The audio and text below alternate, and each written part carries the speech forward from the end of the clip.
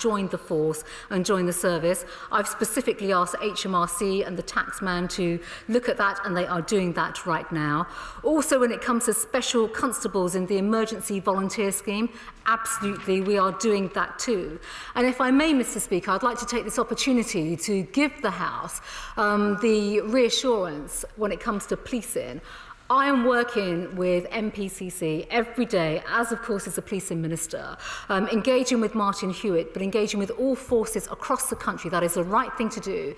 To understand the operational challenges that they are facing, but also making sure that our officers are supported. And thirdly, looking at all the ways in which we can make sure that we've got flow within the service, bringing people back with the right kind of skills and capability who are keeping our country safe at this very critical time. Stuart C. MacDonald. Thank you, Mr. Speaker. On behalf of my party, can I also echo your very powerful words in relation to PC Keith Palmer. Mr. Speaker, the weekend saw a new but worrying development with significant numbers heading to isolated and scenic areas, the Highlands and Islands, for example, for the purposes of social distancing, not appreciating that these areas are not well equipped to deal with new arrivals as coronavirus spreads. So will the Home Secretary send a clear message that this behaviour is not appropriate? And while we don't want it to become a police matter, is she satisfied that there are sufficient powers available to stop that trend continuing, which can be used if required? I thank the honourable gentleman for his question and his comments. He is absolutely right. He and the public have observed very clearly the type of behaviours that we've seen over the weekend. It is not acceptable. The government could not have been clearer that in order to save lives and to protect the public during this public health emergency, it is right that we practice social distancing in the way in which the government has outlined, the government is reinforcing, the Chief Medical Officer and many others are reinforcing day in, day out. And with that, we ask the public to take responsibility. And of course, there are enforcement measures now in place through an SI that was put in place over the weekend when it comes to places of social gatherings and pubs and clubs and cafes, for example. The public have been observing those, but also the police, local authorities, trading standards are working together now to make sure that those measures are being put in place. And my final comment, Mr. Speaker, is that the guidance that is coming from the government and from Public Health England is there to protect lives and to save lives. I would urge everyone, all members of the British public, to follow that and absolutely not to use this period for any other practices. It is important that we observe social distancing and do everything that we can as individuals to be responsible in our own conduct. Steve Baker. Thank you, Mr. Speaker. Some of my constituents have asked for a police presence at supermarkets. Will she agree with me that while there may be a case for an increased patrol around supermarkets, the main answer is for the public to buy responsibly? My honourable friend is absolutely right, and it is unsurprising that we've seen a greater demand on our supermarkets right now. But I think importantly, there are a number of points here. It is not appropriate for police officers to be inside supermarkets. And in fact, I and myself and other colleagues across government have been working with the Securities Industry Association, because they are the ones that provide guards at supermarkets and to look after the function of supermarkets. Of course, the answer to his question is that everyone should behave responsibly and make sure that we are being kind to people, but also observing the right kind of social practices in supermarkets. Stephen Doherty. Thank you, Mr. Speaker. Can I, through the Home Secretary, thank the MPCC and our senior police officers. We had an extremely reassuring brief from them in the Home Affairs Committee the other day and want to thank them for all they're doing. But could she say a little bit about making sure that PPE equipment is available to police forces across the country, but not only to police forces, but also our border force? We had some very worrying evidence from the Immigration Services Union about actions they were having to undertake without any equipment at all. Can she provide some reassurance? I thank the honourable gentleman for his question, and he's absolutely right. I mean, the work of the police is crucial, and I'm aware of the briefings that he and others have received. PPE is absolutely vital for all frontline workers, and there is a cross-government effort taking place right now. Yes, for Border Force, I spend every day with Border Force officials on my team, but also for police officers. Just last night, in fact, over the weekend, I was speaking to individual chief constables myself to understand what the challenges are on PPE. And of course, not all PPE is the same, depending on which service you're working in. And so we are absolutely making sure that the right type of PPE is going to the front line for the right type of workers. And where there have been issues with literally not supply but distribution, we are working across government to unblock those issues. Richard Drax. Thank you, Mr. Speaker. Can I commend Dorset Police and all the officers who are doing a fantastic job down in Dorset? Dorset being the most attractive seat in the House of Commons, thousands unfortunately disobeyed the government's guidelines and descended on Dorset's coastlines, parks and everywhere else, causing local residents to get extremely cross. Can the Right Honourable Friend just reassure the House and remind the public that they've got to stay at home and not mix in the huge numbers that they were doing? My honourable friend is absolutely right, and notwithstanding the beauty of his own constituency in that part of the country, he absolutely makes a very important point that the government guidance on social distancing, self-isolation and staying at home is critical. It is critical when it comes to public health, protecting lives and saving lives, and I would urge all members of the public to follow that advice and guidance. Stephen Timms. Thank you, Mr. Speaker. A large number of law-abiding workers in my constituency have leave to remain, but no recourse to public funds.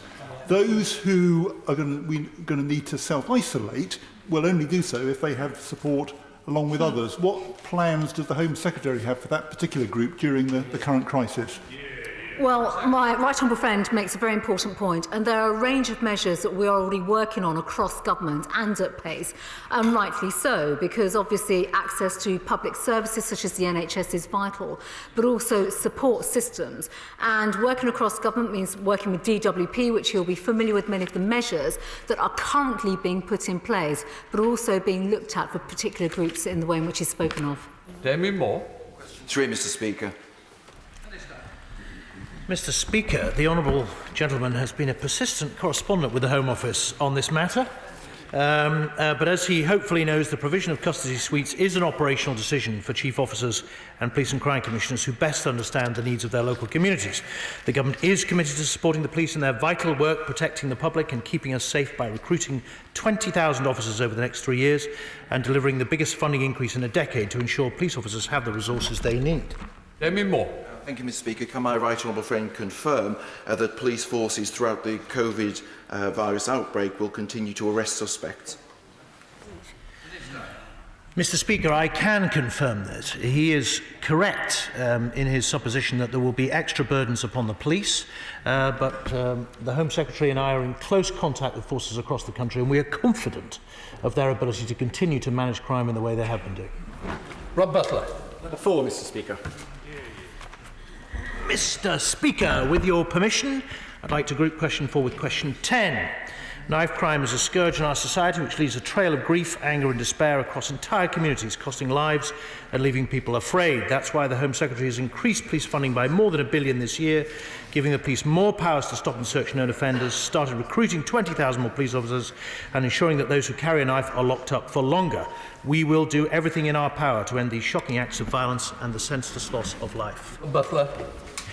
Aylesbury Young Offenders Institution in my constituency has a very large number of young men aged between 18 and 21 who've been convicted of very serious offences, many of them offences of violence involving knives. And yet there are still many young teenagers who believe they need to carry a knife, wrongly, for their protection.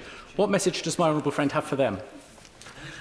Well, Mr. Speaker, the honourable gentleman is quite right to raise this appalling issue, which, notwithstanding the current crisis, has dogged this country. And as somebody who, in my role at City Hall in London, 10 years ago, had to fight a similar upsurge in knife crime, he's quite right that we need to send the right message to young people.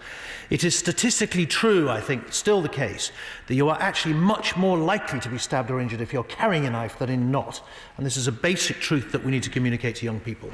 Anderson. Thank you, Mr. Speaker. What plans does my right honourable friend have to invest even more in youth facilities based in local communities like the city of Wolverhampton, because there is a strong link between youth knife crime and lack of youth services? Well, Mr. Speaker, the honourable gentleman is quite right to point out that alongside police enforcement, we do need to do the longer-term intervention work with young people of all ages to turn them away from a life of violence and crime. And he will be pleased to know that the government is making significant investments, not least through the Youth Investment Fund, to ensure that is the case. We want to make sure that all young people across the country have access to good, rigorous, disciplined, socialised activities that teach them the way of truth and light. Neil Hanby. Question 5, Mr. Speaker. Thank you, Mr. Speaker. We are committed to giving all EU citizens living in the UK the certainty they need, and last week I announced 3 million people have been granted status under the European Settlement Scheme. To support vulnerable applicants, we have made available a further 8 million of funding to help vulnerable EU citizens, and for those who are unable to access the support mechanisms in place, including assisted digital, a paper application form will be made available to them. Neil Hanby. Thank you, Mr. Speaker. I've met with a number of constituents and organisations providing vital support to vulnerable people applying for EU settled status. Some of the stories they have shared with me about the difficulties faced by those challenged by an internet-based system, such as people with dementia, are harrowing. Whilst the news that funding to support these groups has been extended until this June is welcome, then a bidding process until June 2021, many of these vulnerable people are currently only able to secure pre-settled status. They will be required to apply again for settled status within 5 years. Can the Minister tell me where these individuals should turn to when the funding to support them is cut off? Well, thank you, Mr. Speaker. Well, as the member reflected on, we are making funding available, and current grant-funded organisations will continue up till the new funding thing comes in, and one of them is Fife Migrants Forum, I believe, in his own constituency. I'd also, like with anyone else, another member, I'd also invite them, if they wish, once the current situation's over, to come and visit the team in Liverpool dealing with the European Settlement Scheme and see firsthand the lengths they go to make all can get the status they're entitled to. Diana. On behalf of members on this side of the House, I'd like to offer my profound sympathy to the families of the 289 persons who've died in this unheard-of pandemic. On the question of the settlement scheme, we obviously welcome the fact that 3 million persons have been successfully processed, but ministers will be aware that the numbers rejected are on a rising curve, 300 last month, and this is increasingly because of problems about documentation. Last week, this House debated the Windrush Lessons Learned review, and one of the problems there was documentation. Isn't it time the government ended the uncertainty hanging over the heads of EU citizens and guaranteed the rights of EU citizens in the UK? Well, thank you, Mr. Speaker. I would just say that the ones that have been rejected, there's a very small number, it says 300. I would say this is out of over 3 million applications, and the core reason for rejection, actually saying no to someone, is criminality. Where there is eligibility issues, people can make a free reapplication if they believe that they haven't, but again, the evidence levels are quite basic. They prove your identity. They prove that you have residence in the UK, particularly for pre-settled status. And again, it's subject to the eligibility and suitability checks around criminality. So actually, the system is working very well. And again, I extend an invitation to her to come and meet the teams and see firsthand the work they're doing and why this has been such a success, the biggest documentation of immigration status in history, and is going well. Robert Courts. Thank you, Mr. Speaker. Number 6. Thank you, Mr. Speaker. With permission, Mr. Speaker, I'd like to group questions 6 with 11, 12, 17 and 18. And we will not tolerate the abhorrent gangs that are terrorising our towns and exploiting our children when it comes to county line drugs gangs. And with that, we have committed £25 million of targeted investment to boost law enforcement to roll up these drug lines. Just for the record, I think it's 1819. Okay, Robert Courts. Thank you, Mr. Speaker. Does my right honourable friend think that the COVID-19 outbreak might lead to an increase in the number of county lines gangs, and will she take some steps to address that?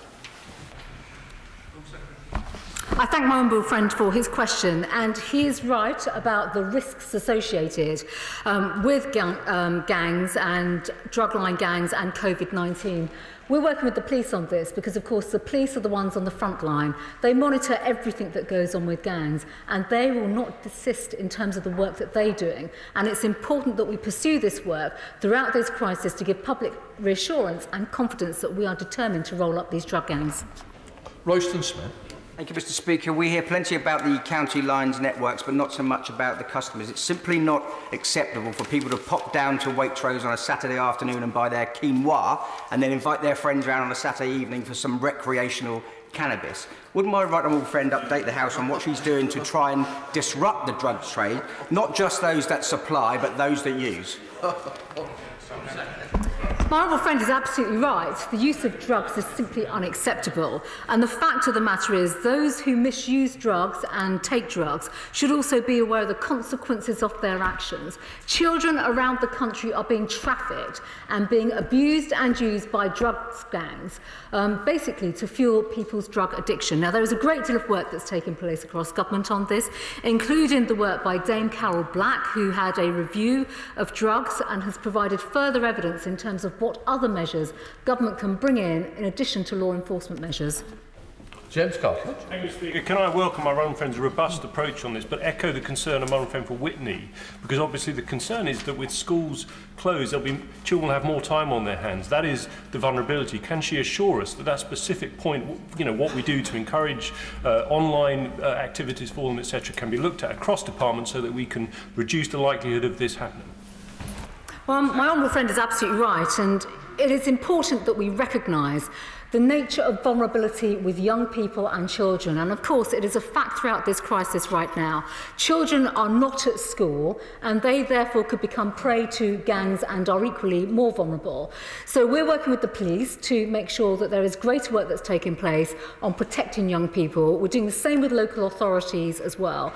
But there is much more that the public need to do as well. It is a collective duty of the state to protect our children, make sure that they are safeguarded. And right now, across government, with COVID-19 taking place, we are absolutely determined to make sure that we safeguard children, protect vulnerable children, and ensure that more kids do not become vulnerable to county lines drugs gangs. Andrew Jones. Thank you, Mr. Speaker. It's very good to hear the robust approach that the government is taking tackling county lines. The issue of dealing around schools, even at school gates, has been raised with me by both anxious teachers and parents over the past year. So, really, just can I ask my right honourable friend to ensure that when the schools reopen, her focus will be on making sure that they reopen safely for all of those attending. My honourable friend is absolutely right, and this is about protecting children, protecting vulnerable children as well.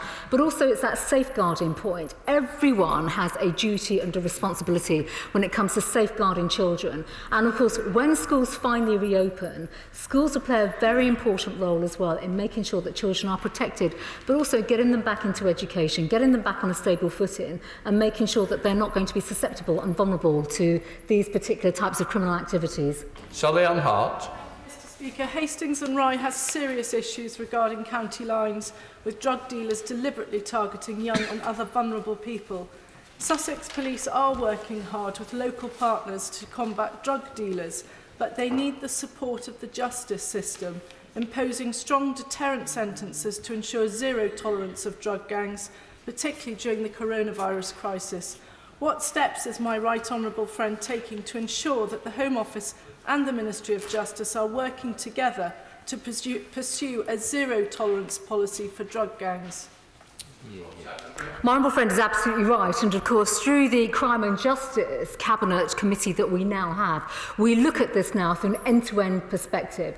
So the Home Office is putting in £25 million specifically to target county lines drugs gangs and to roll up county lines, but she has highlighted a really important point, Mr. Speaker, which is the role of the criminal justice system on sentencing and deterrent, and also the way in which we work together to use intelligence to go after the gang leaders to literally cut the head of the snake, the people that are absolutely fueling this awful, abhorrent crime.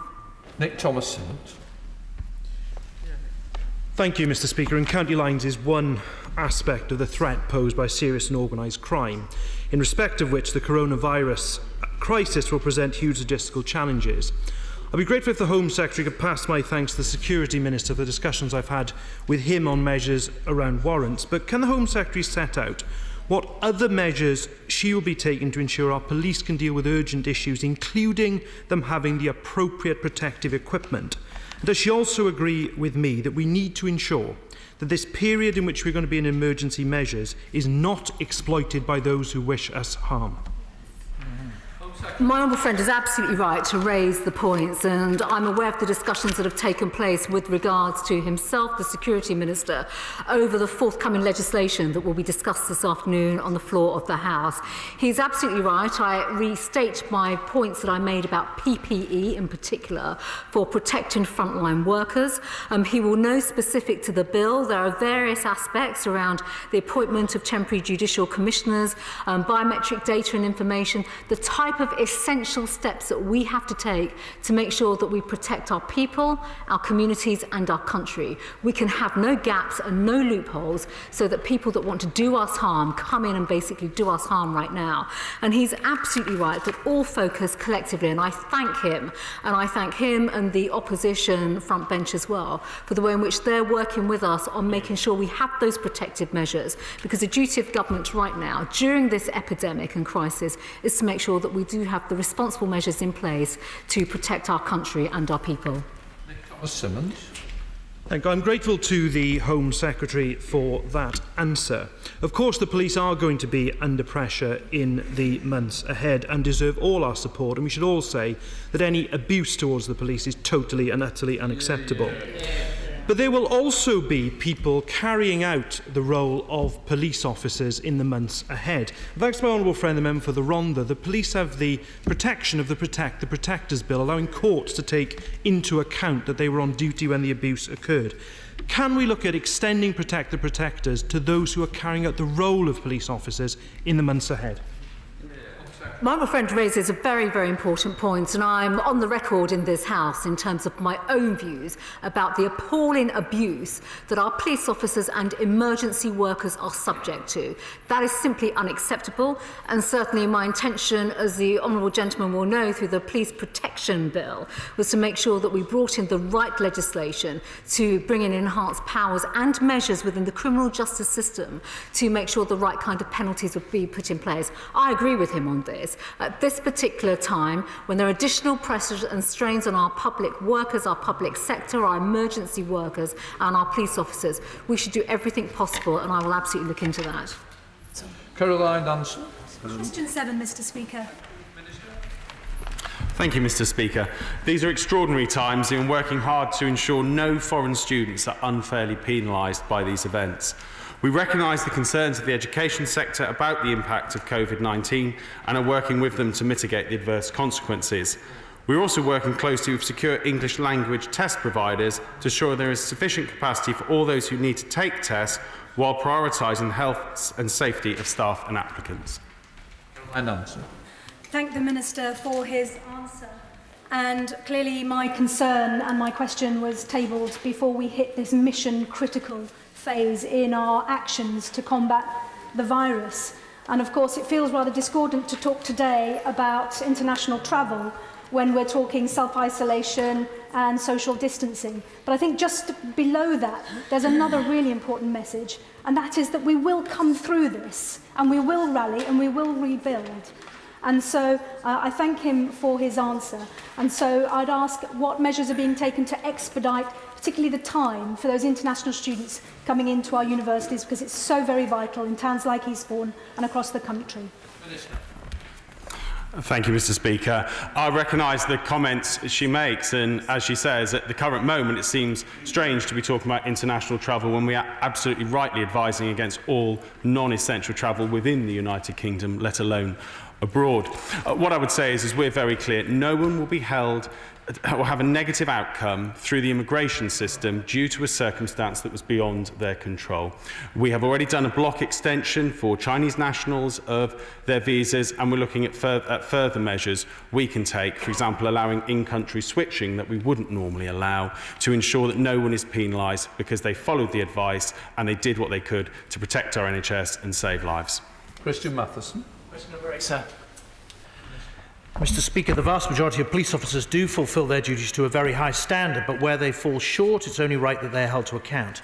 February this year, the government overhauled the police complaints and disciplinary procedures, introducing reforms to make the systems more accountable, proportionate and efficient. Christian Matheson. Speaker, I was disappointed to learn that 2 Metropolitan Police officers are facing potential disciplinary action for crashing their car while in hot pursuit of an active terrorist on the rampage. I know the Minister can't talk about individual cases, but is he satisfied that all circumstances are taken into account before a police officer faces suspension? And if he meets the Commissioner of the Metropolitan Police anytime soon, would you mind passing on to her my personal thanks to every single one of the police officers involved in that operation, including those who are facing disciplinary sanction?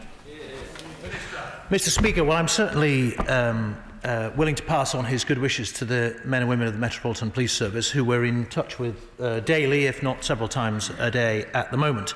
He is quite right that I can't talk specifically about that particular case, but he can be confident that in that case and in all cases, the IOPC, who will be conducting the investigation, are well aware of their duty to take into account all the circumstances. Andrew Rosendale. Question 9, Mr. Speaker. Thank you, Mr. Speaker. We are facing an unprecedented threat from COVID-19. In response to this, an enhanced monitoring process was implemented by Public Health England during the containment phase to monitor direct flights and identify any ill passengers from affected countries. However, the UK government does not intend to introduce port screening measures such as temperature checks, as the scientific advice suggests these simply don't work. Mr. Speaker, I thank the Minister for his reply, but could he tell us what steps he is taking to ensure that British citizens returning from high-risk countries are fully aware of the need to self-isolate upon their return, and will he also promise that any advice that he is giving is shared between the governments of the devolved parliaments and assemblies, but also territories and dependencies? They all need advice, support and help during this very difficult time for our country. Well, I thank my honourable friend for that question. He's raising an extremely good and an extremely important point. As always, all aircraft flying into the United Kingdom will have an announcement on the symptoms and what to do if any passengers have those symptoms. And this in the UK has been enforced by a notice to airmen filed with the Civil Aviation Authority. In addition to that, the government has made sure there are posters and leaflets containing public health information in all international airports, ports and international train stations. The need to self-isolate where people have these symptoms is critical, and I will take up his suggestion and make sure that is propagated to all of the other administrations which he referred to. Cooper. Will the Minister and the Home Secretary pass on huge thanks to the Home Office staff, the Border Force staff and police who are working immensely hard on the response to coronavirus? Would he also accept, though, given that other countries have mandatory quarantines in place for people arriving, and the government in this country withdrew the previous advice on March the 13th for travellers coming from high-risk countries like Italy to self-isolate, it is hard to understand why there isn't guidance on self-isolation on a precautionary basis for travellers coming from high-risk countries. Would the Minister and Home Secretary look at that issue again, and would they also work with the Home Affairs Select Committee to ensure that they can attend remote meetings to answer our questions during this crisis? Well, first of all, I would like to echo the Right Honourable Lady's comments about the fantastic work by civil servants and staff of various executive agencies. They are doing, as she has said, an incredible job under what are very difficult circumstances. In relation to the question she raised about sort of mandatory self-isolation when returning from high-risk countries, she is right, the advice did change. However, let me reassure her by saying it is under continual and ongoing scientific evaluation. The Home Secretary and I have both asked recently for refreshed scientific advice, and on an almost daily basis that is being monitored, and if the scientific advice says that the safety of our country requires a further change in policy, we will certainly do that in response to scientific advice. In relation to her question about remote hearings for her select committee, I'm sure that civil servants, officials and ministers at the Home Office will do exactly that if required, to make sure that her select committee can function and discharge its scrutinising responsibilities regardless of our current circumstances. In previous Home Office questions, I've asked for reassurances from the Home Secretary that those who enter or seek to enter illegally from France are immediately returned, and I have not received that absolute reassurance. As there's a pandemic going on, it's even more important that people who seek to enter illegally are first apprehended, then returned, tested, and above all put into isolation. Can the Minister reassure me this is going on? Well, there are very significant resources being put into protecting the short straits, in particular the crossing in the direction of Dover, and where people make that crossing clandestinely, they are met by relevant officials, particularly from Border Force and from immigration enforcement. And of course, one of the screening checks now being done relates to their health, to make sure that if they do need to be isolated to avoid the disease being transmitted onwards, that happens. In relation to returns, of course, we are currently bound by the Dublin regulations, but once we exit the transition period, we won't be, and there will be an opportunity for us to form our own policy in this important area.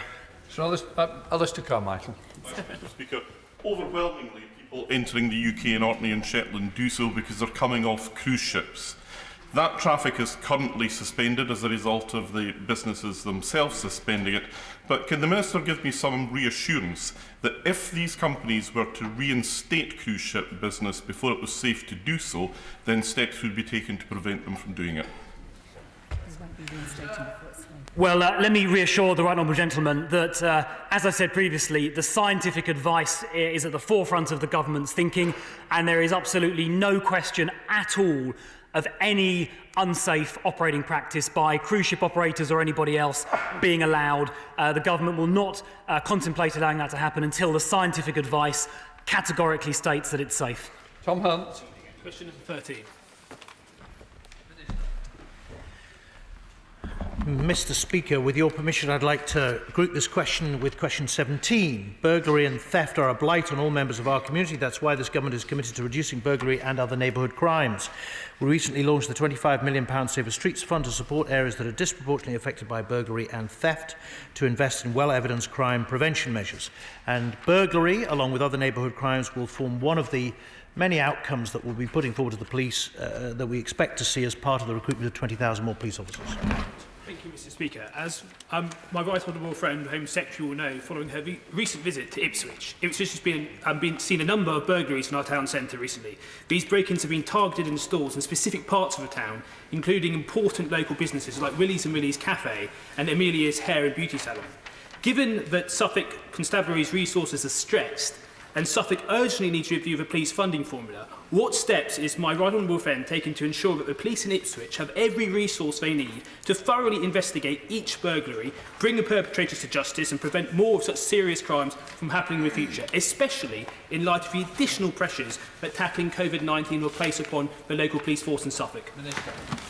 Well, Mr. Speaker, Ipswich has rarely had a champion quite as robust as the honourable gentleman, and he's quite right to be as persistent as he is in the defence of his town. First thing I would say is I would urge Suffolk Constabulary, or indeed Ipswich, the PCC that represents Ipswich, to make a bid into the Safer Streets Fund. There are lots of things that can be done to target harden in particular areas where we know there are burglary hotspots. But I know he's aware that we've given Suffolk Constabulary another £9.2 million, I think, this year to start recruitment of police officers. And of course, there will be more to come in the years that follow. But he's quite right to keep up the pressure, and I hope he'll see results quite soon. Thank you, Mr. Speaker. In Cheshire, the Police Rural Crime Unit recently reported having dealt with 170 crimes in 3 months, including burglaries and theft. So will my honourable friend guarantee that tackling these crimes will remain a key focus for his department, and that the extra resources being made available will help keep these specialist police officers out there protecting the Edinburgh countryside, farms and businesses into the future? Well, Mr. Speaker, can I offer the honourable gentleman belated welcome back from his extended recess. It's nice to see him in his place, and he's quite right to raise the issue of rural crime in particular. As somebody who represents 220 beautiful square miles of rolling Hampshire downland, I am well aware of the problems that rural communities face with crime.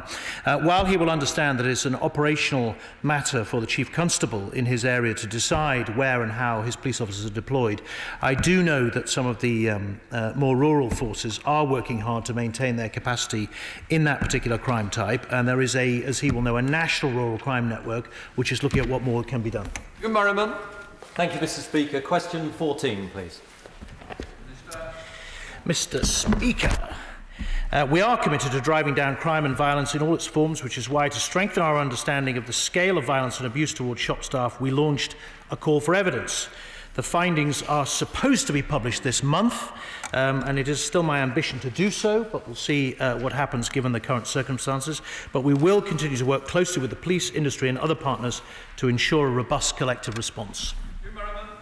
Thank you, Mr. Speaker. I think many colleagues across the House will share the concern that the criminal justice system can be too slow and too lenient in dealing with those that cause violence against shop workers and owners. But right now, can I ask the Minister just to share his expressions of solidarity to all those shop owners and workers who are putting themselves on the front line to help those in our community to be fed and looked after? And can we send a message out from this House that we expect those people to be treated not just to the level of criminal standard, but also with respect and gratitude? Yeah. Mr. Speaker, I wholeheartedly endorse the honourable gentleman's remarks. He is right that when we emerge from this crisis that's engulfing our country, I think there will be a general reassessment about who is important in this country and what a key worker means. And he is right that those on the front line, delivering, stacking on shelves, taking money at tills, are as much part of the national effort to beat this coronavirus as a police officer or NHS worker, and we thank them for it. Diane Abbott. On the question of protecting shop workers and owners, as was referred to earlier, we've all seen the unfortunate scenes of disorder in supermarkets recently where persons are attempting to stockpile in response to the coronavirus. We've seen shelves swept clean just hours after the shops open, apparent shortages of very basic products like paracetamol, and the elderly unable to purchase their basic needs. We know a number of measures are being taken to deal with this situation, but we note that even when supermarkets try to set aside hours at the beginning of the day for the frail, elderly and NHS workers, others just barge them aside. No one on this side of the House wants to see police officers in supermarkets. But if the situation remains unmanageable, will the Minister consider talking to the shops and the supermarket owners and their security officers in order to see whether possibly patrols by community support officers in the vicinities of some of these larger supermarkets might play a role? Well, Mr. Speaker, the Right Honourable Lady is quite right to raise this issue, and I hope to reassure her that we are in very close contact both with the police about what patterns of behaviour they are seeing, but also with the food industry more widely, and in particular with supermarkets, who I know are meeting with the Prime Minister and the Secretary of State at DEFRA on a regular basis to monitor the situation. We hope and believe that over the next few days things will settle down. Our food and supply chain in supermarkets is extremely strong, and we're reassured by those companies that they can fulfil demand as it comes. But she is right to hold us to the challenge of monitoring the situation. If we need to take further steps, then obviously we will. As my right honourable friend, the Home Secretary, said, we are also talking closely with the Securities Industry Association about the welfare and capability of their staff in these circumstances. But we want to make sure that this is managed proportionately and calmly, but we are keeping an eye on it, yes. Theo Clark, Topital. Question number 1, Mr. Speaker. Thank you, Mr. Speaker. Mr. Speaker, we are facing this country's greatest challenge since the Second World War. COVID-19 pandemic requires us to change our way of life for many months to come. And through this uncertainty, nothing has made, I think, us as a nation prouder than the extraordinary humanity and dedication of our police officers, firefighters, and of course our NHS workers and key workers. This battle against coronavirus is being fought in our hospitals and will be won through the efforts of the public who need to stay at home and protect the NHS and save lives. I know that on behalf of the government and the country, we're all facing this unprecedented challenge, which we will come through together, but also there is a role for compassion and commitment to ensure that we all work together at this challenging time. Clark. Over the weekend, I've spoken both to my local resilience forum and Staffordshire Police, who've raised various concerns with me about access to personal protective equipment and lack of personnel if people are off with self-isolation. So can I ask my right honourable friend what conversations she is having with police forces across the country to ensure that they do have the resources they need for dealing with COVID-19? Thank you, Mr. Speaker. I have daily conversations across the entire policing network across the country with regards to the resources that they themselves need at this incredibly challenging time. The government, of course, is also working closely with all partners, including the emergency services, on the range of issues, including the suitable PPE and the development of suitable testing. These are the things that our police officers and police chiefs are asking for right now, and we are working with them to coordinate supplies and also the policing response. Diane Abbott. Thank you, Mr. Speaker. I'd like to return to the subject of that category of person under immigration legislation who have no recourse to public funds. Because of the coronavirus epidemic and the consequent shutdown of large parts of the economy, these persons will not be able to work. We welcome the help for workers through bank loans and the benefit system that the government has brought in. But the category of person that I refer to are not entitled legally to benefits of any kind. I note that the Home Secretary is talking to the Department of Work and Pensions about this matter, but when can she give some assurance to people who are literally facing destitution that this matter will be resolved and there will be a way of offering them some measure of financial support? Well, I repeat to the Right Honourable Lady the comment that I made earlier on. This is work that's taking place across government and not just with the Home Office. We are engaging with the Treasury, we are engaging with DWP. It is vital at this particular stage and this time that our country faces itself in this really significant challenge that we provide resources and support people of all levels, and that is something that the entire government is committed to do. And I'll be very happy to come back to the Right Honourable Lady on this specific point in due course. Alexander Stafford. Speaker. In light of the panic buying, profiteering and rising tensions occurring at some shops across the country, what measures are my right honourable friend taking to ensure sufficient security and public safety personnel are present to keep such premises open and to maintain the availability of essential goods to all, especially the elderly, vulnerable and our much valued NHS workers? Well, Mr. Speaker, the Honourable Gentleman is quite right to raise an issue that's been of concern in the media and across the country. And as I said earlier, we are talking to the Security Industries Association about what more they can do, and we're in close touch with, in particular, the supermarkets as to how they are administering and making sure that those who need to get resources can. We are monitoring the situation very closely with our colleagues in the police, but as I say, we hope and believe that in the next few days the good sense of the British public will reassert itself and everyone will start to behave appropriately. Donald. Thank you, Mr. Speaker. Can I welcome the fact that no recourse to public funds rules appear to be being looked at just now, but there are a host of other immigration and asylum policies which surely also need urgent revision to deal with the coronavirus crisis. Immigration detention, requirements to report or attend appointments and interviews, and shared asylum accommodation are just three. Are all of these issues being looked at urgently, and could we simply receive a comprehensive update from the Home Office in early course? Mr. Speaker, the answer is yes. Steve Double. Thank you, Mr. Speaker. One of the things that this current crisis is teaching us is that many people that we consider to be low-skilled are actually pretty crucial to the smooth running of our country and are in fact recognised as key workers.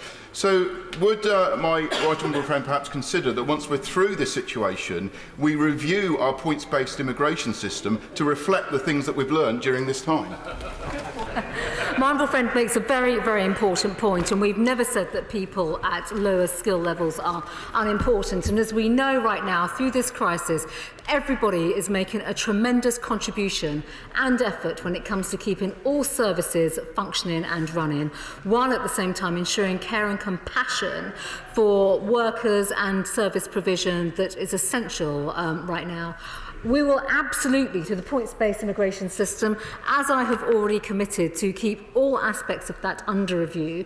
But the important thing with the points-based system is that we will ensure that points are tradable based on the skills and the labour market need that is required across particular sectors. Bill Esterson. The lack of sense of some parts of the British public, I'm afraid, is putting retail workers under enormous pressure and that threat. Retail workers cannot often be 2 metres apart from other people, especially at checkouts. This point was brought home to me by a constituent of mine who witnessed somebody being spat on for refusing to allow bulk buying. Can the Minister please revisit what he and the Home Secretary have already said about the need to protect retail workers? We are going to need them to continue at work. We cannot afford for them to become sick. Well, Mr. Speaker, the Honourable Gentleman is quite right to raise this issue once again, and as I said earlier, the protection of retail workers is one of the uppermost issues in our mind. I have myself noticed a number of retailers who are taking protective measures with measurement on the floor, taping the floor where people should stand, so they're staying 2 metres from a retail worker. But he's quite right that where there are more serious offences, action does need to be taken. But in the instance he mentions, as far as I can see, that's a crime, and it should be reported to the police and actioned accordingly. Ben Bradley. Service is absolutely vital for our safety, and my honourable friend knows they do far more than just running into burning buildings to save people, including on wider public safety and public health measures, even more important perhaps than usual. What conversations has my honourable friend had with the fire service about what role they might play in supporting our efforts to tackle coronavirus, and can he ensure that they have all the resources that they need both for this particular crisis and for the future? Well, my honourable friend is absolutely right, and of course we've spoken quite clearly about policing today and the daily calls that we have. We have a similar system obviously with the fire service, who are providing incredible work and support, particularly for vulnerable communities across the country. We should all pay tribute to them. Their work is truly remarkable. We see them as an integral feature of the local resilience forums that cover all our constituencies, and of course we are in close contact with them to make sure that they are supported, getting the equipment that they need, the support that they need, and the resources that they need throughout this crisis. Foreign national doctors and medical students at Morriston Hospital in Swansea are very concerned about their immigration status. They're facing significant bills if they want to renew their visas now. They obviously want an expedited process. Wouldn't it simply make sense if the government were to announce as swiftly as possible that they're going to waive all fees for such doctors and medical trainees, that they're going to try and make sure that those processes can be expedited and that anybody who wants to stay can stay? Let me give my right honourable friend the assurance, and obviously his constituency assurance, and all public health workers in that category. There is some very fast work that's taking place right now in the Home Office, looking at exactly that, and I'd be very happy to write to the right honourable gentleman outlining that. Faye Jones. Thank you. Mr. Speaker, a huge amount of tourists came flooding to my constituency of Brecon and Radnorshire at the weekend. And as beautiful as it is, Powys simply cannot cope with visitors at the moment. And I'm urging people to stay away, as this puts a huge strain on our already stretched rural resources, not least our police force. And so what can the Home Office do to ensure that members of Dyfed Powys Police and other police forces across the UK are protected as they carry out this vital work? Well, my honourable friend is absolutely right to raise the concerns that have already been echoed in this House today. She does have a beautiful constituency, and she has an incredible police force as well, who I pay tribute to. But of course, the police have robust contingency arrangements. They have the ability to work with others in the community as well, to make sure, alongside emergency services, that of course we stop people from behaving irresponsibly in this particular way. But I restate the message that I said earlier on, Mr. Speaker. Everyone should take responsibility, follow the advice from the government. This is about saving lives and protecting lives, and we all have a duty to follow that advice. Robinson. Thank you, Mr. Speaker. The Home Secretary is well aware that the emergency legislation being brought forward this afternoon provides quite extraordinary but important measures for immigration officials and extends the power of detention.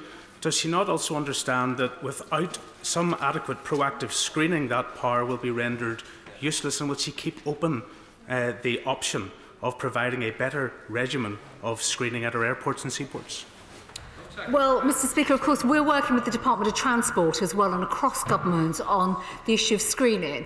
But I think it's important, Mr. Speaker, for the benefit of the House, to recognise that where there is proper evidence, scientific evidence, we are absolutely following that. But all of this will also be under review as things change, as more evidence from the Chief Medical Officer transpires. Of course, this is what we're doing across government day in, day out. Sally-Ann Hart.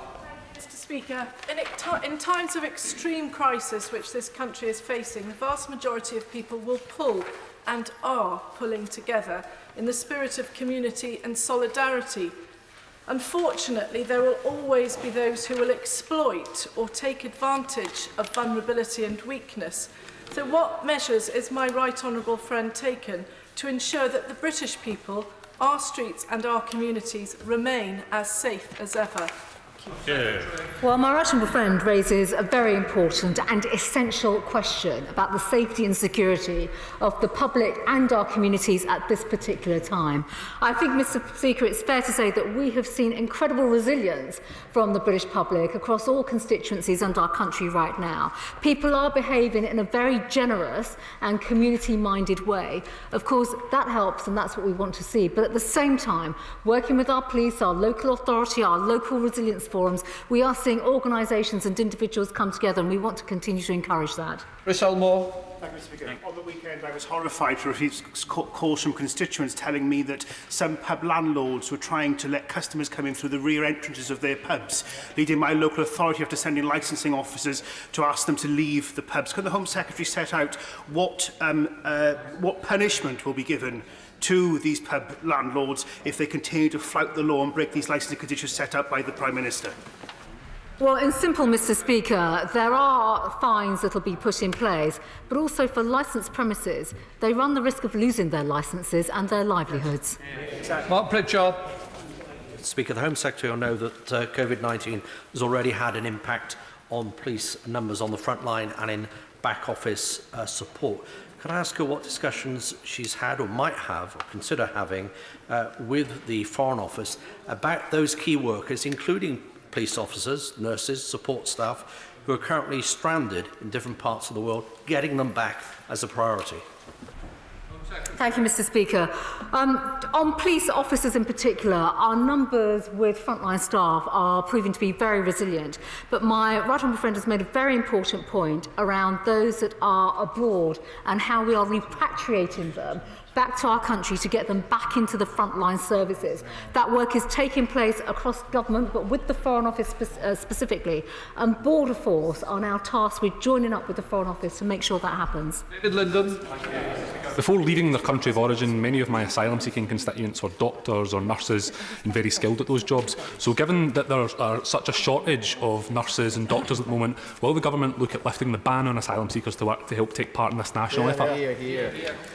Thank you, Mr. Speaker. I've already indicated to the House that there are many measures that are currently under review, and we're working at pace across government to look at some of the changes that we will be bringing in. Bob Blackman.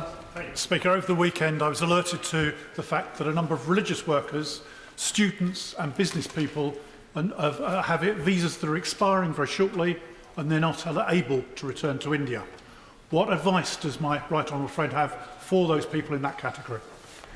Thank you, Mr. Speaker. We will be announcing changes that we will be bringing in very soon on this, and I will not just write to the honourable gentleman, but I'll write to all colleagues about the way in which we will be bringing in extensions and bringing that extension in very soon.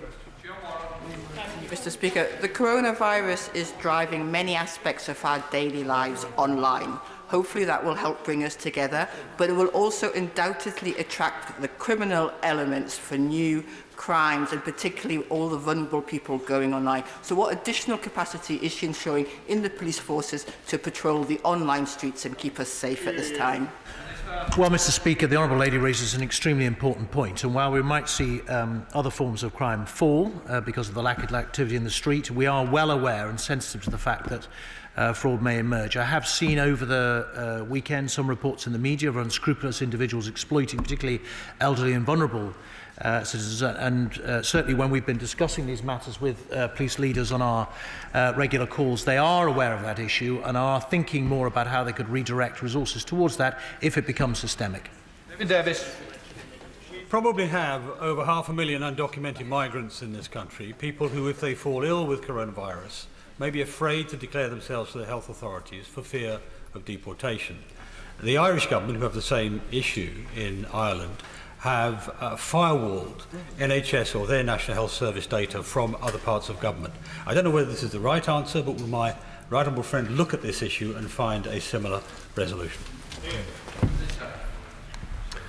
Thank you, Mr. Speaker. The point's well made, and we will certainly look at it. And I would say no one should fear accessing medical advice from our superb NHS due to an immigration reason. Boris Jones. Thank you, Mr. Speaker. Concerns have been raised in Croydon, and I've seen it elsewhere, that religious organisations are not adhering to the new guidance about having their services or not. And indeed, I've seen some people seeing it as an act of faith that you're bold enough to go and to your religious service. What more can we do, both in terms of enforcement but also communication, to make sure people are doing what they should? The Honourable Lady is quite right, and I received reports just this morning that there are particular communities in London in particular who aren't observing the rules, and we'll be talking to MHCLG colleagues this afternoon about what they can do to draw people together to create better observance. Thank you, Mr. Speaker. Can I just thank you for raising the death of PC Keith Palmer, who tragically died 3 years ago. The pressures on the Home Office are only likely to increase. We've seen 20,000 armed forces mobilised, many of them which will probably provide military assistance to the police. In the event of a lockdown, could the Home Secretary say what role the armed forces might play? Well, Mr. Speaker, the Honourable Gentleman is quite right to raise the capacity and capability of our military, which is second to none. And where we can, we will draw upon it. He will know that this is a country that has a proud tradition of a strong division between the civil and the military, and we wish to maintain that. However, our armed forces colleagues do have superb expertise in logistics in particular, and in planning and construction, which we aim to use to the fullest extent. Order, order. I wish to make a statement which relates to parliamentary services and aspects of the Chamber and other parliamentary business. I ask that honourable members bear with me, as this is longer than I would like. Chamber attendance. Parliament as a whole continues to follow the latest government advice relating to COVID-19, including advising members and staff to work remotely where possible, and limiting all but essential access to the parliamentary estate. I remind members and those watching our proceedings that steps have been taken to preserve social distancing in the chamber. As a result, attendance will be more limited than usual, but that does not curtail the commitment of honourable members to fulfil their parliamentary duties. Video conferencing. We recognise the need to improve our video conferencing facilities to enable those working remotely to engage in committee proceedings. Regarding evidence sessions, these facilities are currently limited, not at least because the management of these sessions requires expert operators to produce audio-visual output of a suitable quality for broadcast use and Hansard transcription purposes. The teams who make such arrangements work are currently under, and I do stress, under significant strain because of staff absences. Further work in this area will be taken forward as a matter of priority over the Easter recess. Once the current situation is settled, I will commission a review to ensure we can develop systems to ensure we are ready and able to be more agile in the future. Catering. Some members and key parliamentary staff are still required to work on the estate to enable the House to continue to fulfil its important constitutional role. And as a workplace, it's important they continue to have access to adequate canteen facilities. The number of venues is being closed, but in those that remain open, we are employing a range of measures to increase social distancing, while encouraging diners to use takeaway options where possible. The following outlets remain open: tea room, terrace cafeteria, debate, dispatch box. The members' smoking room remains open, but there is no service. I can confirm that from today, the sale of alcohol in the House of Commons catering venues has been suspended until further notice. I actually took that decision on Friday evening. All of these measures will be kept under constant review. Divisions.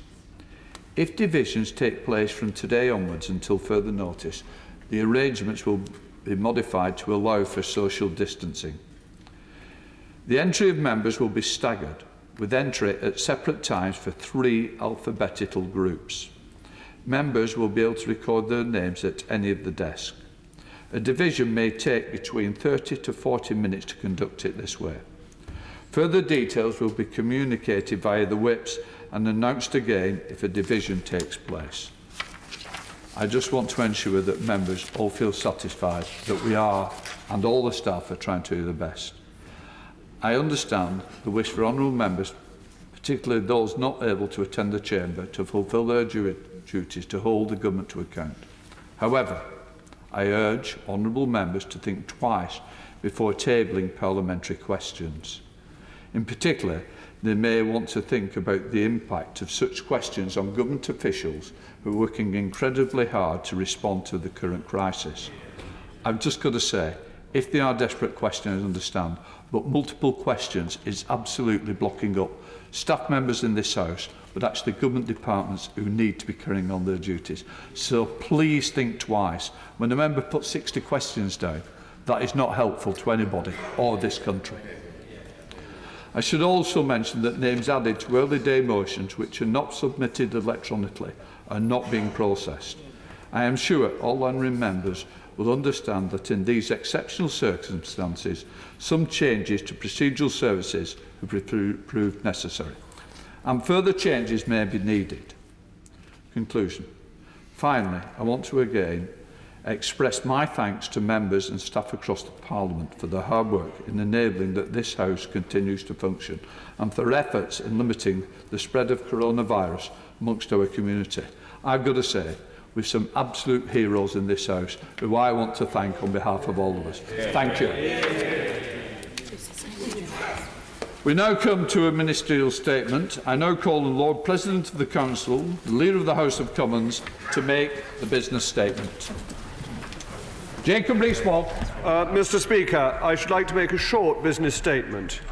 Further to my announcement to the House last Thursday, the first item of business tomorrow will now be consideration of a business of the House motion, followed by all stages of the Contingencies Fund Bill. This will be followed by committee and remaining stages of the Windrush Compensation Scheme Expenditure Bill, followed by a motion relating to appointments to the Parliamentary Works Sponsor Body. The last item of business will be a general debate on the situation in Yemen, as determined by the Backbench Business Committee. The business for the rest of this week remains unchanged. Thank you, Mr. Speaker, and can I thank you for remembering PC Keith Palmer in your earlier statement. Can I thank the Leader of the House for the business statement. We agree that the Contingencies Fund Bill should be accommodated in this new change of business. Thank you, Mr. Speaker. I'm grateful for the support of the Right Honourable Lady, and our hearts continue to go out to the family of PC Keith Palmer. It was a great sadness that afflicted them and the whole House 3 years ago. Thank you very much, Mr. Speaker. First of all, can I say I welcome your statement and the steps you've set out to enable this House to continue to do its democratic role, but in a way that is safe and consistent with the advice the government has set out and is expecting our constituents to follow. Can I ask in that spirit to ask the Leader, if he's not able to update us today, to think about what further steps that can be agreed between Mr. Speaker and usual channels to enable this House to properly hold the government to account over what may be a considerable period of time when we're dealing with this virus, but in a way that is consistent with the firm, important advice we're giving to the rest of the general public. Mr. Speaker, my right honourable friend raises a point that is being considered by the government and will be discussed with the opposition and other opposition parties. We will need to legislate and we will need to ensure that the government is held to account, but we may well have to do it in ways that are different from those we have used previously. It is very encouraging to see that honourable and right honourable members seem to be sitting at least 6 feet away from each other in the chamber, and I would encourage that even on my own front bench, which is, seems to be observing the suitable gaps at this moment, as does the opposition front bench. Patrick Brady.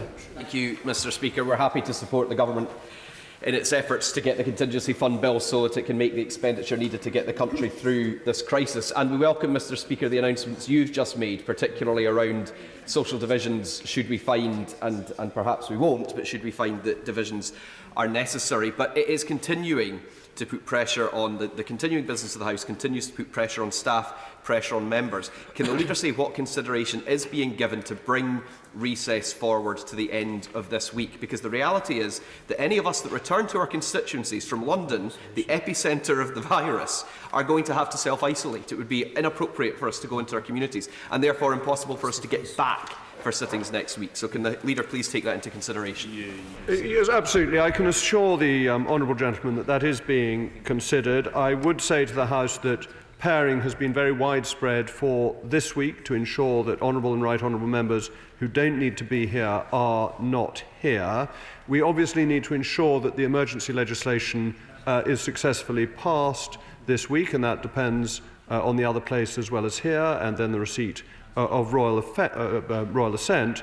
But we will have other legislation to do in due course. But whether the toilets rate relief bill and the general debate before the adjournment is essential business that we all need to come back for is something that is debatable. Greg Clark. Thank you, Mr. Speaker. When the Leader speaks at Cabinet tomorrow, will he convey appreciation to the Chancellor of the Exchequer for the package of measures to support workers that he announced on Friday? He may only have been Chancellor for a few weeks, but it may be that he has saved more jobs than any of his predecessors. But will he ask him urgently to come back to this House, I know he's working very hard on that, on a comparable package for the self-employed, whose businesses are crucial to every constituency in this country and indeed to the nation? Mr. Speaker, I will do better than my right honourable friend asks for. I will ensure the next extract of Hansard recording the thanks of my right honourable friend are sent to the Chancellor, and his proposals have received widespread support across the country in the House. His point on the self-employed is very well made, and I will ensure that is also passed on. Kevin Jones. Well, can I also add my welcome to the support that was given last week to those in employment? But there's real anxiety out there amongst self-employed. Bill Croney, for example, one of my constituents, runs an event catering business, contacted me this morning. These people have got no money coming in, and I think people need to realise that. The government need urgently to bring forward a packet of measures, and I think an indication of a statement tomorrow would be at least, I think, a ray of hope for some of those people who are in desperate times. Mr. Speaker, I would say that though the bill coming before the House tomorrow is not specifically directed at the self-employed, the scale of tomorrow's bill is that it will allow expenditure of £260 billion on account. That gives the government the flexibility that it needs, assuming the House is willing to pass that bill, to ensure that steps can be taken. And I know that my right honourable friend is giving urgent attention to ways of helping the self-employed. I think across the House it is accepted that that is something that needs to be tackled. I also welcome your measures to try and keep all the staff and ourselves safe in this House. Could I ask my right honourable friend, the Leader of the House, we're about to go into recess sometime in the near future. We don't know what's going to happen over the next few weeks, but undoubtedly there will be problems in all of our constituents. Can I ask him to urge all his frontbench colleagues to treat any queries from any of us as if the House were sitting with the urgency that they are needed to be dealt with? Mr. Speaker, may I refer to your statement, which I think gave the House very good advice.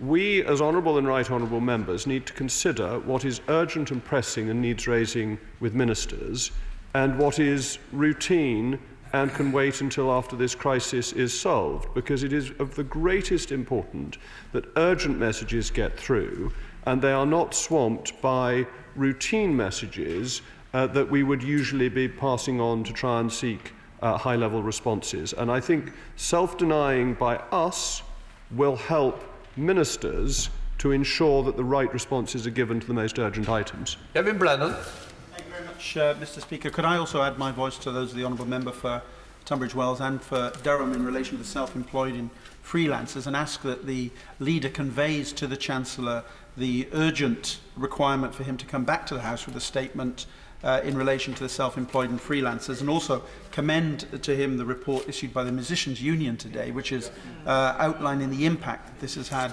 on many people in the creative industries.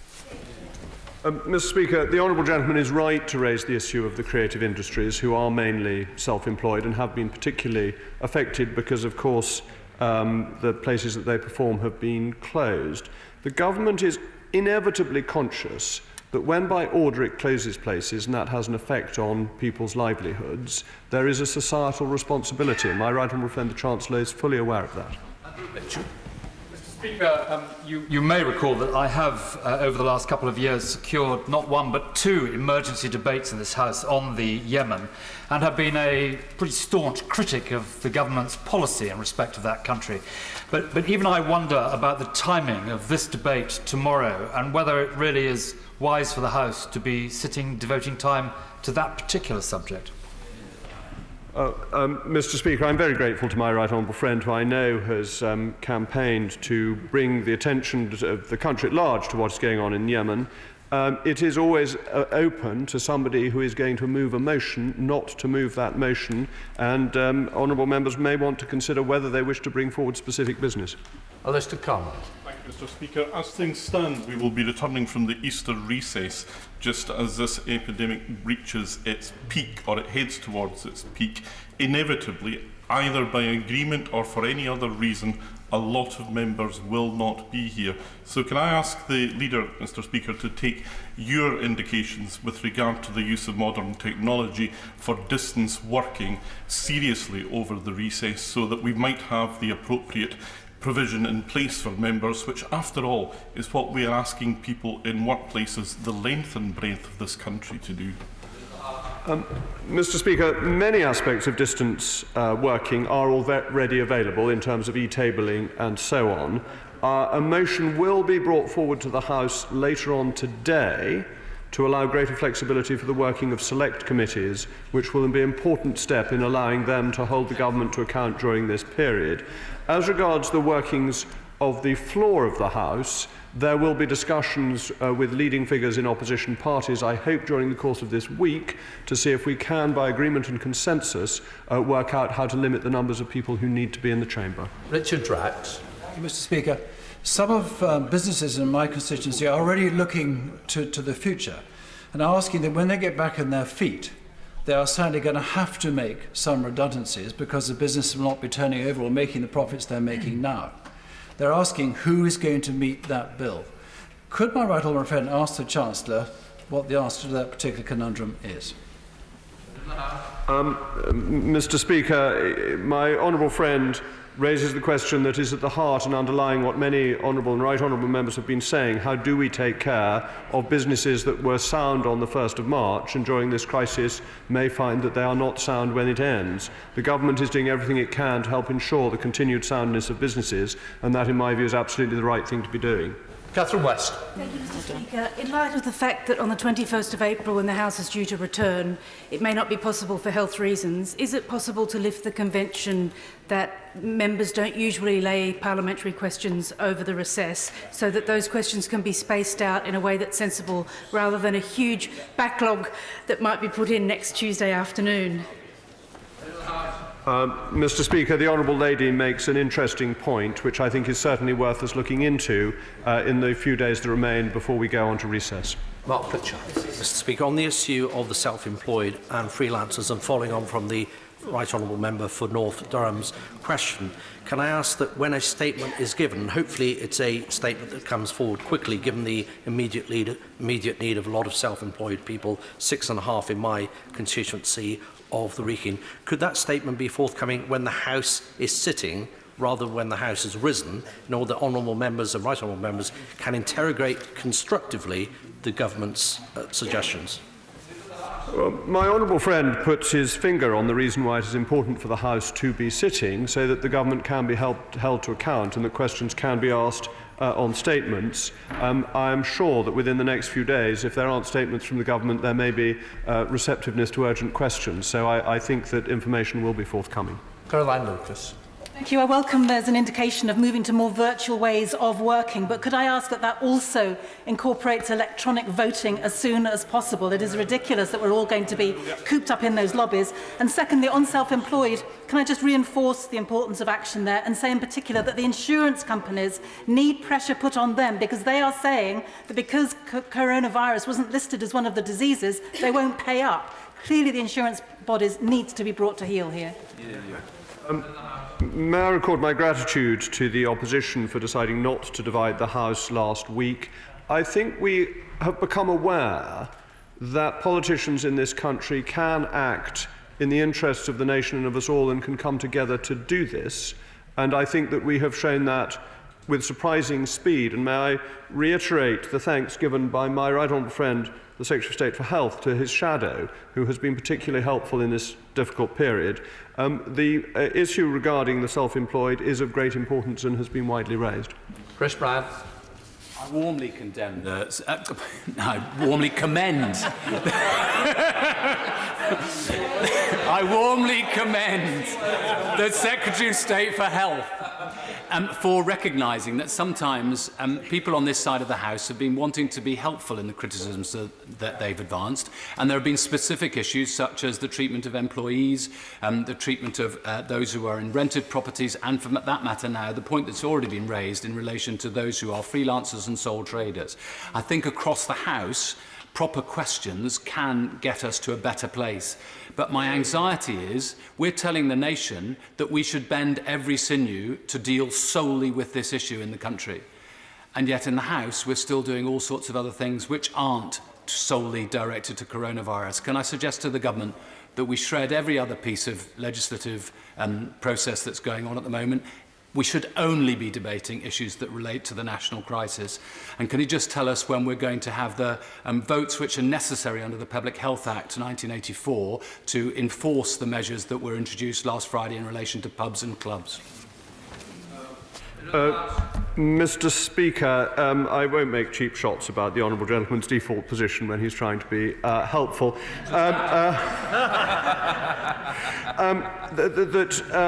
The difficulty is that some of the business we carry on needs to be carried on. I think it is important that the Windrush compensation scheme is debated and dealt with tomorrow.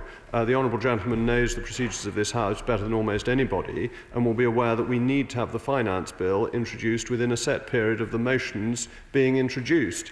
And so there is routine business that needs to be carried out. And there are other things happening where MPs will want to hold the government to account. So while I understand his point, I think we can't go quite as far as he is suggesting. Bill Esterson.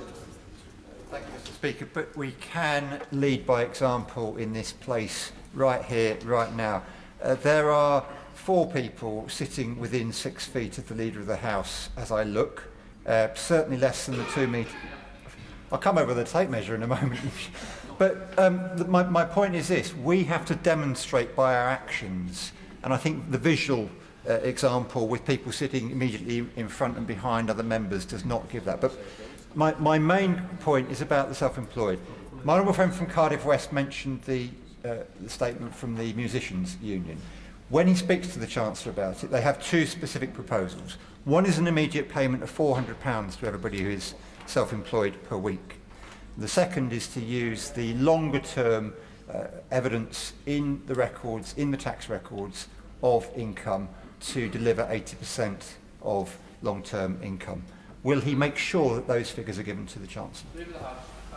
Mr. Speaker, I accept the point and encourage honourable and right honourable members to try and keep 6 feet apart. I think we're doing pretty well considering how much we practically sit on each other's laps during ordinary sessions of Parliament. So I think it is a very significant and visible improvement on what it used to be. And as he has asked me to be the postbox for the Chancellor, I will of course do so, and I will make sure those points are passed on.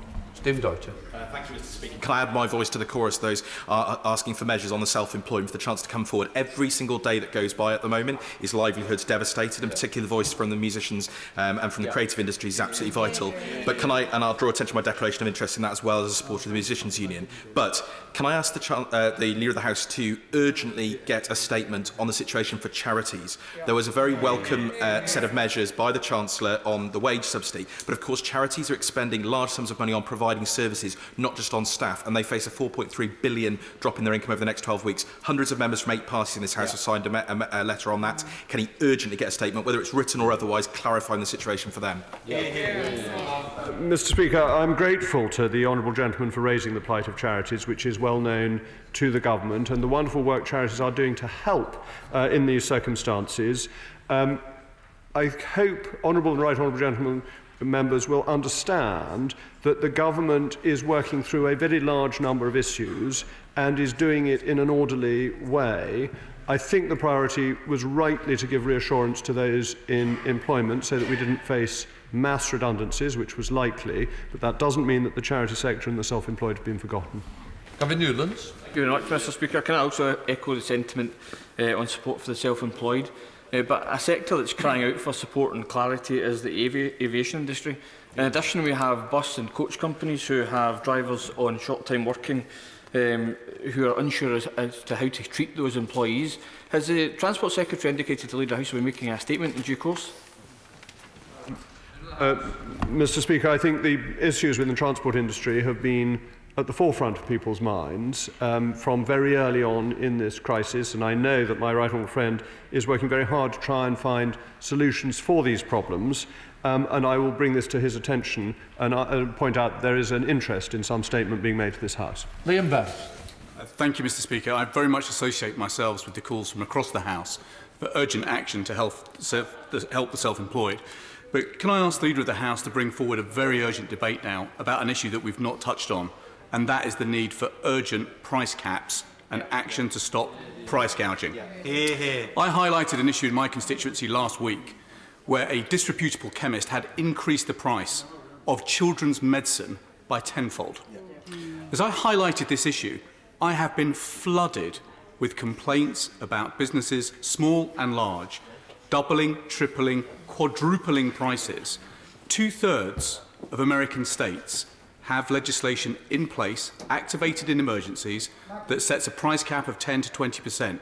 We are obviously going to need such measures here, and the sooner we debate them, the better. Mr Speaker, may I say first of all that at business questions, whenever a large number of honourable and right honourable members raise one issue with me, and in this case it has been the self-employed, I invariably raise that with the relevant department immediately after the session, and I will absolutely assure the House that I will do that in relation to this session. On his second point, profiteering is extremely disagreeable. There have been times in our history when it has been illegal and subject to quite strong penalties. His point is exceptionally well made, and I will ensure that it is made also to the right person in government. Mr Speaker, and I thank the Leader of the House for coming and making a statement as well. Also want to put a record my thanks to the Chancellor.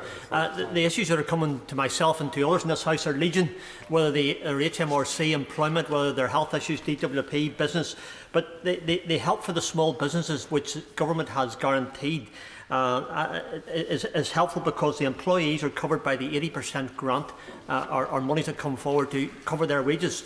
Those are small companies, by the way, that are lucky to have their jobs because the small companies that employ between 6 and 16 people. What happens is their employers cannot employ them because there's nothing in the package it seems to help those people. So the employees are looked after, it seems, and thank you for that, but the employers who employ those employees aren't.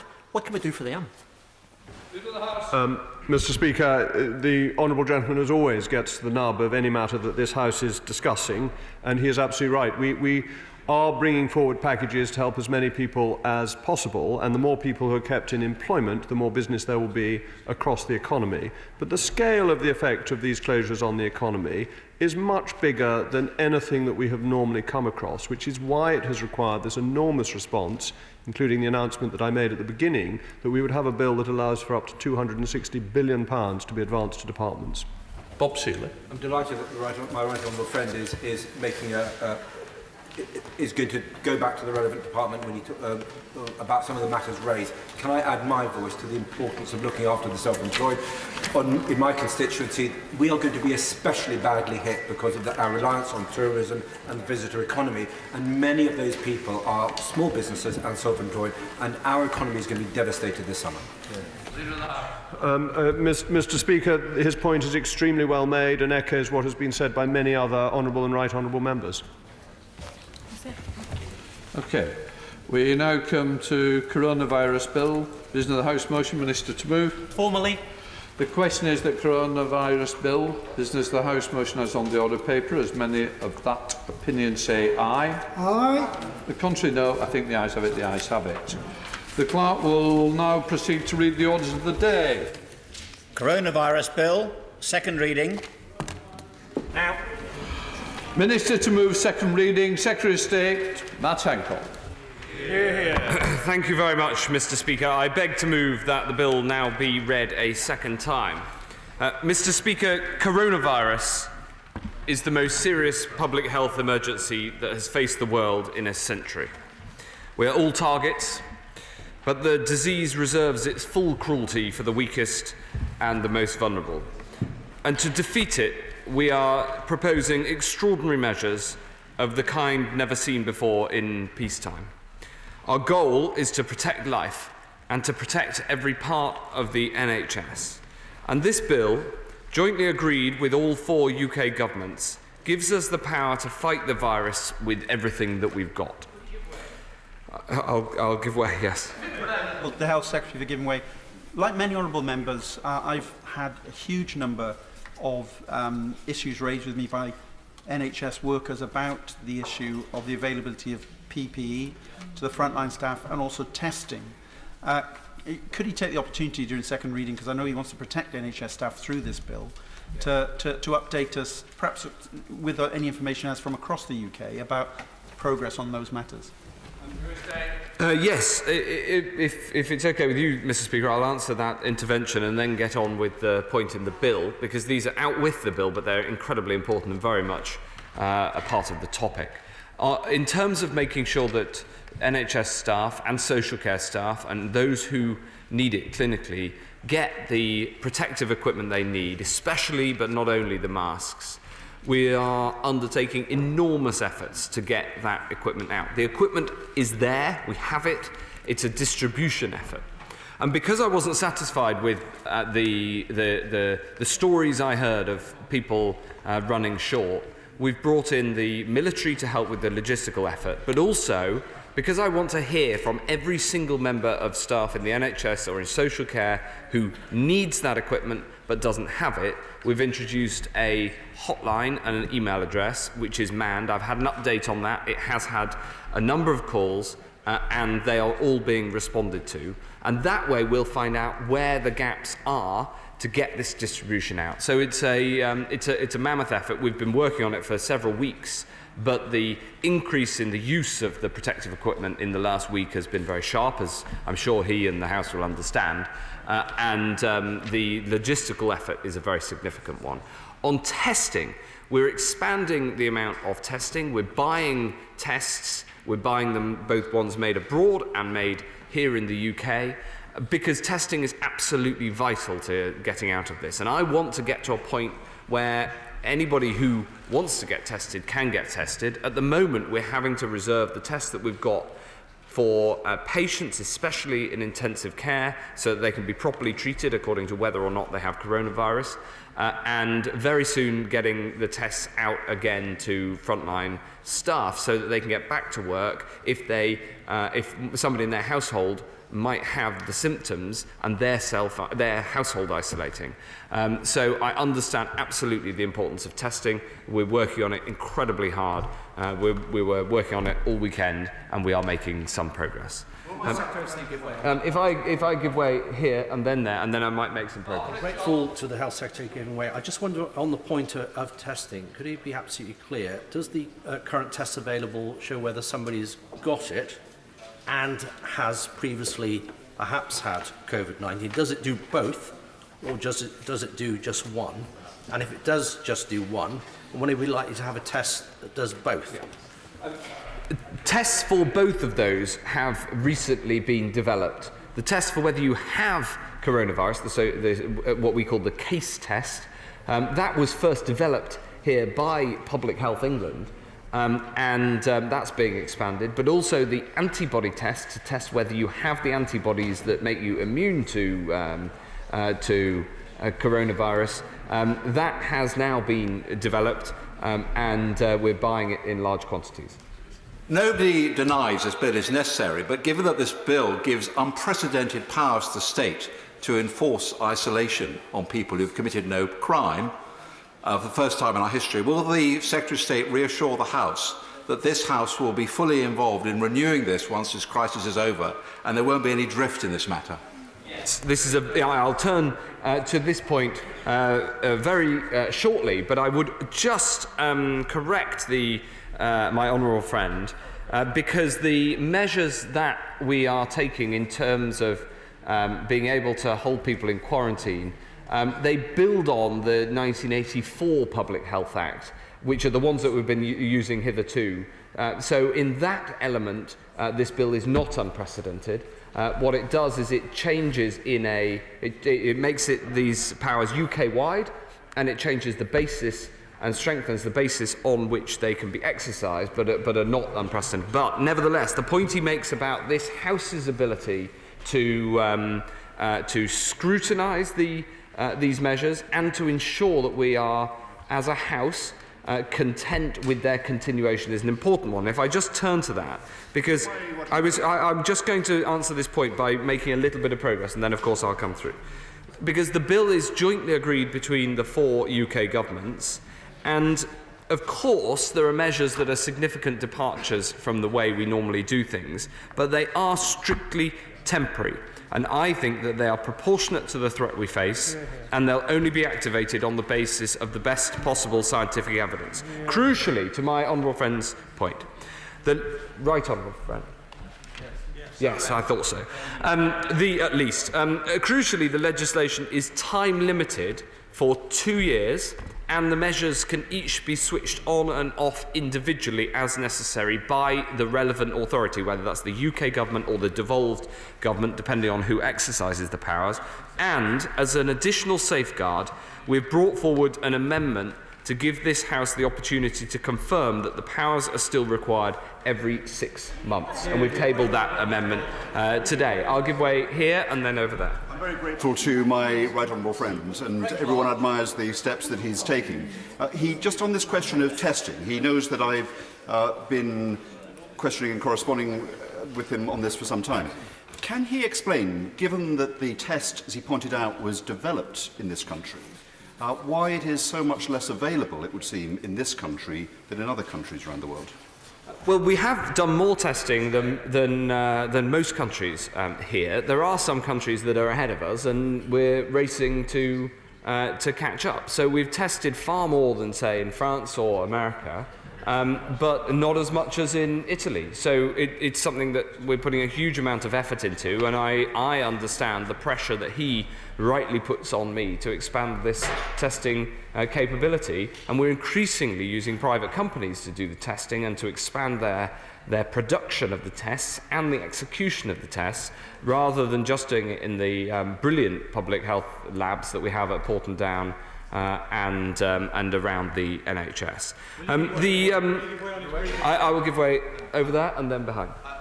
For giving way, and can I commend what he said about working with the devolved administrations to get the measures in this bill right. I think it's absolutely crucial that many of these measures are on a UK-wide basis. I realise it's unusual times. There's a specific power in Schedule 21 about the ability to limit entry into premises and to close down, again applying to all 4 administrations. Can you be clear about whether that will apply to care homes? Because I'm getting a lot of concern from constituents who are worried about some care homes that are still not restricting entry to individuals and therefore putting elderly residents at risk. There's a real demand for this to be unified across the country to protect the elderly residents. We have other ways to enforce that with care homes, not least contractually through local authorities. I understand his concern, and to making sure that when people are in care homes, then they need to be protected, and many of them shielded from this virus, because many of the most vulnerable people are in care homes. I'll take away the point and to look at whether there's more that needs to be done, but we do have other powers that are available to deliver on what he and I think, agree is needed. I thank the Secretary of State for giving way, and obviously I commend him for accepting the 6-month review, I think it is, that he has just announced. But will he tell the House, in the event that the House decides that one element of this Act is working badly, will we be able to amend or strike out that element, or do we have to take the whole thing or reject it at those 6-month points? We're proposing, as discussed with the opposition, a 6-month debate and vote on the continuation of the bill. And before that debate, we will provide evidence and advice from the Chief Medical Officer to inform the debate. And there is also a reporting mechanism for a report every 8 weeks on the use of the powers in the bill. I'll give way. Thank you. I'll give way over here and then up there. Can I first of all thank my right honourable friend for the time he has taken in explaining every stage that he has used the powers of his office to this House and indeed to the people through the media. I'm hugely grateful. I know many others are. Could I just, however, state that over the last 3 weeks the world has changed in rather more radical sense than many of us appreciated, and the powers lying within this bill, even over 6 months, are likely to change and are going to be exercised in different ways. Can he assure me that not only he but all other ministers will be exercising their powers and looking at them reasonably in keeping with only the coronavirus issue and making sure that they are limited to the purpose for which they were intended? Because these powers could, in different circumstances, be used in a particularly malicious fashion. Well, yes, I can confirm that this bill is to deal with the current coronavirus emergency, and that is an important point. But I'd also say that although the world has changed in the past 3 weeks in ways that many couldn't have imagined, every measure that has been taken by the government has been part of the action plan that we published 3 weeks ago. And this bill, which of course has been drafted over an awful long time because it started on the basis of the pandemic flu plan that was standard before coronavirus existed, and then has been worked on over the past 3 months at incredible pace by a brilliant team of officials right across government. This is consistent with the action plan, and so whilst some people might have been surprised by each of the measures we've taken, they have all been part of the plan that we set out right at the start. But I can confirm to him that it's only for coronavirus. And I also want to give further detail to my previous answer to the honourable gentleman from, I think, Swansea, who's on his phone. Thank you.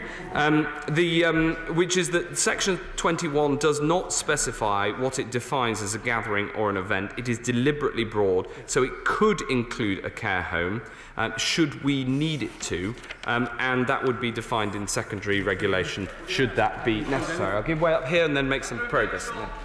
Thank you very much, Mr. Speaker. I'm sure the whole House will want to support my right honourable friend in the provisions of this bill. I just want to reinforce 2 points. The first is that I am was very concerned to see the 2-year time period, which is why I signed new clause 1 and new clause 6 in the name of my right honourable friend. And I'm very pleased to hear what the government has said about the 6-month review. But notwithstanding what he just said about the period of time in which this has been produced, it is a heroic effort. 321 pages of legislation, which may well be subject to changes in the next few weeks and months as this crisis develops. I hope, therefore, he will see the 6-month review not just as a rubber stamping effort, but also a chance to improve the legislation, should it require that improvement. Well, we could consider that. The proposal is to have a debate and a vote, as opposed to a whole new piece of legislation, and of course only to renew it if the measures in the bill are still necessary, and then of course they'll fall after 2 years. I understand the concern of my right honourable friend and his wisdom, and I know that as Secretary of State he dealt with some of these issues, albeit not here but around the world, and he knows the sorts of measures that are needed, which are contained in the bill. I'll take one more intervention and then I must make some progress. I thank the Secretary of State for giving way, and would he just clarify on the point of the 6 months? Obviously, for people who are chronically ill or have a serious disability, 6 months is quite a long time, and some of the changes are proposing social care implications with the devolved regions or with local government. What will happen if there is negative effects on people who receive social care within that six-month period? What recourse will members have to bring that to the House? There is recourse. I'll come on to that in a in a moment, because in the social care measures, which are very important, the purpose of the social care measures in the bill is to allow for a prioritisation of social care, should that be necessary. But there are a number of restrictions on that, because local authorities will still be expected to do what they can to meet everyone's needs during that period. So whilst local authorities will be able to prioritise to ensure that they meet the most urgent and serious care needs, there are restrictions to require them to meet everyone's needs, and indeed to fulfil the human rights obligations that those in receipt of care have. One final time I'll give way, and then I really must make some progress. I'm most grateful to the Secretary of State in giving way. Can I first of all thank him for the excellent work he's done in ensuring that individuals get the care they need in these difficult, challenging times. On the human rights perspective, can I thank the Secretary of State and the government for listening to faith organisations? Because initially, under Part 2, there was concerns that loved ones would have to be cremated. And as somebody from a Muslim background, and also the Prime Minister's Special Envoy for Freedom of Religion or Belief, taking into account the views of the Muslim and the Jewish community, it was completely unacceptable to look at that. So can I thank the government for now ensuring that deceased wishes will be taken into account in relation to their final rights?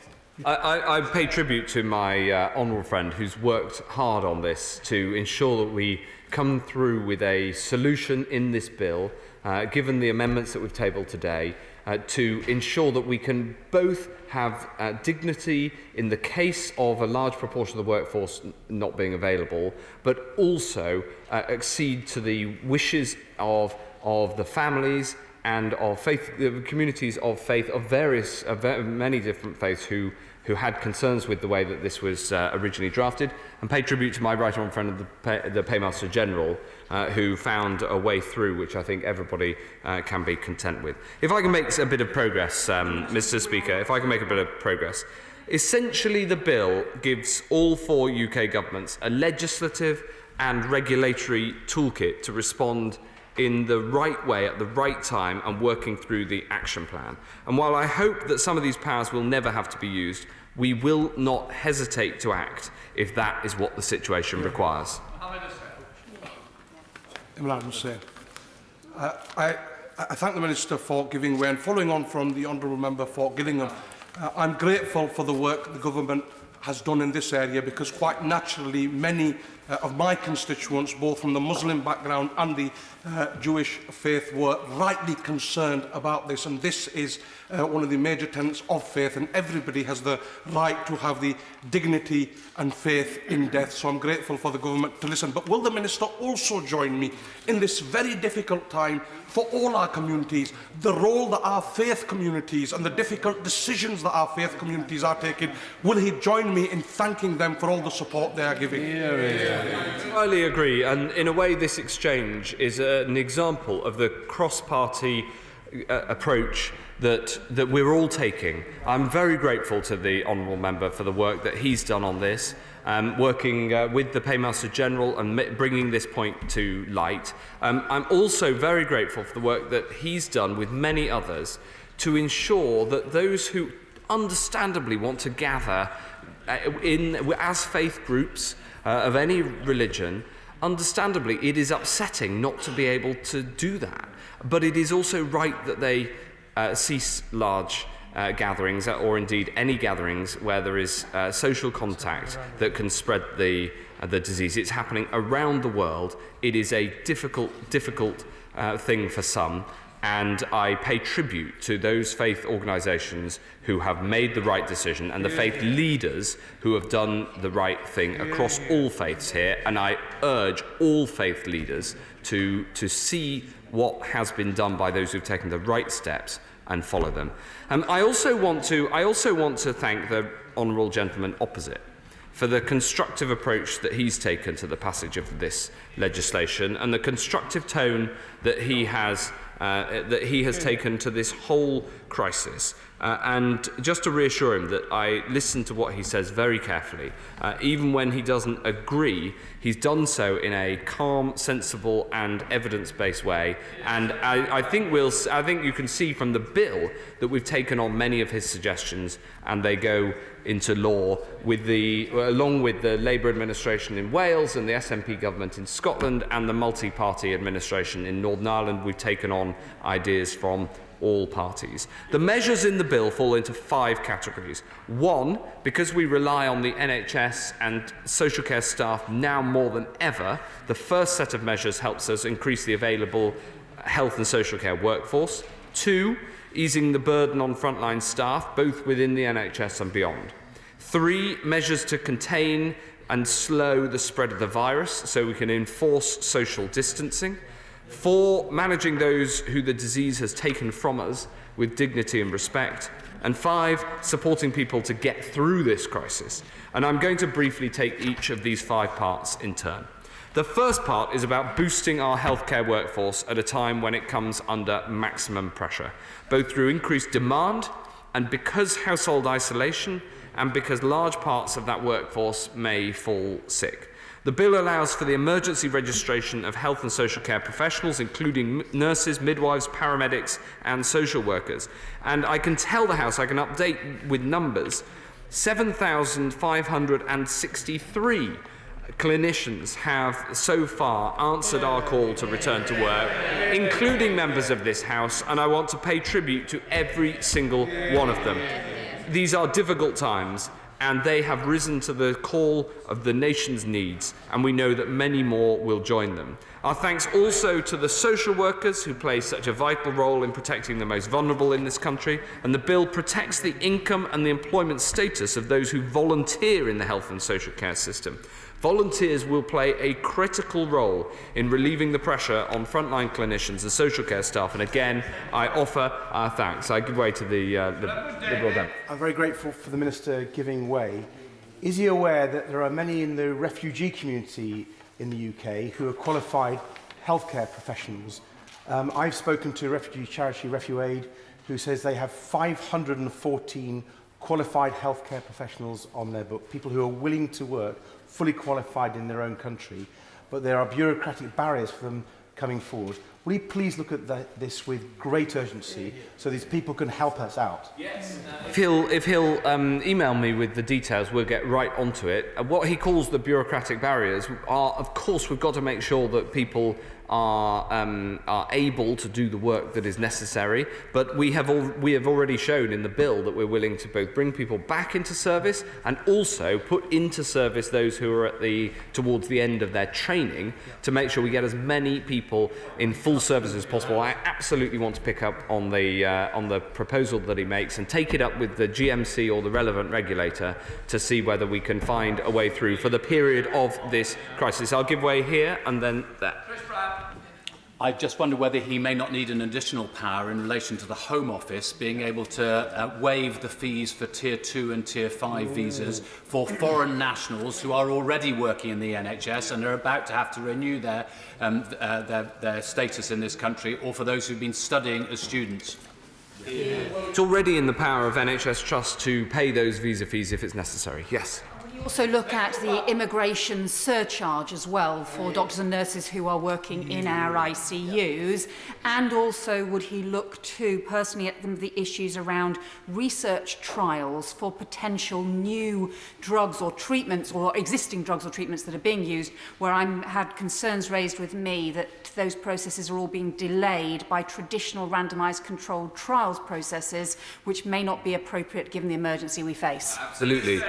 This point is one that the Chief Medical Officer is personally looking into to make sure that when there's a treatment we can bring it to bear as soon as safely possible. Now, there is a challenge with a disease which has, thankfully, a mortality rate as a proportion of the overall population as low as this one, which is that you don't want to do more harm than good. But many of these drugs are already safe because they're already in license for another purpose, and it's a question of repurposing. This is on treatment rather than vaccine, and is something that we're actively working on. If she's got examples of particular barriers that we need to crunch through, then I'd like to know about them. If she could email me, I'll take them up with the MHRA. I'll just make a little bit more progress, because I also want to bring the House's attention to the professional indemnity clauses. Where there is no existing professional indemnity agreement in place, the bill provides legal protection for the additional clinical responsibilities that healthcare staff may be required to take on as part of the coronavirus response.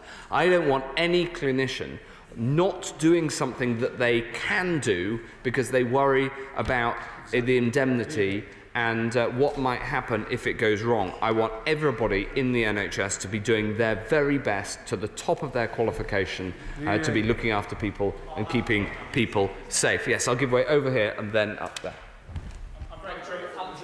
Secretary, now can I commend him for everything that he and his team are doing in order to ensure that we have healthcare professionals who are returning at the right time, which is to say when this disease peaks around about Easter. We're going to have to really move at pace in order to put the indemnity he has cited in place to ensure that people are physically and mentally fit to do this work, and crucially to ensure that they are skilled or reskilled in order to do what we're asking of them. Can he assure the House that those three things are being put in place? Absolutely. All of that is absolutely in hand. He's quite right to raise it. I'm grateful to the Secretary of State for giving way and genuinely thank him for everything he is doing, and we are all rooting for him to be successful. I am genuinely worried about what is happening in London hospitals already and what that says about the prospects for the rest of the NHS. He's right to try and get staff to return, but we've got to be able to keep them there when they arrived. I've seen disturbing reports over the weekend of agency staff walking out mid-shift because they don't have the right protective gear and the right hand sanitising hand gel and the things that they would expect to keep themselves and patients safe. Can he look really urgently at this issue? Because London is really the story that will follow for the rest of the country if we don't get this right. Yes, this is what I've been spending the weekend on. Absolutely, it's incredibly important. If I turn to the second part of the bill, Mr. Speaker, which is about easing the burden on the front line and follows from that intervention. This refers not only to the NHS front line, but to the dedicated public servants who guard our streets, who care for our children, look after communities in local government. In short, all those who keep the UK running safely and securely. By cutting down on the amount of paperwork they have to do, by allowing more remote working, by delaying some activities until after the emergency has ended, we can keep essential services going while we get through the pandemic. Some of the measures, Mr. Speaker, are difficult and not what we would choose to do in normal times. For instance, the bill will temporarily modify mental health legislation, reducing from 2 to 1 the number of doctors' opinions needed to detain someone under the Mental Health Act because they pose a risk to themselves or others. In circumstances where staff numbers were severely affected, the bill allows for the extension or removal of legal time limits governing the short-term detention of mental health patients. The bill also allows for an expansion of NHS critical care by allowing for rapid discharge from hospital where a patient is medically fit. NHS trusts will be permitted to delay continuing healthcare assessments, a process that can take weeks, until after the emergency has ended. The people who need this support will still receive NHS funding in the interim. The bill contains powers allowing local authorities to prioritise the services they offer, as we discussed earlier with relation to social care. And this prioritisation, while challenging, is vital. The measures would only be activated in circumstances where staff numbers were severely depleted. They do not remove the duty of care to an individual at risk of serious harm or neglect. We do not take any of these measures lightly, Madam Deputy Speaker. I hope that many will not have to be used, but we will do whatever it takes to beat this virus. For the Secretary of State giving way, being very generous.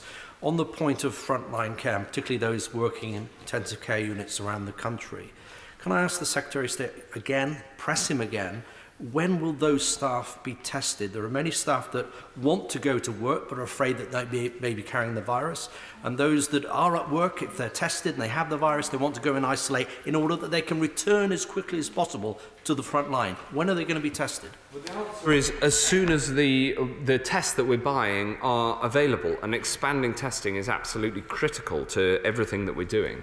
Madam Deputy Speaker, this section of the bill also covers other mission-critical parts of public services, not just the NHS, including schools, borders, justice and national security. The bill empowers schools, for instance, to respond pragmatically to this situation, including the ability to change teacher ratios, to adapt school meal standards and temporarily to relax provisions for those with special educational needs. The bill also gives the Home Secretary the power to close and suspend operations at UK ports and airports, powers that will be deployed in circumstances only where staff shortages at the border force pose a real and significant threat to the UK's border security. It expands on the availability of video and audio link in court proceedings, so justice can continue to function without the need for participants to attend in person. And to ensure that the Treasury can transact business at all times, the bill makes it possible for a single minister or Treasury Commissioner to sign instruments or act on behalf of other commissioners. At a time of unprecedented social disruption, it is essential also to maintain our national security capabilities. The bill allows temporary judicial commissioners to be appointed at the request of the Investigatory Powers Commissioner, and for an increase in the maximum time allowed for an urgent warrant to be reviewed from 3 to 12 days. This means that vital investigation warrants can continue to be issued and our security services and police can continue to protect the public. And I'll give way. Secretary of State for giving way, and on the key points of people with mental health problems being signed off by one doctor and the question of children with special needs and a loosening of the regulations around that, what measures can be put in place, perhaps by local authorities or by others, so that there is a review mechanism on those two very important, crucial points for vulnerable people? Well, clearly, these are issues of the highest sensitivity. It is important that we take these measures in case they're needed in the circumstances where staff numbers available are low, to make sure that we can get these the support needed as appropriate and make the interventions that are sometimes difficult to make. Because it can be, in some circumstances, far worse, for instance, not to detain somebody under section in the Mental Health Act, where they are a danger to themselves or others. And if there isn't the availability of a second doctor because of staff shortages because of the virus, then I think it is appropriate. But the safeguards are an important part of getting this right, and it's an important part of why this is time limited. He's been incredibly generous. Section 23 talks about food supply chains, absolutely crucial, and he'll have seen that many supermarkets are taking on additional workers to meet the demand that's there. But whether he could provide an answer or get one from the Treasury, I've had many people who are thinking of applying for those jobs, perhaps to make up loss in income. So even if they're covered by the 80% wage subsidy, whether they're able to take on extra work or they would lose the 80% wage subsidy from their existing job. Could he get some urgent clarity on that? Because it could be deterring people from taking up those important jobs in our supermarkets and supply chains. Well, that really is a question for the Treasury. My understanding is that the 80% wage subsidy is for those that are furloughed, as the Chancellor put it, as opposed to those who've moved into other jobs. But he'll have to ask the Treasury for a more detailed answer. I'll give way over here. Can I thank the Secretary of State for giving way, and also for all the work that he is doing, and indeed the House is doing, with regard to this essential legislation. Can I ask him, with particular regard to university settings? Seems to be some confusion. I've looked at the sort of Universities UK advice, but it seems to be that some universities just don't seem to be following this and seem to be requiring students to attend, notwithstanding the advice the country at large may be given. I'm surprised to hear that because we've been very, very clear about universities alongside schools. Of course, it's a matter for my right honourable friend, the Education Secretary, in the first instance, but on the public health grounds, we made it absolutely clear that we were taking the steps to close schools and nurseries and universities and colleges, except for the children of key workers, where they absolutely need to be at school, where they, for instance, neither parent can look after them, but all those at university can stay at home on their own and don't need a parent. And so I don't think there's any excuse whatsoever. I'll give way. I'm extremely grateful. Our local authority, the new Unitary Bucks Council, has made the point that workers who are furloughed in leisure centres may need to be redeployed into other council areas where they wouldn't normally be employed. This raises a particular problem that they really need to use the furlough scheme, take those workers out of the leisure centres and put them into social care, quite a different industry. Will he undertake to make sure that that is possible? I don't think it needs a legal change in order to do that, because to essentially second somebody from one job into another is perfectly possible under existing employment law. In fact, the bill brings in a statutory volunteering scheme, which is essentially a new form of employment through volunteering, which is one way that this could be done. But I wouldn't expect it to be the main way, because if somebody was moving to do a different type of job, because we need more people doing some things and fewer doing others during this crisis, that sort of secondment can be done in an entirely normal way, unless I've misunderstood my honourable friend. Well, he's slightly misunderstood, and I hope he won't mind me saying so. The point really is that the council will be, all councils will be hemorrhaging money at this time, and they will need that 80% support with those workers who they would otherwise furlough, so they can then use them as volunteers. The point is to constrain cost. Okay. I'll take that up with the Chancellor of the Exchequer. I'll give way one more time and then make some further progress. I thank the Secretary of State for giving way. Whilst we understand that these are exceptional circumstances, there is understandably grave concern about the lowering of social care standards. We are talking about some of the most vulnerable in our society, the elderly and disabled of all ages, and having the human rights, the Convention on Human Rights as a backup could see care standards lowered to a dangerously low level, putting these people at risk. Could the Secretary of State outline what will be the thresholds for turning these powers on and indeed back off again to ensure that these do not become the new norm? The threshold is about the amount of staff shortages that there might be, and I would gently, Madam Deputy Speaker, say to the Honourable Lady, I understand her concerns, but in fact the purpose of these is precisely the opposite. It's to make sure that those who need social care, when there is a shortage of social care workers, those who need social care to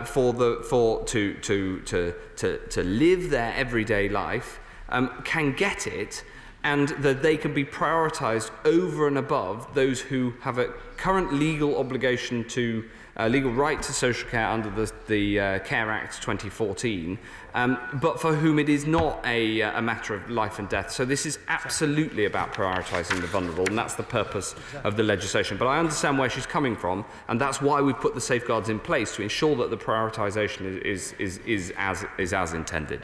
If I could just, yes, one more, and then I'll move on. Thank you. I'm so grateful for my right friend for giving way. I want to ask a generalised question about the supply of medicine. Paul Howard, a consultant in palliative medicine at our excellent hospice on the island, says that under patient group direction, that's group prescriptions, nurses can give out morphine, but due to a quirk in the rules, they can't give similar powerful opiate painkillers.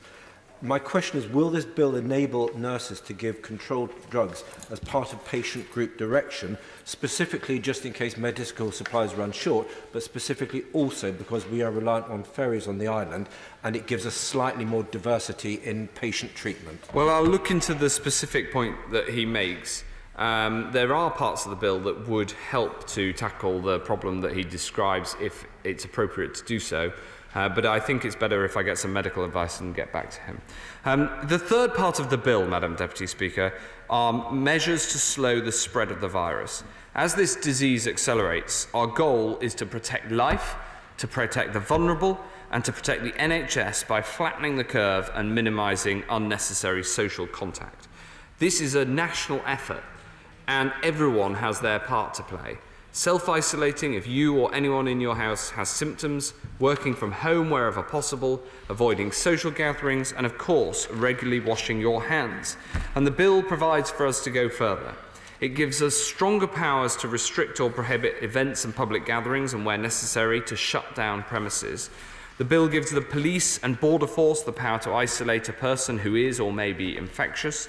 And this part of the bill also allows us to close education settings or childcare providers and to postpone elections that were due to take place in England in May this year for 1 year. And these measures, Madam Deputy Speaker, are not measures anyone would want to take, but they are absolutely necessary in this crisis. I'll give way there and then here. To the Secretary of State of giving way, he will be aware that over the weekend thousands of people made the distance to holiday areas and rural areas such as mine. Can I just ask him, in terms of Schedule 21, do the powers there allow ministers to require people, in the circumstances where local health boards are saying that they are under increased pressure, to remain in their primary residences? Well, he makes a really important point, because we have advised against all unnecessary travel, and I don't regard going to your holiday home in Wales as a necessary journey. There is a risk of putting extra pressure on the NHS in rural areas from large numbers of people going to second homes, and so I entirely understand the concern that the Honourable Gentle has raised.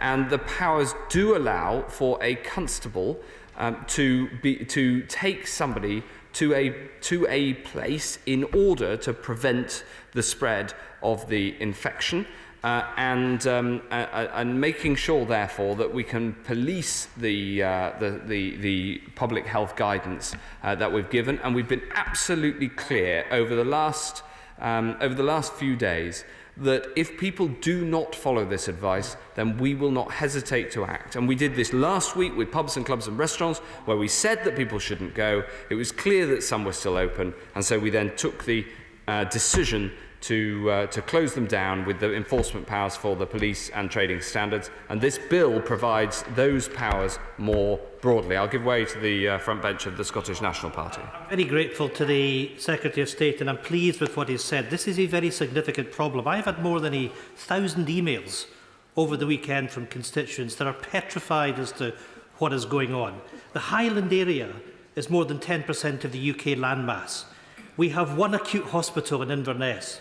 Some of these tourist destinations are more than 3 hours from Inverness. We have been absolutely inundated with people that show no concern for the local population.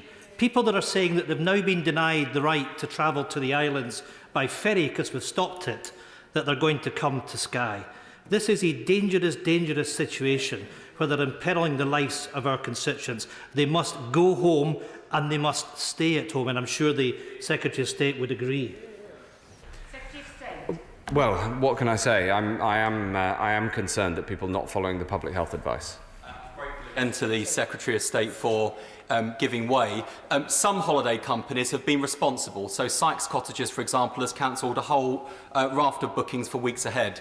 But my honourable friend, the member for West Ham, raises by phone the fact that there are lots of Airbnb bookings still available in holiday resorts. Surely this is irresponsible. If the companies won't do the responsible things by limiting access to holiday properties, does this bill give the government to act? And if so, will the government act to stop this kind of behaviour? Well, if it is deemed a risk to public health, then this bill does give the potential power through secondary legislation to take action if that is needed. I'll give way here and then here.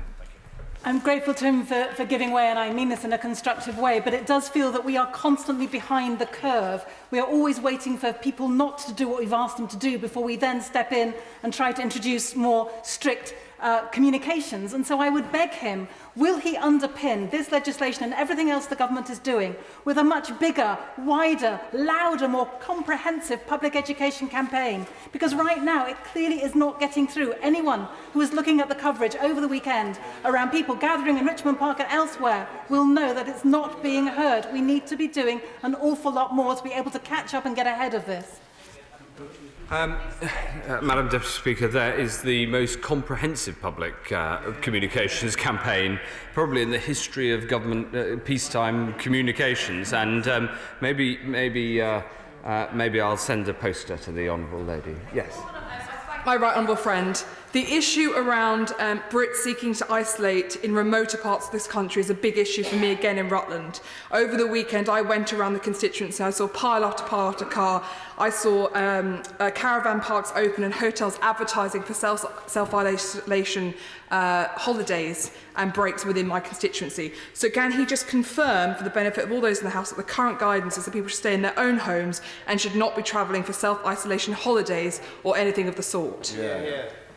Yes, I agree with my my honourable friend. If I can turn, Madam, I'll take one more intervention, and then, Madam Deputy Speaker, if I might make some progress. I'm grateful to the Secretary of State for being very generous, but these are important issues. On the issue of social distancing, is there something that he feels might happen tomorrow that currently isn't happening today as far as people's behaviour is concerned? People gathering in their thousands on the beautiful landmark of the Wrekin in my constituency. It's right that people should have exercise, physical, mental health and well-being, but social distancing is not being followed by many, and whether it be the Wrekin, whether it be Holland Park or Hyde Park or St James Park or in counties around this House today, can I ask what behavioural changes he expects? Is it not the case that we will have lockdown, and isn't it better to have it today rather than next week? Well, my honourable friend makes an important point, and we're absolutely clear that we're prepared to take the action that is necessary. I'm going to make some progress. The fourth part of the bill contains measures for managing the deceased in circumstances where many of those involved in the registration and management of death will themselves be self-isolating. And we want to ensure that those taken from us by the virus are treated with the utmost dignity, while protecting public health, of course, and respecting the wishes of bereaved families.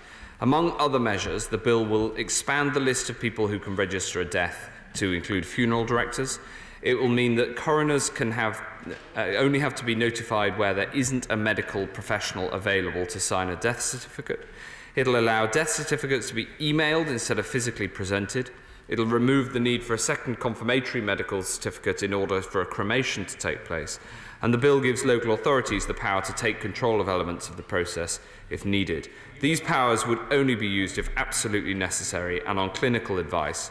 But, Madam Deputy Speaker, we plan for the worst, even while we work for the best. I'll give way and then make some further progress. So we'll know that the new medical examiner has been introduced in many areas, including in Durham. They have a role of looking into deaths in hospitals. Clearly, their role is going to be inundated if you get large numbers of deaths. Is there anything in the bill that loosens up their role? Because otherwise, they're going to be overwhelmed by the number of examinations they'll have to do. Well, I very much hope that they won't, and the medical examiners regime is a very successful one that, as he says, we're expanding across the country, and we don't deem it necessary, not least because we think that we can expand that if necessary. So we don't think that there's need for a statutory change in what is an area that's improving. I'm going to turn now to the fifth and final part. I'll give one more time, and then... I'm very grateful. It's just... Obviously, there may be instances where it's impossible to allow for a normal funeral in the way that one would be used to having, and it might be that there have to be mass funerals, or for that matter, that there might have to be instances where just one person is allowed to attend apart from the celebrant themselves. I wonder whether it might be possible to ensure in all local authorities, in particular in crematoria, that it's possible to film such moments so that at least loved ones have an opportunity to feel that they're somehow engaged and online, if not in person.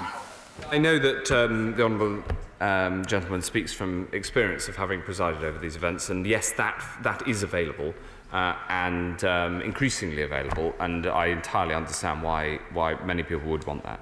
The fifth and final part of the bill includes measures to protect and support people through this crisis. This is not an exhaustive list of everything we plan to do, but the principle is that no one should be punished for doing the right thing and self-isolating if they or someone in their household has symptoms. And to make that happen, the bill will ensure that statutory sick pay is paid from day one, and this will be applied retrospectively from the 13th of March. Small businesses with fewer than 250 employees will get a full refund for sick pay relating to coronavirus during the course of the emergency. And finally, the bill will require industry to provide information about food supplies. This all comes alongside our plan for people's jobs and incomes announced by the Chancellor on Friday. The bill allows the 4 UK governments to activate these powers when they're needed and deactivate them when they are no longer needed. We ask for these powers as a whole to protect life. We'll relinquish them as soon as the threat to life from coronavirus has passed. And Madam Deputy Speaker, this bill means we can do the right thing at the right time, guided by the best possible science. That science gets better every day. This disease can isolate us, but it cannot separate us from the ties that bind us together.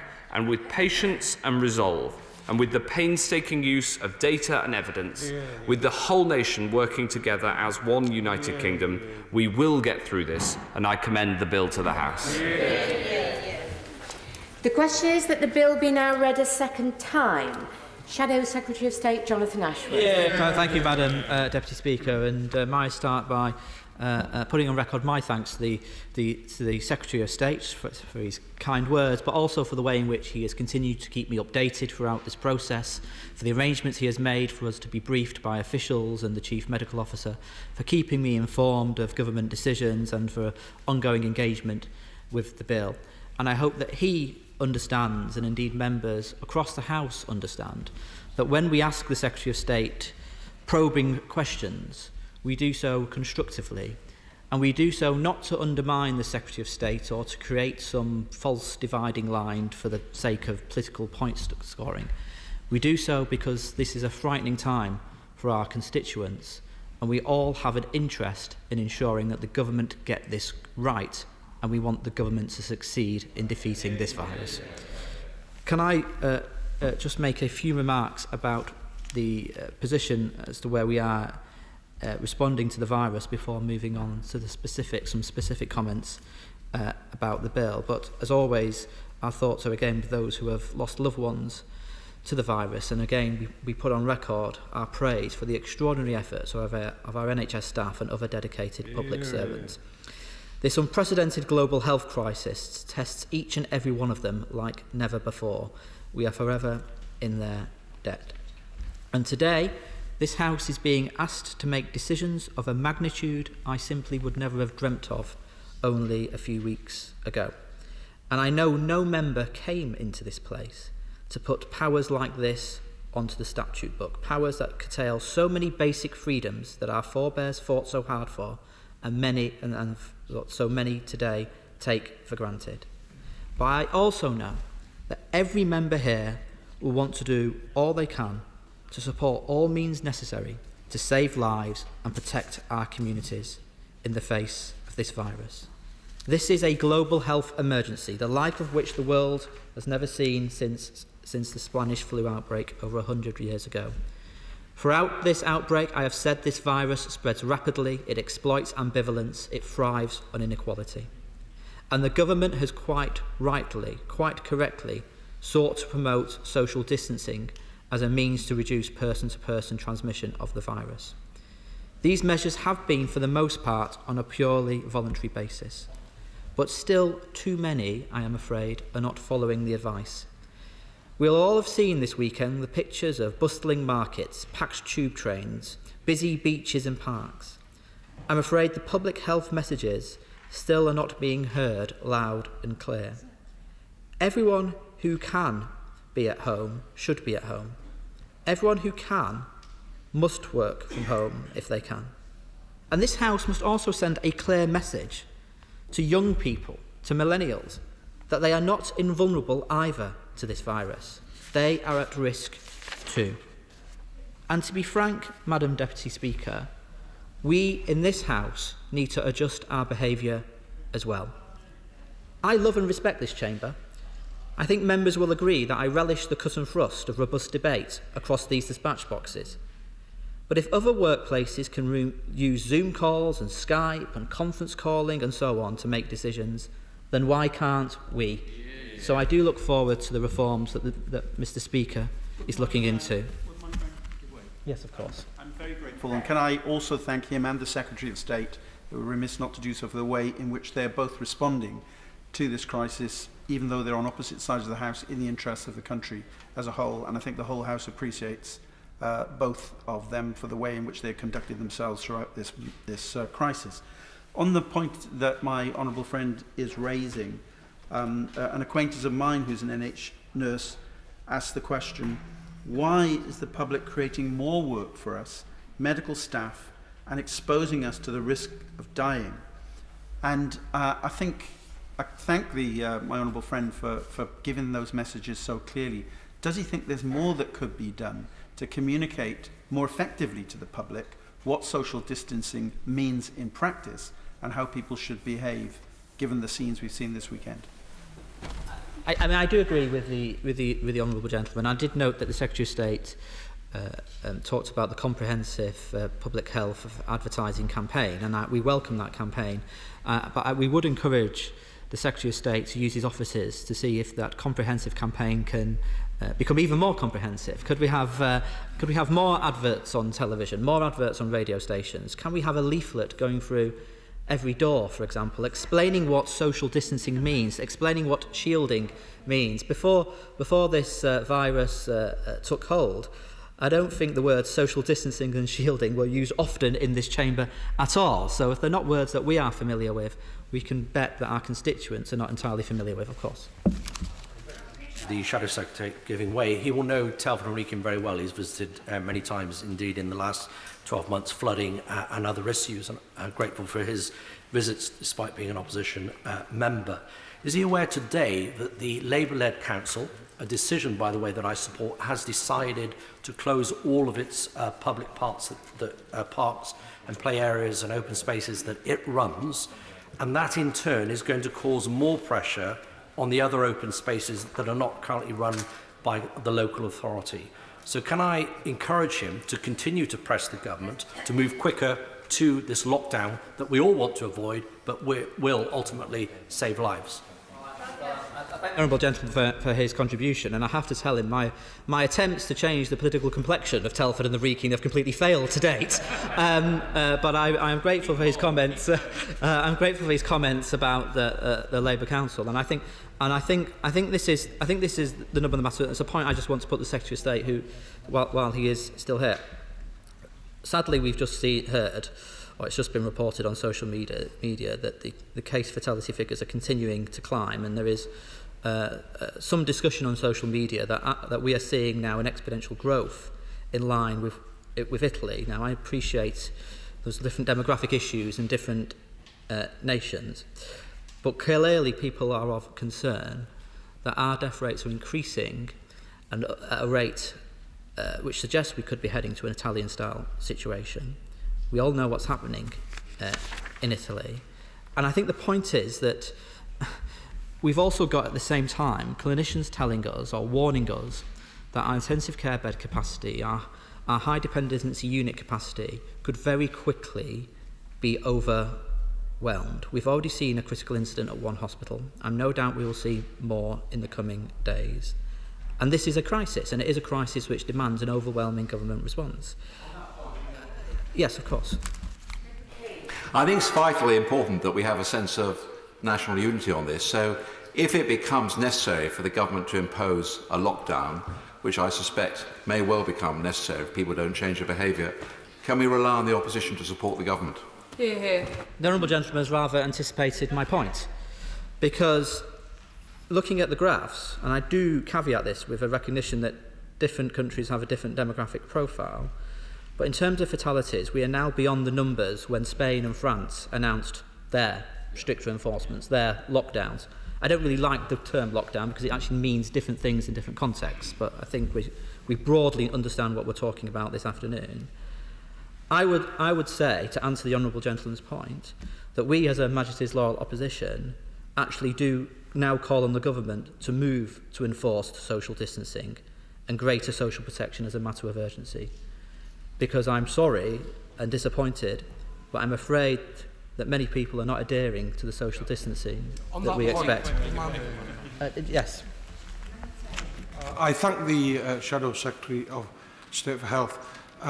Would he agree with me that he's absolutely right in the points he makes, but there are those that are finding it difficult to socially isolate themselves because of the financial circumstances they find themselves in, such as self-employed taxi drivers, those in the gig economy, and others who sometimes are actually just getting by in the first place. So there needs to be clear financial packages available to put those people on equal footing and provide that facility for them also. Honourable friend is absolutely right, and it's a point that has been made repeatedly by my honourable friend, the Leader of the Opposition, and the Shadow Chancellor, and I put it like this.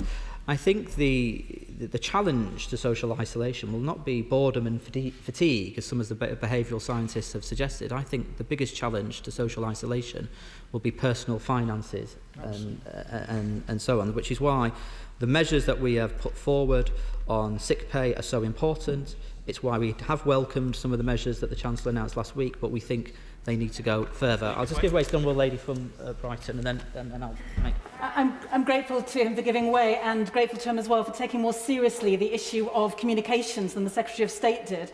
The point is that we do need leaflets going house to house, and we need them in different languages as well, so that different communities can actually hear this. His point about a strict lockdown is well made, but can I just echo what others have said about the importance of guaranteeing economic security to make it much more possible for people to actually cope with that, and in particular for those people who are self-employed, who are struggling so much now. Statutory sick pay is not enough for them.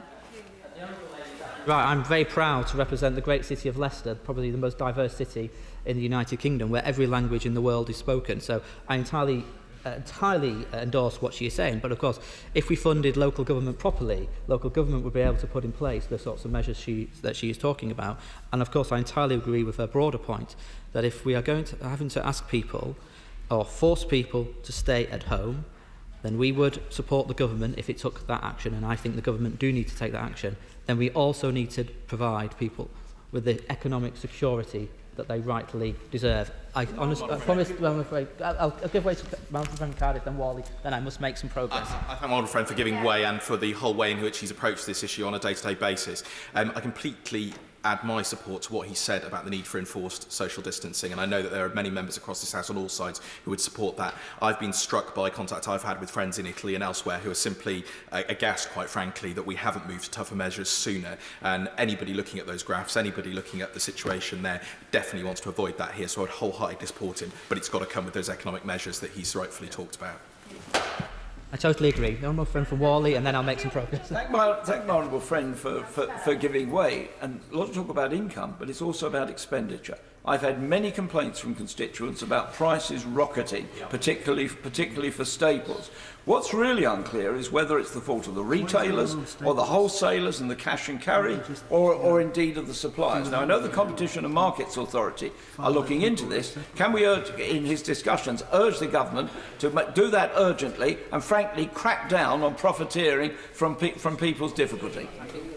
Friend for Wally makes an excellent point, and we're seeing it in my own constituency, and I've had complaints from my own constituents about this exploitative profiteering. So I hope the government can come forward with some proposals to stamp it out. It is an absolute disgrace that this is happening at this time of national crisis. Honourable friend. And then. Can I also raise the issue of once again of housing? Social isolation it is great, but if you happen to live with your family in one room in a shared house, as so many of my constituents do, sharing kitchens, sharing bathrooms, deeply overcrowded, this is a really difficult thing, particularly when the kids are off school. So there needs to be some thought about letting them out in parks and stuff like that, because they don't have gardens. My honourable friend makes an excellent point. I, like her, well, I represent in a city seat. I appreciate her seat is on the outskirts of London, but nonetheless, both our seats will have similar demographics. And I know full well that there are many, many families living in very cramped, small flats, intergenerational families with perhaps elderly mums, elderly grandmothers and so on, who will have various comorbidities perhaps, who actually need to be shielded. So I hope if we do go into a situation where we're forcing people to stay at home, that the government is looking at how to support these families. Because I do think it is quite outrageous that in many parts of the world, especially in London, but also in my own constituency, we'll have flats with families of 9, 10 people, people sleeping on floors, and so on. And then we have property developers who have flats standing empty. Why cannot we take over some of those empty flats to house some of these very vulnerable families to help us get through this national crisis? The Honourable Gentleman. Can I commend him for the stance he's taking in this debate? I think the whole House will respect him for it. But the series of interventions he's just had, I think, demonstrates something, a rather wider point. And that is the need for the government, sadly, and I didn't think I'd ever say this in this House, but the government to get into intrusive levels of planning that we've never seen before. Because every time we have a change in the level of ferocity or whatever intensity of our dictation to what the state should do, what the society should do, we run into a new set of problems. Whether it is crowding on the tube trains, overwhelming our own desire to have social distancing, or whether it's young mothers having children at home, finding very difficult to get to supermarkets and therefore literally running out of food, even more fundamental, and running out of money.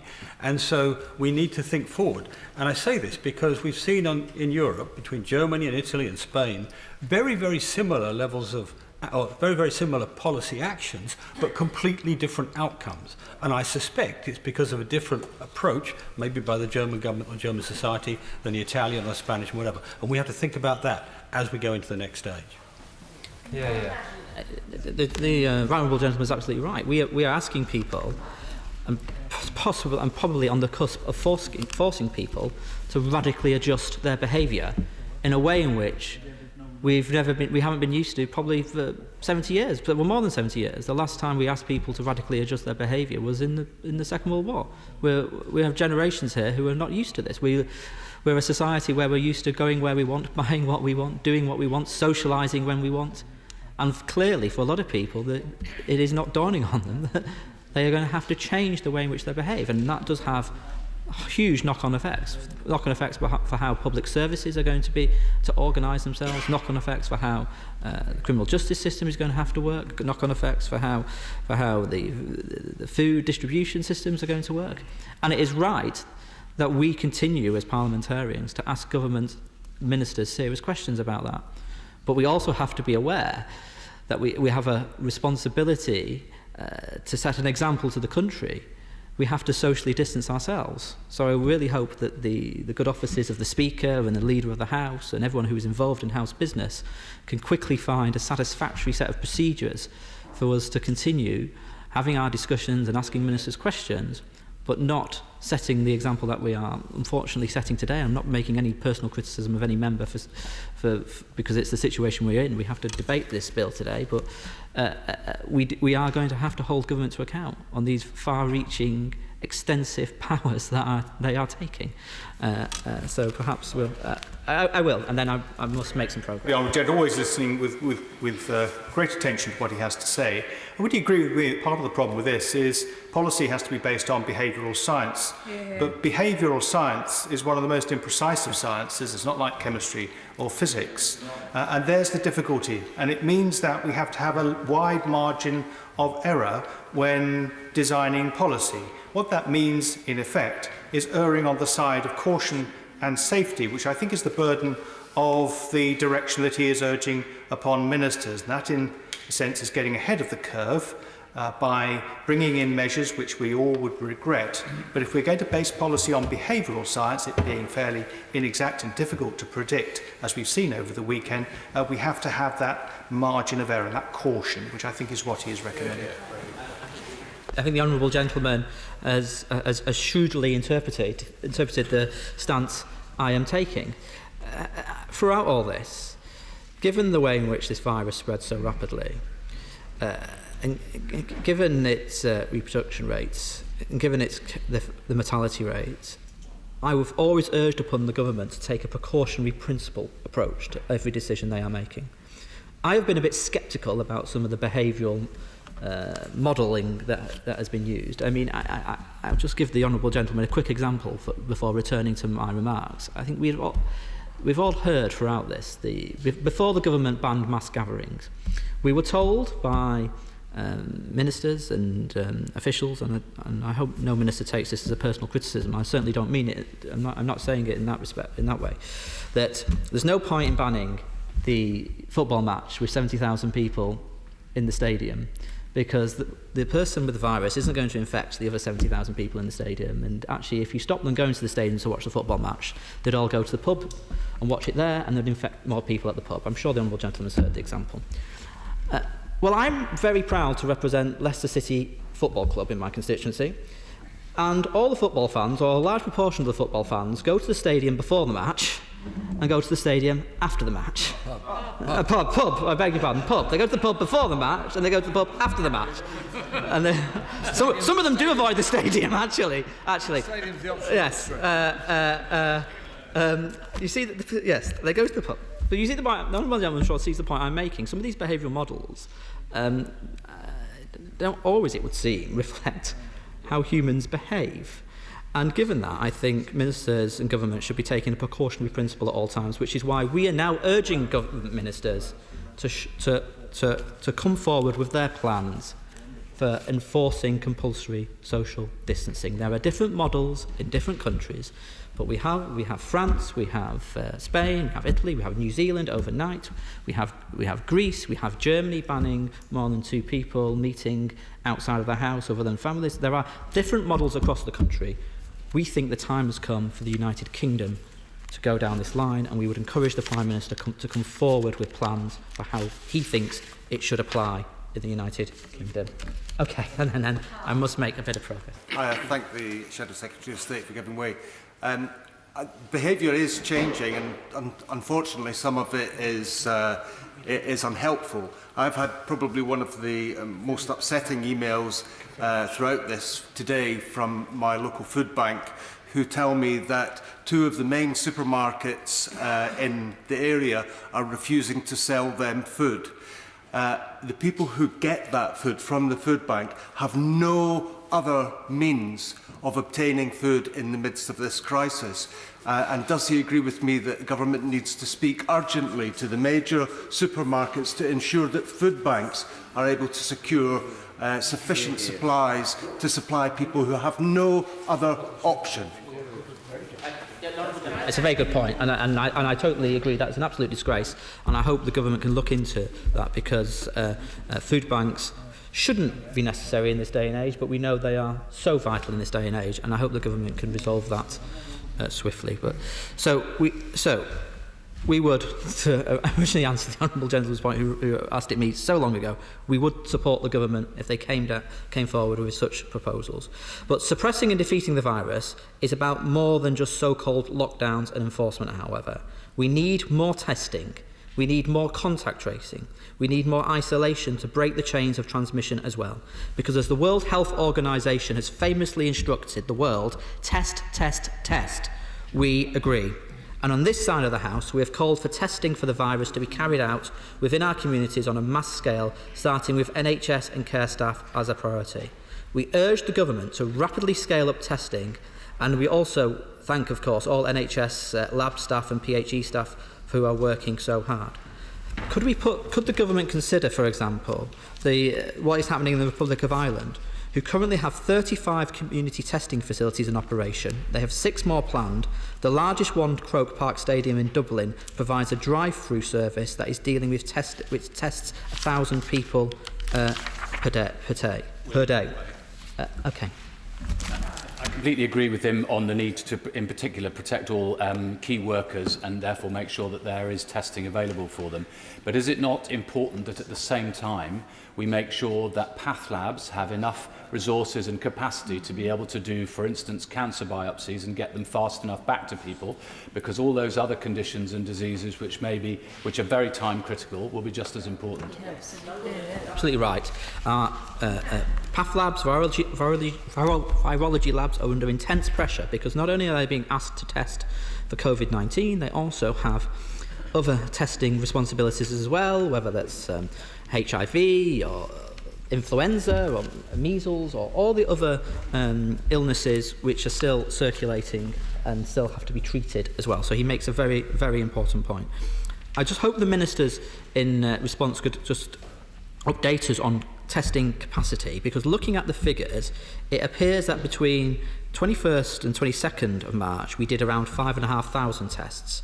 But the previous day, we did 8,400 tests, and the previous day to that, around 8,100 tests. So I'm told that many labs at hospitals haven't been able to start testing or are currently testing at under-planned capacity because there is now supply chain issues with the relevant chemicals that are used and the kits to do the testing. If this is the case, could the government update the House on what they are doing to urgently procure the testing kits we need? And could the government also explain to the House why we are not currently part of the EU joint procurement project initiative for testing kits and indeed other equipment? And of course, I emphasise the point that I've made in this House before, that we really need to be testing our NHS staff. Not testing NHS staff puts them at risk, and it puts their patients at risk. This weekend we heard powerful messages from doctors, literally shouting out for help, telling us they feel like lambs to the slaughter because of failures in the distribution of protective kit and not able to get access to testing. I've heard of GPs, indeed GPs have got in touch with me directly, telling me they're going to DIY stores to make their own PPE kit. And indeed, one of the healthcare supply chain, distribution chains of today, it's reported, have put out a call to DIY stores, asking them to hand over their visors and goggles. Pharmacists are worried that they can't get through to CCGs to get the appropriate PPE when sick patients are walking through the door daily asking for advice. We've heard stories of community nurses, health visitors, paramedics without the PPE. And indeed, the Daily Telegraph reports today of staff at Northwick Park Hospital forced to wear bin bags because of a lack of PPE. The health, happiness and the lives of our constituents and their loved ones and neighbours depends on our NHS staff now more than ever. We shouldn't expect our NHS staff to go into battle exposed and not fully protected, lacking the armour they desperately need. If more PPE has been delivered in the last 24 hours, as the Secretary of State indicated, then we welcome that. But to be frank, it shouldn't have taken so long.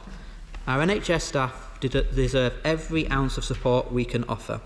And on that front, could ministers also consider binning hospital car parking charges for NHS staff as well at this time of crisis?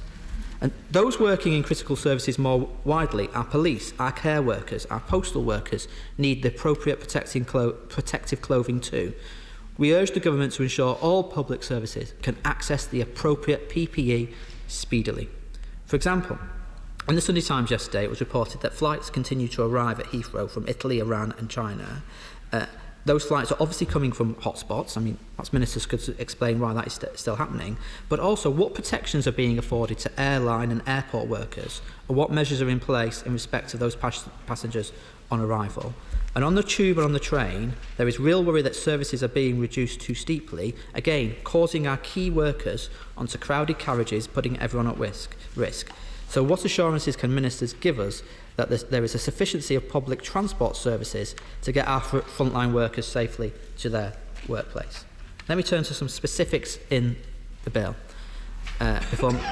First on the health and social care clauses, which the Honourable Lady from Twickenham raised with the Secretary of State. But first on the health clauses, the bill makes provisions for retired staff and final year medical and nursing students to rejoin the health service for the duration of the pandemic. We understand why and welcome this. Can ministers tell the House, either in response to the debate or in the committee stage, if final year nursing and medical students will be able to return to learning and complete more supported clinical placements if needed once the crisis is over? Can ministers also outline how these students will be fully supported while working during what will undoubtedly be an incredibly stressful time for new doctors and nurses? Will students be properly remunerated for their work? And what protections will be available for retired staff, many of whom could also be in the vulnerable group? And also I put on record our thanks to those retired staff who have returned to the front line. Madam Deputy Speaker, some of the most vulnerable people in the country absolutely depend on all of us here to defend their human rights and civil liberties, and that they are the ones in receipt of adult social care services. On social care, this bill makes sweeping changes to the duties which are placed on local authorities. It removes the duty to assess care needs, including on discharge from hospital, so there'll be no duty to assess people who might need care or their carers, and no duty to assess some of those with the most severe needs who may be eligible for continuing health care. Can ministers reassure us that this will not mean that carers, disabled people and older people are left abandoned by the state until after this crisis? Most significantly, it downgrades the level of support which councils are obliged to provide to older and disabled people. Rather than the current wellbeing measures, councils will now have to provide services where necessary to uphold people's basic human rights. In short, this means that they will only be entitled to receive social care to keep them alive and uphold their rights to privacy and a family life. Obviously, this is not the vision of the social care that we legislated for in 2014, but we all appreciate these are incredibly difficult times. Many older and disabled people and their families will be concerned that this will lead to existing care packages being significantly reduced overnight. Local authorities are already struggling to meet statutory needs, and increasing levels of workforce absence will only make this harder. What none of us want to see is the new legal minimum of support become the default. Where local authorities can provide more comprehensive packages of support, they should do that, and they should always bear in mind that people who use social care are not simply passive recipients. They are doctors and nurses who rely on social care, as well as teachers, shop staff, food manufacturers and countless other vital professionals.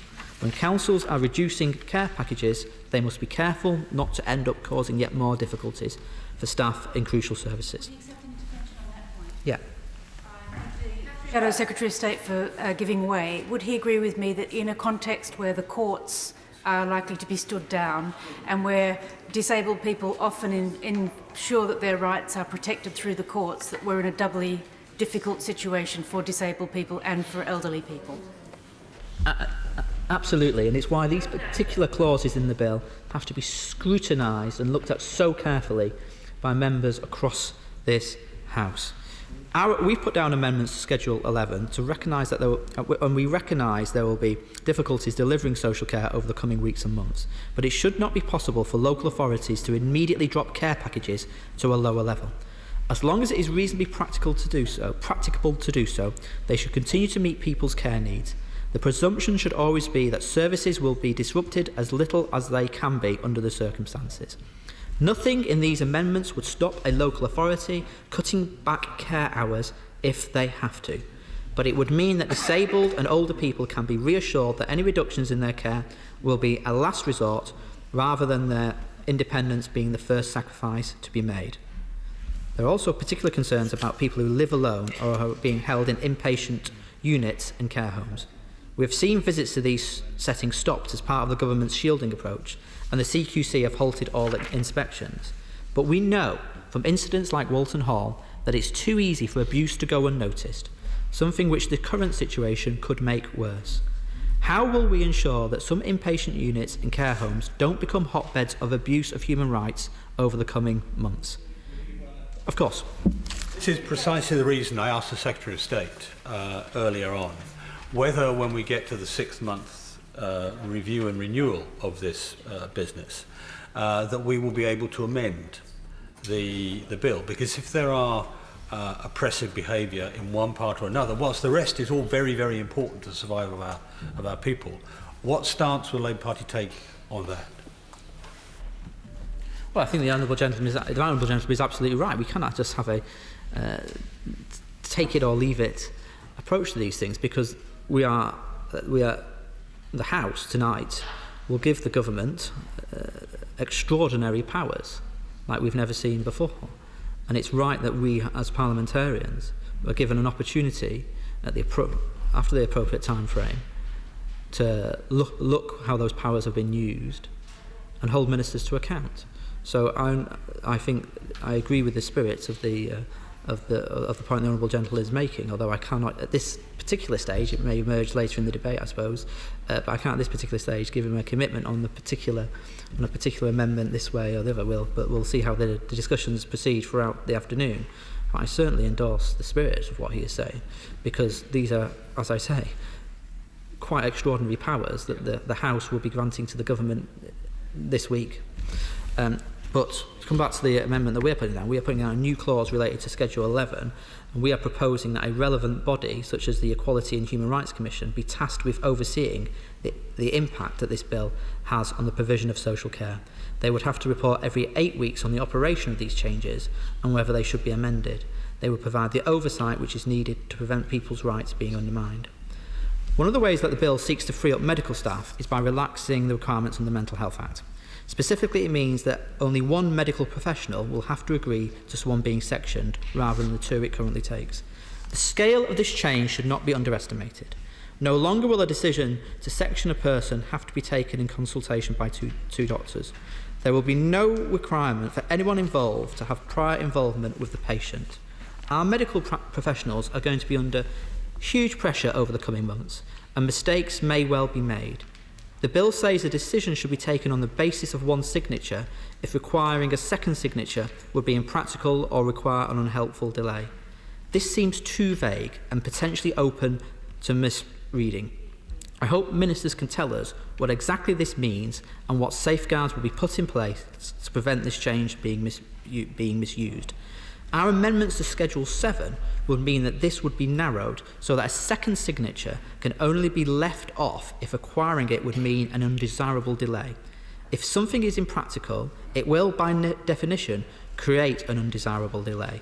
By narrowing the wording in the bill, we can avoid, we believe, the potential misuse of powers. We are also proposing changes to ensure that private mental health hospitals cannot detain someone solely on the single recommendation of one of their employees. This could create a conflict of interest whereby a doctor comes under pressure to sign a detention authorisation because doing so will provide their employer with income from the NHS. No medical professional should be put under that kind of pressure, and our amendment ensures that it cannot be. Was the honourable gentleman seeking? No. The bill also extends the length of time somebody in hospital can be held waiting to be sectioned, up to 5 days from 3. This may seem like a minor change, but for the individual concerned, it could make a significant difference. I hope ministers can reassure the House that the intention should still be to adhere to the timetable set out in the Mental Health Act, with the changes we are discussing today only to be used if absolutely necessary. Turning to some of the proposals on education and schooling. Many parents of children with special educational needs and disabilities will understand the need for flexibility during this difficult time, but they are also extremely nervous that they could see the erosion of their hard-fought-for rights of disabled children and young people, young people with special educational needs, particularly, and their families. The bill gives the Secretary of State powers to change Section 42 of the Children and Families Act from giving children rights in law to requesting public bodies take reasonable endeavours. We believe this sets a low bar and we'll be seeking changes to a duty to take all practical steps which will be much further. Moving on to some of the other issues in the bill, we are concerned, has been alluded to, that the bill has still not gone far enough in providing people with the incomes that they need in order to did I have a no? That the income that they will need in order to self-isolate. We welcome much of the Chancellor's statement last Friday setting out plans to support the incomes of workers impacted by the coronavirus outbreak. However, there are still some gaps in the provisions that were offered. Currently, as it stands, the proposals for income support through the Job Retention Scheme does not include the self-employed and freelancers, whose incomes are now increasingly being seriously affected by the coronavirus outbreak. Will the government today offer assurances to these groups of workers who don't have the safety net to safeguard and help them through this time? We have welcomed new measures by the government to improve access to statutory sick pay for workers.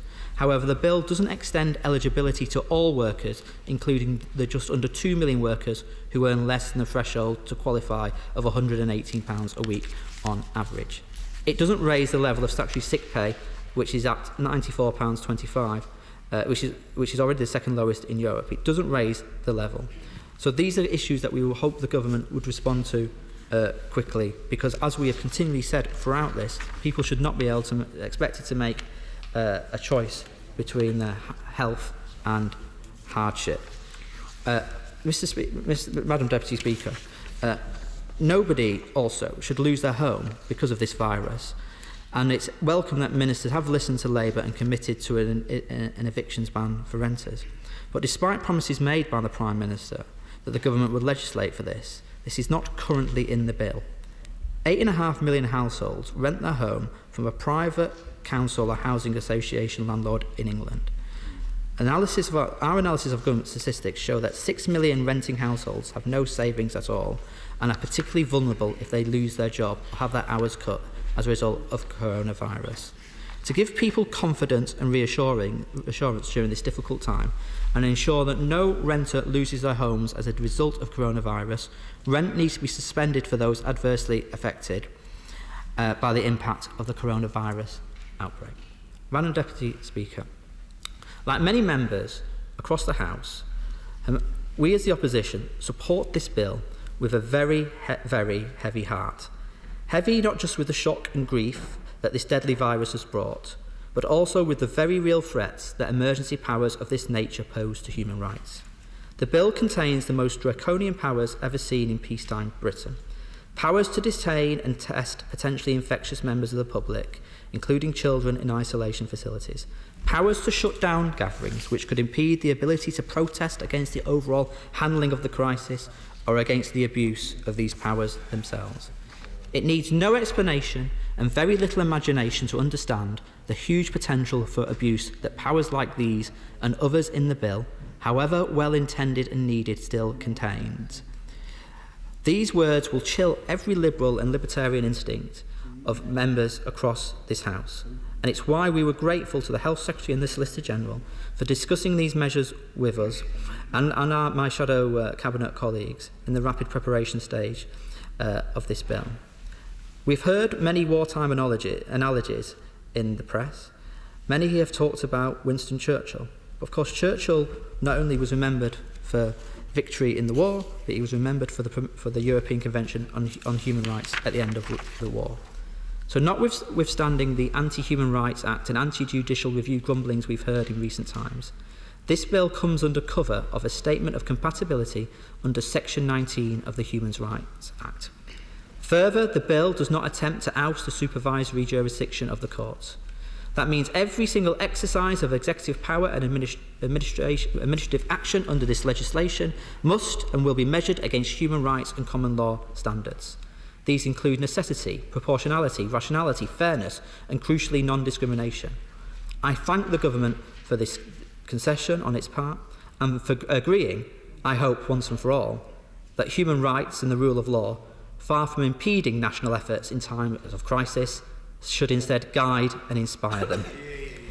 It's important that various measures in this bill, some interfering with liberties and other deregulating standards, may be turned on and off as and when needed by the appropriate administration under our devolution settlements. It's welcome that the bill contains a 2-year sunset clause, but Madam Deputy Speaker, as we have discussed, 2 years is a very long time in normal days, longer still in the context of this pandemic, which is why we on this side tabled an amendment last week seeking parliamentary votes on the renewal or revocation of these emergency powers at 6 monthly intervals. Indeed, many of us would prefer even more frequent reviews, but given the particular challenge, even for Parliament of this crisis, I am glad the government seems to have moved some way towards the compromise offered by the opposition in the constitutional interest. I hope, of course, and then I welcome the spirit in which he's making his speech and also his proposal for review at 6 months, and I certainly support that. But would he agree with me that we could sunset the powers in this bill after 1 year, and the government could then bring forward a bill? There's plenty of time to do it between now and then, and that bill, which would go through Parliament about this time next year, could make whatever changes prove to be necessary between now and then, and would not involve us today signing off on 2 years. So 6 months review, and then after a year a bill. Well, as I understand it, our amendment is calling for a review every 6 months, but the Honourable Gentleman makes an interesting point, which I'm sure that the Ministers will respond to in the committee stage and when we get to that point later on. So, Madam Deputy Speaker, I hope the Government will be able to explain the differences between their amendment and ours and reassure the House that there will not be large exceptions to the 6 monthly review, especially in England, which has only this House to hold executive power to account. We have been scrutinising this bill on behalf of our constituents. None of us want came into politics to put a bill like this on the statute books. And I, for one, will never rest until the day, hopefully not too far away, when I can come to this House to vote to get rid of this bill. But, Madam Deputy Speaker, what we have seen in recent months is concerning, if not frightening, all our constituents. And it is right that we are taking the powers that we are taking today, although we have to continue to hold government to account. We will overcome this virus, Madam Deputy Speaker. And when we do, serious lessons will have to be learned. The crisis has exposed the vulnerability of a society in which insecure work is rife, deregulation is king, and public services are underfunded. When we come out on the other side, as we will, we have to build a society that puts people first. Order. It's been very important that Honourable and Right Honourable members have had the opportunity to intervene on the Secretary of State and the Shadow Secretary of State, but that has inevitably meant that the opening speeches have been somewhat longer than normal, so therefore there is immense pressure on time. I would say two things. Those who have intervened a lot might feel that they had made their points and might not want to continue to make another speech. There is also, I would point out, the committee stage where a lot of issues have been raised. But it's very difficult to see how everybody's put their name down for this second reading debate, which has to finish at 8 o'clock. It's difficult to see how they can all get in, but I would start by urging colleagues to stick to 5 minutes, obviously not the leader of the SNP, but that way we can hopefully get as many people in as possible. Jeremy Hunt. Madam Deputy Speaker, the Health Secretary, quite understandably, is not in his place, but I wanted to start with a tribute to him. I think I am the only person in this House who's sat behind his desk, and I can testify even without a pandemic, it takes years off your life. And this Health Secretary has made himself exhaustively available. He has worked tirelessly, and no one could have done more or better to prepare the NHS for the crisis we now face. And I also want to thank the Shadow Secretary of State for the way that he has risen to the challenge of his role, and all of us as parliamentarians are proud of the exchanges that we've had this afternoon and on many occasions. Ordinarily, our role as MPs is to scrutinise every detail of legislation, to understand it, to try to improve it. And there are many questions about this legislation, but we are in a national emergency, and every day we delay could cost lives. So I support this bill 100%, and I encourage all colleagues to do the same. A week ago, the government said we were 4 weeks behind Italy.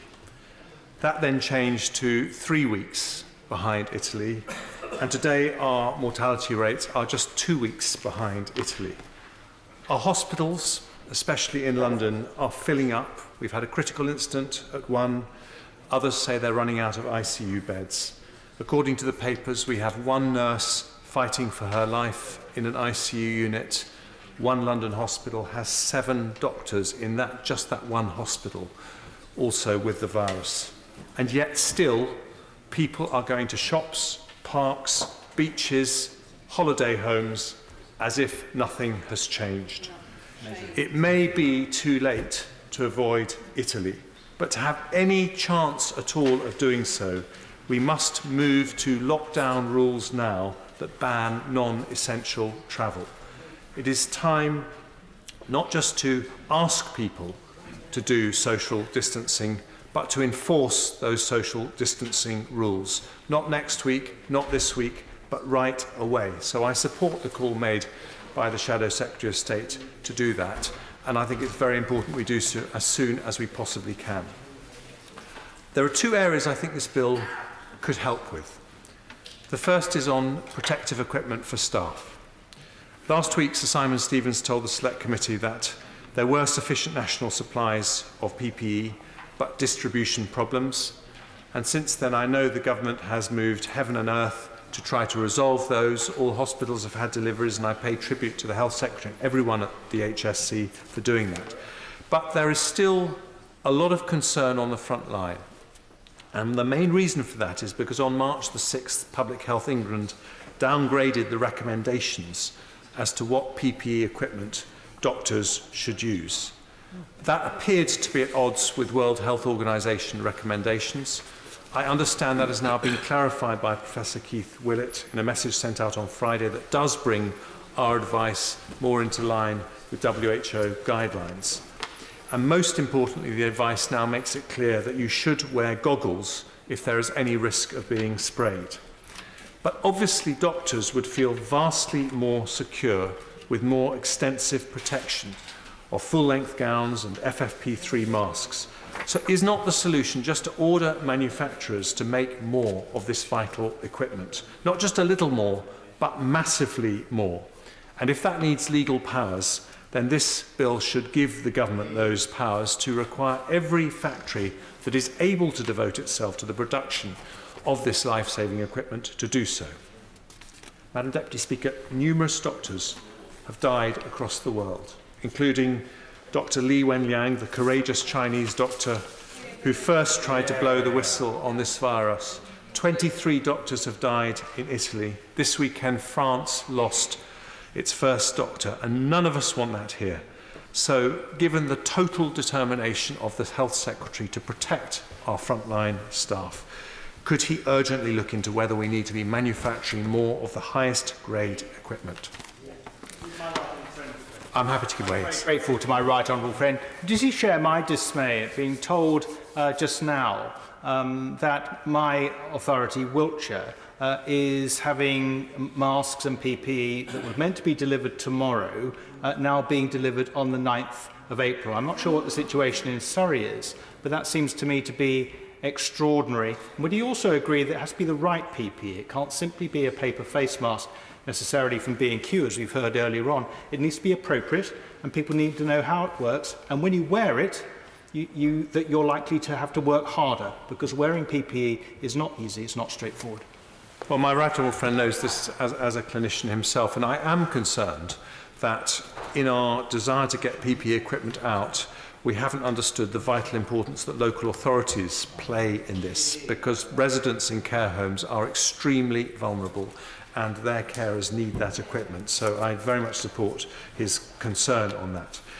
A second area which I think the bill needs to do more to help on is testing. Now, a week ago today, our strategy changed from mitigation to suppression, and I strongly support that change in strategy. Suppression strategies have been followed very successfully in South Korea, Taiwan, Hong Kong, Singapore and China, places that appear to have turned back the virus.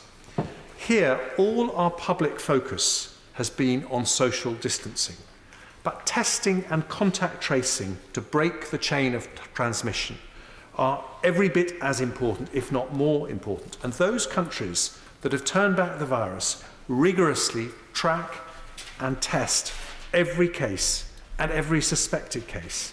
They identify every single person a COVID-19 patient has been in contact with, and they take them out of circulation. The result is that those countries have avoided the dramatic measures and some of the economic damage that we have seen in Europe. South Korea has avoided national lockdown, despite having a worse outbreak than us. Taiwan introduced temperature screening in malls and office buildings, but kept shops and restaurants open. They've had just 2 deaths. In Singapore, restaurants remain open and schools are reopening, although working from home is discouraged. Again, in Singapore, just 2 deaths. But 10 days ago in this country, we went in the opposite direction and stopped testing in the community. How can we possibly suppress the virus if we don't know where it is? So far, we have had 281 deaths, tragically. According to the modellers, it's about 1,000 deaths for about 1,000 cases for every death. So that means we've got just under 300,000 cases in this country. And according to those same modellers, it's doubling around every 5 days. That means at the end of next week, we will have around 1 million cases or more in this country. Unless we radically change direction, we won't know where those 1 million cases are. Now, the Prime Minister talked about expanding testing from 5,000 to 10,000 to 25,000, which is welcome. He even talked about 250,000 tests a day, which would be more than anywhere in the world, and I welcome that ambition. But ambition is not the same as a national plan, and we have not seen a national plan on testing. I will give way to the Honourable Lady, yes. I thank the right honourable gentleman for giving way. He may have seen reports today that there are actually some care providers who are refusing to take patients that are being discharged from hospitals because those hospitals are unable to test them before discharge. And quite understandably, care homes are concerned about having patients who may be carrying the virus being admitted given the other vulnerable people in that care home. Would he agree with me that as the testing is ramped up, as well as health and care professionals, patients being discharged should be a priority? Well, I am very worried about that. A doctor in my own constituency told me of exactly the same problem. And of course, the risk is that hospitals then fill up and don't have the space to treat people who urgently need hospital treatment. But we have this ambition to increase testing to 25,000 tests a day. But at the moment, we are still only testing between 5,000 and 8,000 people every day. On Saturday, we tested 5,500, which is no significant increase to a week ago. Now, it's not just South Korea that's testing more than us per head of population. Germany is, Australia is, Austria is as well. So now is the time for a massive national mobilisation behind testing and contact tracing. Now is the time, if we do have that antibody test, to become the first country in the world that says we are going to test every single citizen. Now's the time to introduce weekly tests for NHS and social care staff to reduce the risk of passing on the virus to their patients. If the Crick Institute in London is doing any research into anything other than COVID-19 right now, they should stop it. We need them to be designing tests. If the Sanger Institute in Cambridge is still decoding genomes, they should not be. We need them to process COVID-19 tests. And it isn't just the science, Madam Deputy Speaker. Contact tracing is manpower intensive. Yet Public Health England has just 280 people devoted to this. We probably need 280 people in every city and county in the country. Every local government official doing planning applications, every civil servant working on non-corona issues, volunteers, all should be mobilised in this vital national task. And testing is also, as we heard, absolutely vital for NHS staff, desperate to get back to work. Here's one tweet from a midwife called Katie Watkins, who speaks for so many. She said, "I know this is happening all over, but I had to call in sick for my clinical shift on a labour ward today as my husband spiked a temperature last night. I feel fine, yet cannot go to work. Where are the tests for NHS staff? I could be helping, but instead I'm sat at home." But testing is also vital, Madam Deputy Speaker, for the economy. Because if we are going to have a year of stop-go as we try to protect the NHS if the virus comes back, then testing and contact tracing allows an infinitely more targeted approach and an infinitely more targeted way to control the spread of the virus than economic measures that are much more blunderbuss and do much more damage. This bill could help that by giving the government powers to require any pharmaceutical company in the country to manufacture tests, require any laboratory in the country to process those tests. It could stop the scandal of £375 tests being available to wealthy people in Harley Street, when in a crisis every spare test should be used by NHS staff to get them back to work. And this bill could help with something else done very successfully in South Korea and Taiwan, namely the use of mobile phone data. In those countries, they look at the mobile phones of COVID patients to identify other phones that they have been nearby when that patient was infectious. Now, that has civil liberty implications, but in this national emergency, being able to do that would save lives. So those powers too should be in this bill. Finally, please do not take my word for this on testing.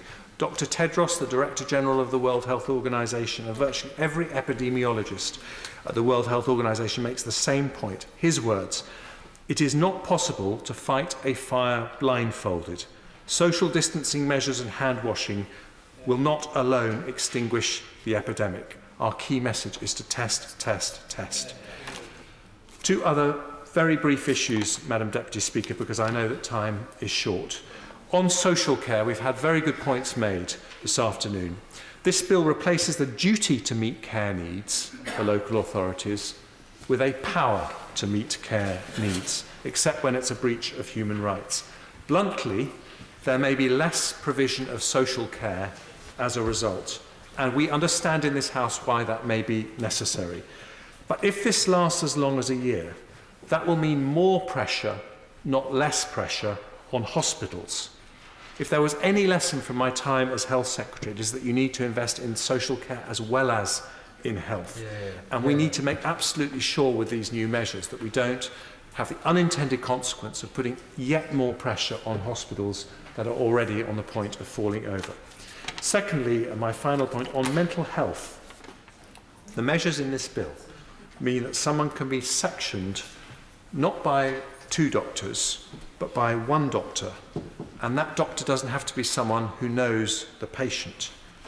Now, I understand why we're having to take these measures, but obviously that causes huge concerns amongst people in the mental health community that someone could be locked up on the say-so of a doctor who doesn't even know them. So I would like a commitment from the government that all cases will be reviewed on the basis of the current procedures as soon as this virus is behind us, and certainly within the first 3 months of this virus being behind us.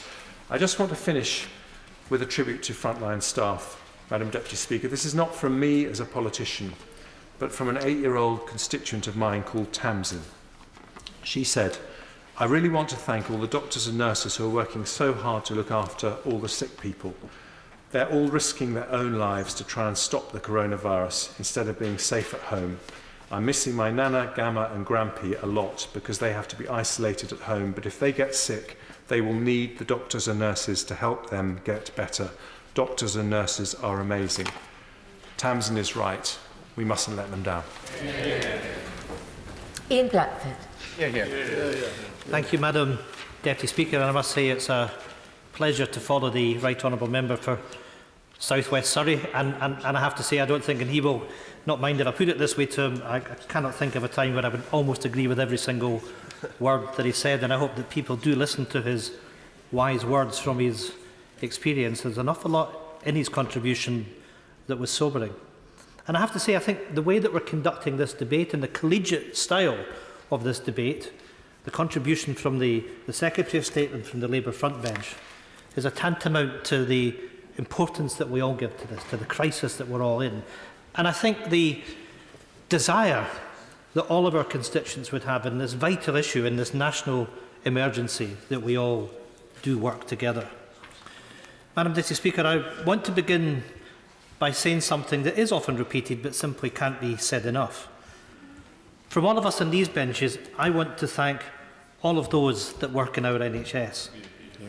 To our doctors, our nurses, and all those others in support roles around them, who day after day make the choice to go into work, literally risking their own health to save the lives of others. At a time when the fragility of human life occupies all of our thoughts, their example, their care, and their limitless compassion is a source of inspiration and comfort to all of us. They are nothing short of heroic. In return, Madam Deputy Speaker, they deserve all of our thanks. But even more importantly, they need all our support.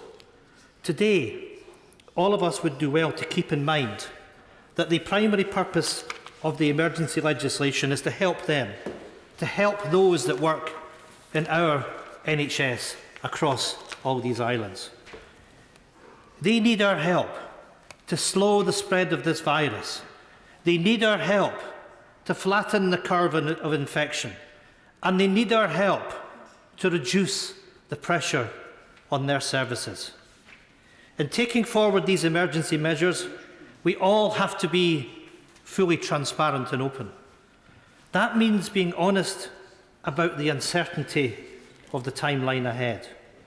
There are few things we can say for certain, But we know we are only in the foothills of this mountainous challenge. There remains a long way to go. We have to be honest that in fighting this virus, we may be only approaching the end of the beginning. No one knows for sure when this will end. But we do know that NHS and governmental action won't be enough on its own. Everyone has a part to play. We can only get through this, and we can only overcome it when we all work together. Let me turn now to the specifics of the emergency legislation. Firstly, I'm pleased to confirm that the Scottish Government has worked constructively with the UK Government on this bill. That is important to say given the context of the last few years. It is no secret that there has been a virtual standoff in other legislation. However, the joint efforts and the extensive cooperation on this legislation highlight the extraordinary public health and economic challenges posed by this virus. Passing this legislation is fundamentally about protecting and saving lives. Politics cannot be allowed and will not be allowed to get in the way of this. The Scottish Government tabled its legislative consent motion with advice to approve consent on Holyrood last Thursday. The LCM will now be considered by the Finance and Constitution Committee at Holyrood on Tuesday morning and will be debated in the Chamber on Tuesday afternoon. The urgency of that timeline is unfortunately necessary. Madam Deputy Speaker, it is clear and we accept that this bill cannot be scrutinised in the way that we would normally wish. The immediacy of the pandemic and the unprecedented challenges facing Scotland and the rest of the UK simply do not permit that. The stark reality is this: there is simply no time to lose. I thank the right honourable member for giving way. There is common cause even between unionists and nationalists on this issue, and the Northern Ireland Assembly will tomorrow give consideration to the legislative consent motion. Does he agree with me that before this legislation is enacted and enforced, that the government must move swiftly to reassure self-employed people who he represents and I represent, to give them the reassurance they need before these measures are implemented that they will be supported? I'm happy to say I completely agree with my right honourable friend. He and I were at meetings with the Prime Minister last Friday morning, and there was a consensus about the economic measures that had to be taken for those that were in employment. One of the reasons being we were fearful was the potential risk to unemployment if we didn't do so. And I commend the government for the actions that were taken and the announcements that we had last Friday afternoon. But there is unfinished business for the self-employed, for the unemployed. And we need to make sure, Madam Deputy Speaker, that collectively working together, that we do what we need to secure the incomes of those that we are asking to take action to protect themselves and protect the rest of us over the course of the coming months. And I do hope that the Chancellor will be in a position to meet with opposition leaders over the course of the next few hours and to come to this House tomorrow to tell us all as to what we're going to do to make sure that we protect the interests of absolutely all of our citizens. Very grateful to my right honourable friend for giving way. Over the course of the weekend, I've got a number of Glasgow taxi drivers that live in my constituency and they're self-employed. Many of them last week have taken their cars off the road. So can I say to the government, through my right honourable friend, that really the time is running out here. We really need the Chancellor to come to the Chamber tomorrow and make crystal clear that support will be given to taxi drivers and lots of other self-employed people, including those in the wedding industry, because time is running out. The measures that have been brought forward so far are very, very good, but for self-employed people, time is literally running out. I agree with my honourable friend, and I hope the Minister make some reference to this when she sums up later in the debate, because we're respectfully saying to the government, let's work together to make sure that we can offer that financial security that all of our citizens need, whether you're talking about taxi drivers in Glasgow or whether you're talking about those that are providing bed and breakfast, guest houses and so on in my own constituency, that I'm asking that they shut their doors. It is important that we provide the financial security that they all need. Madam Deputy Speaker, it is impossible to understate the scale and the seriousness of this health and economic emergency. None of us have witnessed or experienced anything like this before. It is no exaggeration to say that the COVID-19 threat is the biggest challenge that we have faced since the Second World War. That is the frame of mind that all of us should be in. It is for that reason that the extremity of this time that we welcome the measures in this bill. They are the measures that we need to fight this virus. The breadth of measures contained in this legislation reflect the enormity of the challenge across these islands, whilst they also include bespoke provisions for Scotland to reflect our different legal system. For the public looking on today, it is crucial that we explain fully that the powers that are being discussed and sought and the reasons for. They include additional public health measures to assist with the containment or the mitigation of the spread of disease. Will the honourable member give way? Give me some time and I will. The part of the world I live in, the Highlands, needs the powers in this bill if we're to protect our population. And I know that that goes for many other honourable and right honourable members as well, not least the honourable member for St Austell in UK, who I know has been outspoken on this over the course of the last few days. Madam Deputy Speaker, let me put on the record the challenge that we're facing. If I take the Highland Council landmass, it is 25,656 square kilometres. Of course, this area doesn't include Argyll, the Northern Isles or the Western Isles. That Highland Council area is 32% of the landmass of Scotland and 10.5% of the UK landmass. We have one acute hospital in Inverness. For many, that hospital will be more than 3 hours' drive from home. Just think about that. If we think of those that live in the urban areas, if there's a hospital that has an issue with capacity, often people can be transferred to another hospital. We don't have that opportunity in the Highlands. We have that one hospital.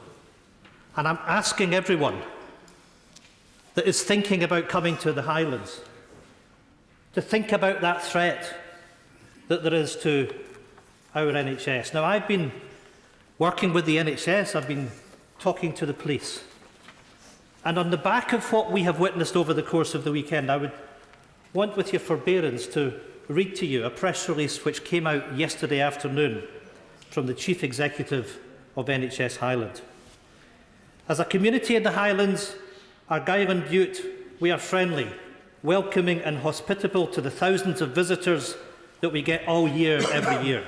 However, we are currently in a situation that we have never experienced before, and for the first time, we're making a plea for you to stay away. We have heard that there are many people using camper vans, motorhomes to make their way to the Highlands and Argyll and Bute as a way to self-isolate during this period. Please don't.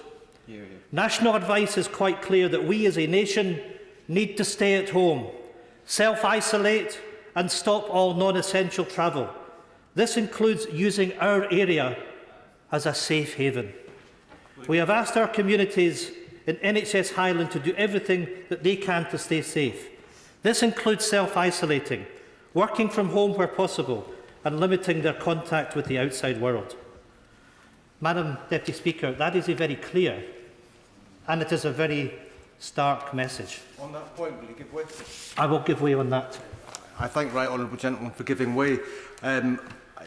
This situation is fluid and ever-changing, and I'm sure everyone is receiving multiple emails about the changes in the constituency. And the point that my right honourable friend makes about the need to self-isolate is absolutely a central part of any infection control programme, and it is a public health emergency. And constituents of mine have contacted me today to say that their employer, Amazon, is refusing to pay members of staff unless they self-isolate and can prove that they have a positive COVID test. That is forcing people to make a choice to go into work and not self-isolate. Does he agree with me? That is absolutely reckless behaviour on behalf of Amazon. I have to say that is the height of irresponsibility, and Amazon and anybody else that would behave in that way needs to think again. Now, of course, there are companies that are engaging in best practice, and I've had a number of complaints from people in the Highlands. I will in a second to allow the honourable member in. I've had lots of complaints about those that haven't been doing the right thing. But let me thank Highland Express Tours, who I spoke to this morning, who have suspended all their activities and sent their drivers home. Now, I know the honourable member for Enfield mentioned Sykes Cottages earlier on, and I have to disagree with them because their behaviour has been absolutely reprehensible. And let me read to you what they sent to me on Saturday. Given concerns surrounding the current outbreak, it is understandable that people want to arrange private accommodation in more remote locations to distance themselves from larger towns and cities. As the latest government advice does not prohibit travel in the UK, we are continuing to provide a service for customers.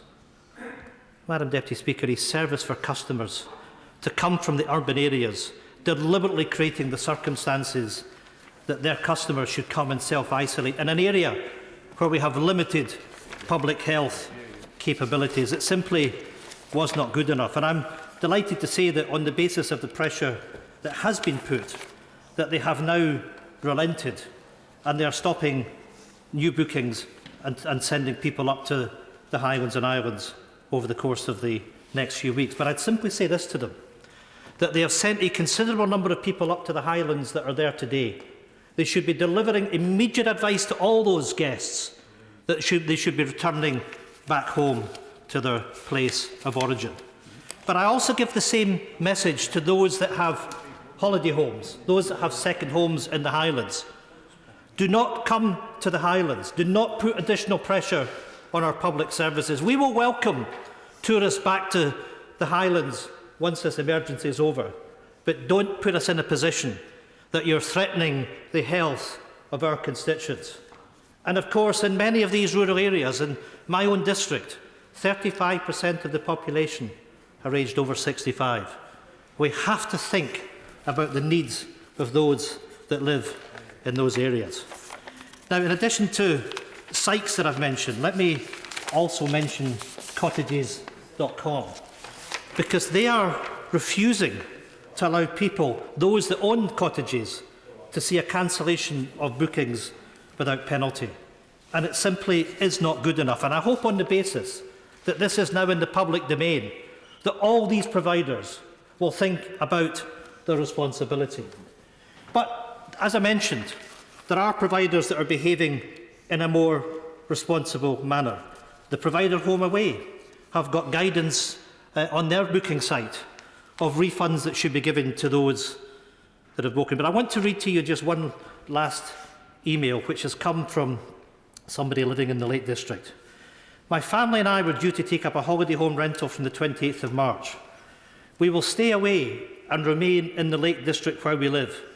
However, you might be interested to learn that the owner of this holiday home, let through Home Away, is refusing at present to cancel my booking, refund my payment of £957 or move my reservation to next year. He maintains that Skye is an ideal place to self-isolate, and as a home is available, he is refusing to refund the total of the booking fee. I could hear an honourable member shouting, shocking. Madam Deputy Speaker, Skye or anywhere else in the West Highlands is no place, Madam Deputy Speaker, for anyone to self-isolate. And I hope this individual and others that are behaving in such a reprehensible manner change their ways. Of course, it's not just those that are providing accommodation. I think everyone knows about the Harry Potter films and the attractions of the rail line from Mallaig to Fort William, or I should say from Fort William to Mallaig. The steam trains that operate on a regular basis are due to start on the 6th of April. I have to say to the Jacobite Steam Company, what on earth are you thinking? What on earth are you thinking?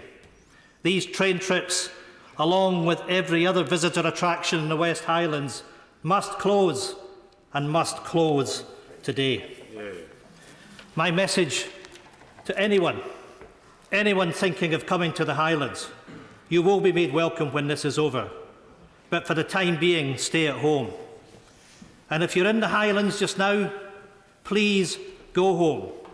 The Scottish Government has already announced that ferry traffic is going to be prohibited to those on non-essential journeys. But they've got that ability to return home today. Please do so. Madam Deputy Speaker, included in this bill are also badly needed powers allowing for increased numbers of health and social care workers to join the workforce. This includes measures to remove barriers to allow recently retired NHS staff and social workers to return to work, as well as bringing back those on a career break or bringing in social work students to become temporary social workers. It has to be said that the numbers of doctors, nurses and carers already seeking to re-register to help in this emergency has been one of the most uplifting stories of this crisis. This bill allows that process to become much easier. Its provisions also allow for the relaxation of regulatory requirements within existing legislation in order to ease the burden of staff who are on the front line of our response. The next few weeks and months need simply to be about saving as many lives as possible. Try as we might to save these lives, unfortunately the truth is this virus will inevitably end up with many of our people dying before their time. That terrible reality is why it is right that this legislation includes special arrangements and provisions to manage an increase in the number of deceased persons with respect and dignity. Finally, and something this party has repeatedly raised since the early stage of this crisis, is the economic interventions required to help our people through this emergency period. I note that the legislation includes provisions to support the economy, including issues around statutory sick pay, which are aimed at ensuring COVID-19 impact on small businesses is lessened. And whilst we've welcomed many of the measures brought forward by the Chancellor, we've also put on record that we need to do more. The self-employed, the unemployed that we've talked about earlier, need to be considered within this. They are under pressure and they need to know that we've got their backs. They need the security of a guaranteed income. Now is also an opportunity to overhaul and fix the universal credit system, ending the delays, uprating the level of support and scrapping the bedroom tax. If we are to fight this virus together, then we must ensure that everyone is supported equally and that no one, Madam Deputy Speaker, is left behind. Madam Deputy Speaker, the emergency and extensive powers in this legislation have rightly raised questions and concerns, and we've heard many of these this afternoon. The nature and the imposition of measures that will significantly alter individual liberties deserve full and frank scrutiny, no matter the context. We know that the bill sunsets after 2 years. However, there are serious concerns around the 2-year period and the scrutiny of this measure. I know there are aspects of the bill that will be discussed at later stages of this legislation and amendments will be discussed. I hope that the Government will look carefully at safeguards for regular reporting, review and renewal if required. I thank the Honourable Gentleman for giving way. He's making a powerful speech. On this question of 2 years, as he knows, I have an amendment coming in committee stage on 1 year. I asked our Health Secretary, in the proposal of the 6-month review, would we be able to amend or delete an element of the legislation? Because otherwise we'll be faced with a circumstance where we've got maybe 8 good bits of legislation and 1 or 2 bits that are doing badly, and we'll be forced to vote the whole thing through, rendering the whole thing a rubber stamp. Does he not agree that either my amendment or a variant of the Harriet Harman amendment, which actually allows us to change the Act, will be the better way to go forward? I have to say I agree with my right honourable friend that would be a very good way to move forward. It's important that we enact this bill, but the House has the ability to have oversight of it in the period ahead, and I would commend them for the approach he's taking in this. If I take the Scottish Government has pledged to appropriate reporting and how and when the powers in the bill would be used by the Scottish Government. They will embed such reporting and renewal in law. The Scottish Government have also stressed that the creation of these additional powers does not automatically mean we will be required to use them. I hope that the UK Government will follow this lead and can give assurances in the remaining stages of the legislation this evening. Madam Deputy Speaker, the emergency passages and the extent of this legislation demonstrates what all of us are now faced with. This is not a normal time. And unfortunately, the truth is that none of us will live normally for some time to come. As our First Minister has said, if individuals are continuing to live normally, then they need to ask themselves if they are following all the scientific advice. The sheer speed and the spread of this deadly virus has shocked us all. It has naturally made us reflect on the way we live and the vulnerability we're all exposed to. But it has equally demonstrated our dependence on one another. We live in an ever smaller world, and the major challenges we face are all the same. We can only face them together. The provisions in this legislation are about saving as many lives as possible during the biggest health emergency this planet has faced in 100 years. If we do not take immediate and unprecedented actions, then will we be responsible for putting people at risk. If we act fast, we know that we can save thousands of lives. It is as simple and as clear as that. There has never been a more important responsibility placed upon all of us. Saving these lives must now be our sole focus. I'm going to put a 5-minute limit on speeches from here on in. Theresa Villiers. Madam Deputy Speaker, there can be no doubt that this is an extraordinary bill for extraordinary times. As others have said this afternoon, none of us, when we put our names forward to stand for election to this House, must have contemplated the day when we would be asked to back legislation of this kind, but back it we must, and we must do so today.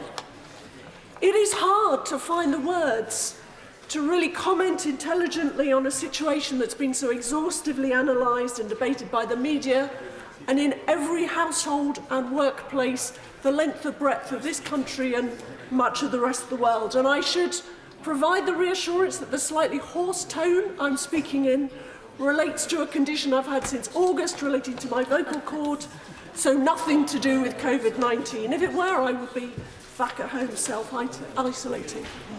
But I'd like to express my sympathy and support to everyone across the country who's grappling with this disease, who's had their lives turned upside down by this disease, or who've lost loved ones. I have not experienced anything like this in my 15 years in this place, nor indeed in my whole lifetime. It's difficult to point to any crisis as severe as this since the flu epidemic of 100 years ago. Of course, there have been many political upheavals, especially in the last 4 years, but there's been nothing which has had such a direct and dramatic impact on the daily lives of every single occupant of these islands. And there's nothing that's come close to matching the potentially devastating impact on our economy. And it's welcome that the government's announced a wholly unprecedented package of support for jobs, wages, businesses and benefits. The plan to stave off economic disaster is a bigger injection of support into our economy than anything that any government has carried out in our peacetime history.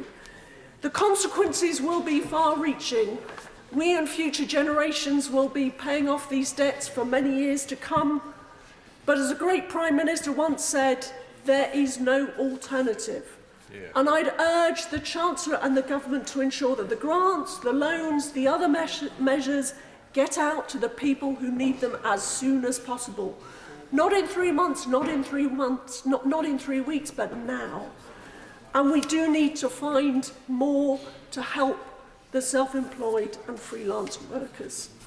And of course, it's vital that we do all we can to protect the NHS and social care workers. It's at times like this that we really appreciate how incredibly lucky we are that the NHS is there for us. How incredibly lucky we are to live in a country which has one of the best healthcare systems in the world, staffed by the professionals of outstanding skill and expertise. And I want to express my gratitude to every single one of them. If we're going to get through this crisis without massive loss of life, we need to ensure that our NHS staff and our social care staff have the best, most comprehensive personal protection equipment. That means masks that fit properly and equipment which is compliant with WHO standards. We also need to be testing thousands and thousands of our NHS staff so that we can keep them healthy and keep them on the front line.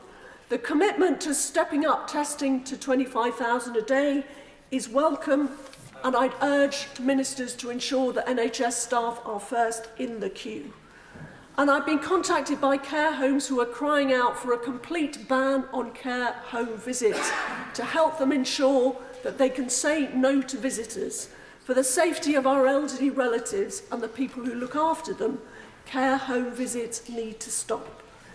In conclusion, Madam Deputy Speaker, these next few months are going to test us in the way none of us, except for the World War II generation, have ever been tested before.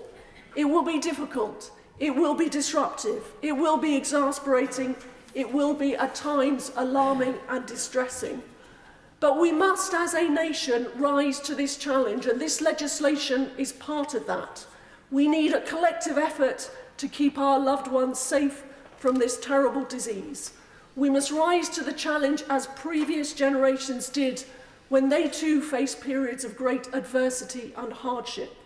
So my advice to everyone and my constituents in Chipping Barnet is stay home, stay safe, protect the NHS and save lives. Bill Esterson. Thank you, Madam Deputy Speaker, and I entirely agree with the message given by the Right Honourable Lady, the member for Chipping Barnet, about the message we should give to our constituents. And we have to support health workers as a priority. We have to support all essential workers. And we have to make sure that everything we do delivers to that objective. And I want to just say a few words about information. We need information clarity. I think one of the problems we've had over the last few weeks has been the change in the information advice given by government and by others. And what the Right Honourable Lady just said is exactly right. Stay at home. Stay 2 metres away from everybody else. Wash your hands and protect those health workers and essential workers so they can look after us. And I do think we are going to need more stringent measures and need them soon. I'll focus my remainder of my remarks on the financial measures. The bill references sick pay. 4.7 million self-employed workers, many of whom have lost their entire work, do not qualify for sick pay. A further 1 million company owners, the same applies. And it is essential that the Chancellor brings forward those measures that delivers sick pay, yes, but a package for our self-employed workers, as the Musicians' Union have suggested, which means real living wage. They've suggested £400 a week initially, and an equivalent 80% figure based on previous year's earnings. It's to put the self-employed in a similar position to the kind of package the Chancellor suggested for employees on Friday, which I think was a very important step forward. And there have to be rent and mortgage provision which doesn't put people into arrears. It's no good pushing people into debt and making life more difficult. And the reason I say these things is because if people are not financially secure, they are more likely to take make risky decisions, to try and go to work, and to act in a way that is counterproductive to achieving those objectives of supporting our health workers and reducing infection. Another point put to me by many self-employed workers is insurances simply aren't working. So provision has to be in place for business interruption and for income protection, neither of which, and those policies are being regarded as not being valid by the insurers. I've had many constituents come to me, I've had many business organisations coming to me. Examples like a self-employed couple who already cannot put food on the table. So the other point I wanted to make is the importance of the actions being taken quickly. The government needs to say for employees, as well as announcing the package for employers, exactly how people access the funds. How do businesses get the money quickly so they can carry out the income replacement schemes? Given that it won't apply in March, there's a risk that hundreds of thousands of workers will miss out because businesses won't survive. Because there are additional costs that have to be covered. the costs of rent, the costs of insurance, the costs of utilities. And for many businesses, they simply won't be able to cover those costs to be in position to take advantage of the measures announced on Friday. So, speed of access, making sure that the schemes are available and the cash gets through as quickly as possible, and that does mean this week, and I'm glad the Minister is taking notes on these points. The loan scheme announced as well. The banks are saying they want personal guarantees. That is going to stop businesses taking out loans. Those loans which might have delivered some of that, the cover for those other costs, are simply not going to be viable for too many businesses. That's another aspect that needs sorting out. There is so much detail that needs attention. I appreciate that, but the schemes need to be up and running. So, emergency workers, especially in the health service, need everyone to be able to stay at home. The schemes need to be implemented. Information from the government needs to be clearer. And the government can now take advantage of advert breaks because the advertisers, commercial advertisers, aren't going to be using them. Let's get that information out there on telly. Let's get it out there on the radio. Let's get it out there on social media of how people can access these schemes. Let's get the information about staying safe. And let's make sure these schemes are in place quickly to look after people in employment and self-employment. Maiden speech, Robert Largan. Thank you, Madam Deputy Speaker. I rise as one of the last new members to give their maiden speech. I had planned to speak on the budget last week. However, I did not feel that a traditional maiden speech, full of local anecdotes and questionable jokes, was suitable in the current circumstances. Needless to say, the speech I am giving now is very different from the one I'd originally written. I had desperately wanted for my parents to be able to sit in the gallery and watch me give this speech today. But my parents are both in their 70s, in high-risk groups, and frankly, I dare not wait any longer. My dad was one of 8 children from an Irish Catholic family in Salford. He was the only one of his siblings to pass the 11+, and went on to do a wide range of jobs, from being a Shabbos goy, to a postman, to a trade union shop steward. My mum left school with no qualifications after having to take care of her younger sisters following the death of her father on her 11th birthday. Despite that, she had a groundbreaking career at the DSS, helping unemployed people back into work. My parents taught me the importance of public service and doing the right thing. They are the reason I am standing here today. It fills me with more pride than I can ever fully explain that they're able to watch me give this speech, even if it has to be on television. I'm also very grateful to see the Shadow Health Secretary in his place. Like me, he went to Phillips High School. For a comprehensive in North Manchester to have produced 2 members of Parliament is a very rare achievement indeed. When I put myself forward for election, campaigning for improved transport in the North, I could not have possibly imagined making my first speech on a debate like this. But as it turns out, being in this place makes me incredibly fortunate.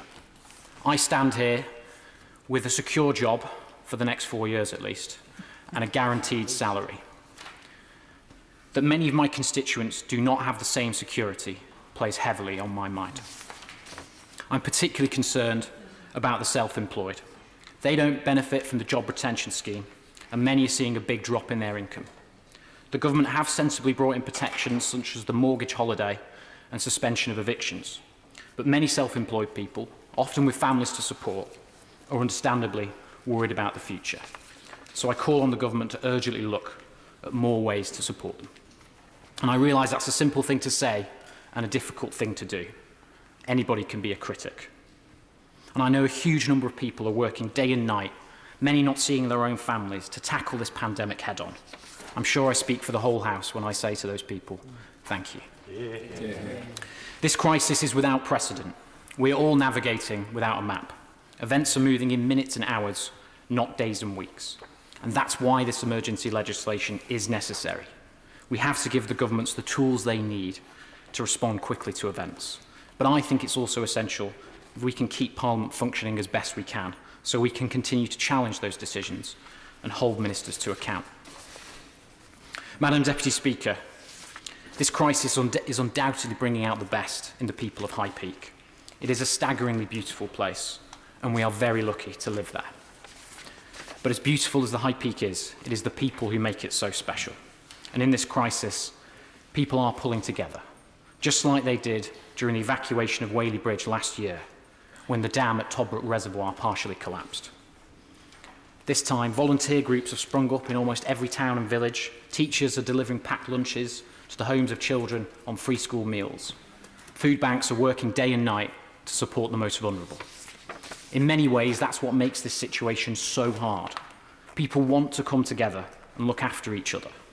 Social distancing is counter to our natural instincts. And I do worry the toll this isolation is going to take on the nation's mental health. Madam Deputy Speaker, I come to this place intending to take an independent-minded approach, prepared to criticise my party and the government when they get things wrong. And they will, as I've no doubt I will too. And I'm keenly aware that I was elected by the smallest of margins, just 590 votes.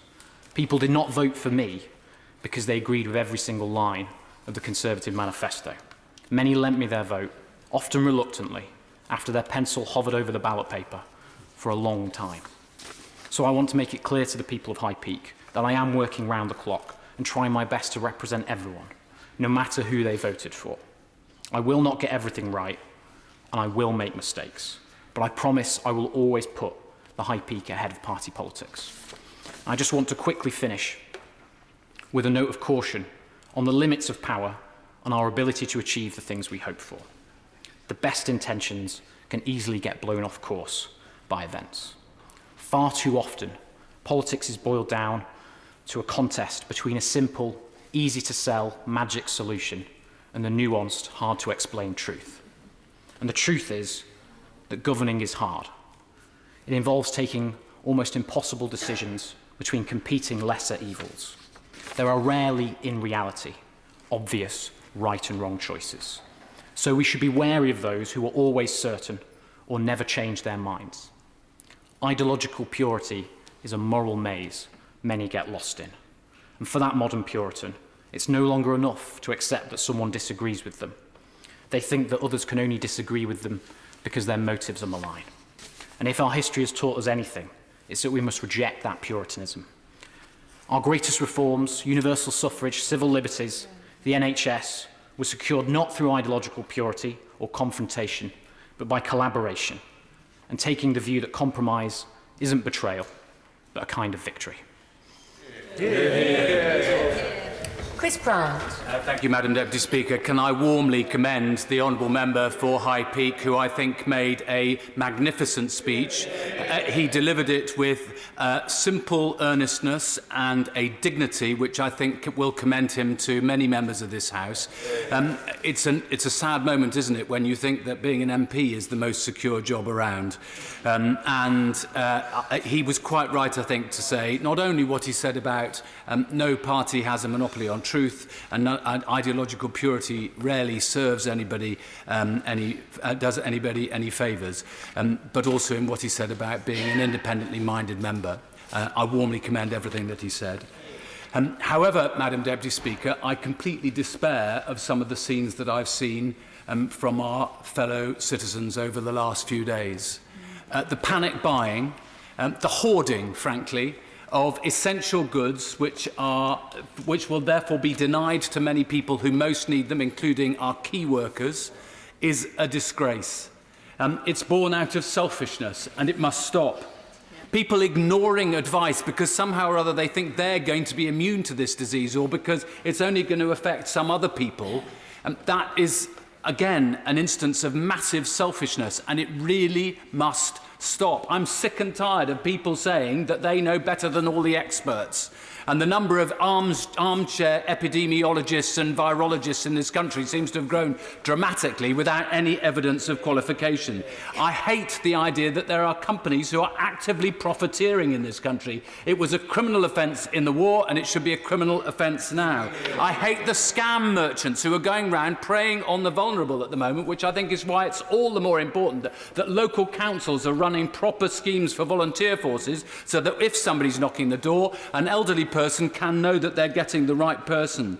I hate the way that some of our police have been treated in the last few days, spat at and coughed over deliberately as an offensive weapon, as it were, when they've merely been trying to prevent people from gathering in the way that the government has been advising. This goes back to what we've been trying to do for the last few years in stopping assaults on our emergency workers, and I bet my bottom dollar that there will be more assaults on emergency workers during this process. This must come to an end. We as a nation must show the best side of our humanity, not the worst side of our humanity. And I'm sorry, but I say to politicians in various different countries around the world who have somehow or other trying to dismiss the experts, including those who have dismissed the idea of vaccination over the last few years, I say to you, you are dangerous and you must stop it. People will die because of your misinformation.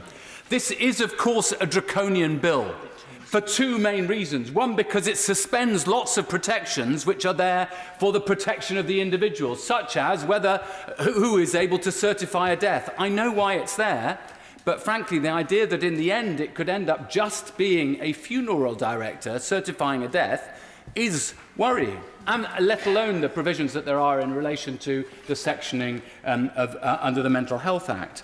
It also gives ministers the power to impose restrictions, significant restrictions. We all know that these are draconian.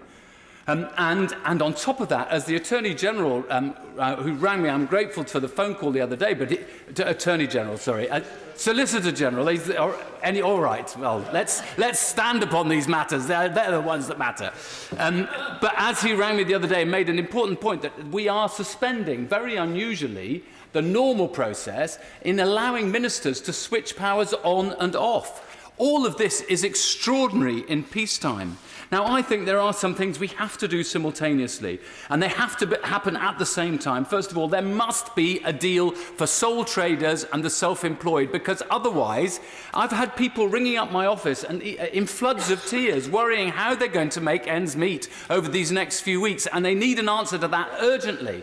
Of course we're going to have to, because of the ludicrous misbehaviour of so many of our fellow citizens over the last few days, we are undoubtedly going to move forward with enforced measures to,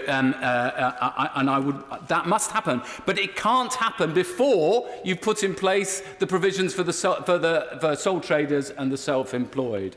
I also believe that we've got to put much more protection for our NHS staff in place. Every single fashion brand in this country, through from Marks and Spencer's to, I don't know, Burberry, should be ringing up the government now to say, what can we do to provide more, to provide more PPE protection for our staff? Many local councils, including my own, have hardly a stitch to be able to give to their key workers now. We need to give them that protection. There is still considerable pressure on time, so after the next speaker, I will reduce the time limit to 4 minutes. Steve Bryan. Thank you, Madam Deputy Speaker. Can I echo what a beautiful maiden speech that was from my honourable friend from High Peak? Well done, here. I'm going to be rather novel here and speak about the bill. But before I do that, I just thought I would the package that's been announced thus far in the budget and last week is incredibly welcome, but can I echo what so many members have said in the House so far today? The self-employed next, please, because we are desperate, many of my constituents, for the government's help. Madam Deputy Speaker, I rise to speak in support of the bill receiving a second reading. Nobody, of course, wanted to be here, but this is an essential and urgent piece of legislation. We may be discussing the coronavirus bill today, but for some, this is in large part the flu pandemic bill, which I was very much involved in when I was fortunate enough several years ago to be the Public Health Minister.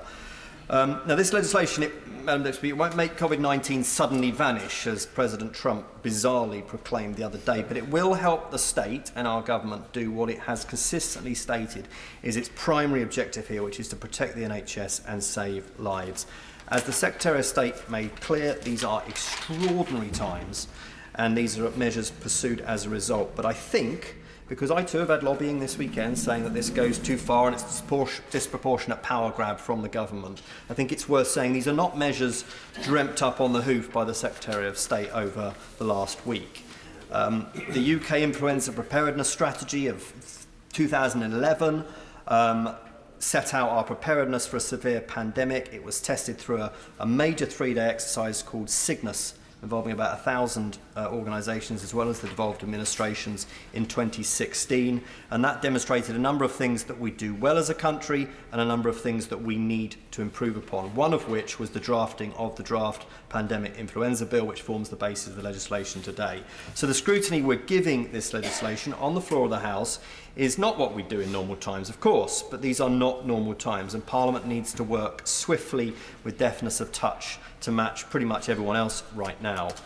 I have to say I am satisfied the legislation, as was always intended, is time limited, and it makes clear that it's neither necessary nor is it appropriate for all of these measures to come into force immediately. What's more, the lifetime of the Act can itself be ended early if the available scientific evidence supports that, and we can extend the lifetime of the Act for a temporary period if it's prudent to do so. Let me just turn to a couple of areas I want to home in on, if I may. Obviously, increasing the health and social care workforce is mission critical, so the bill introduces the new registration powers for the registrars of the Nursing Midwifery Council and the Health and Care Professions Council. That's absolutely right, but I think we just need to hear from ministers, as indeed mentioned in the impact assessment, exactly how DHSC plans to engage with the professional regulators to ensure that sufficient infrastructure is in place in order to implement the policy.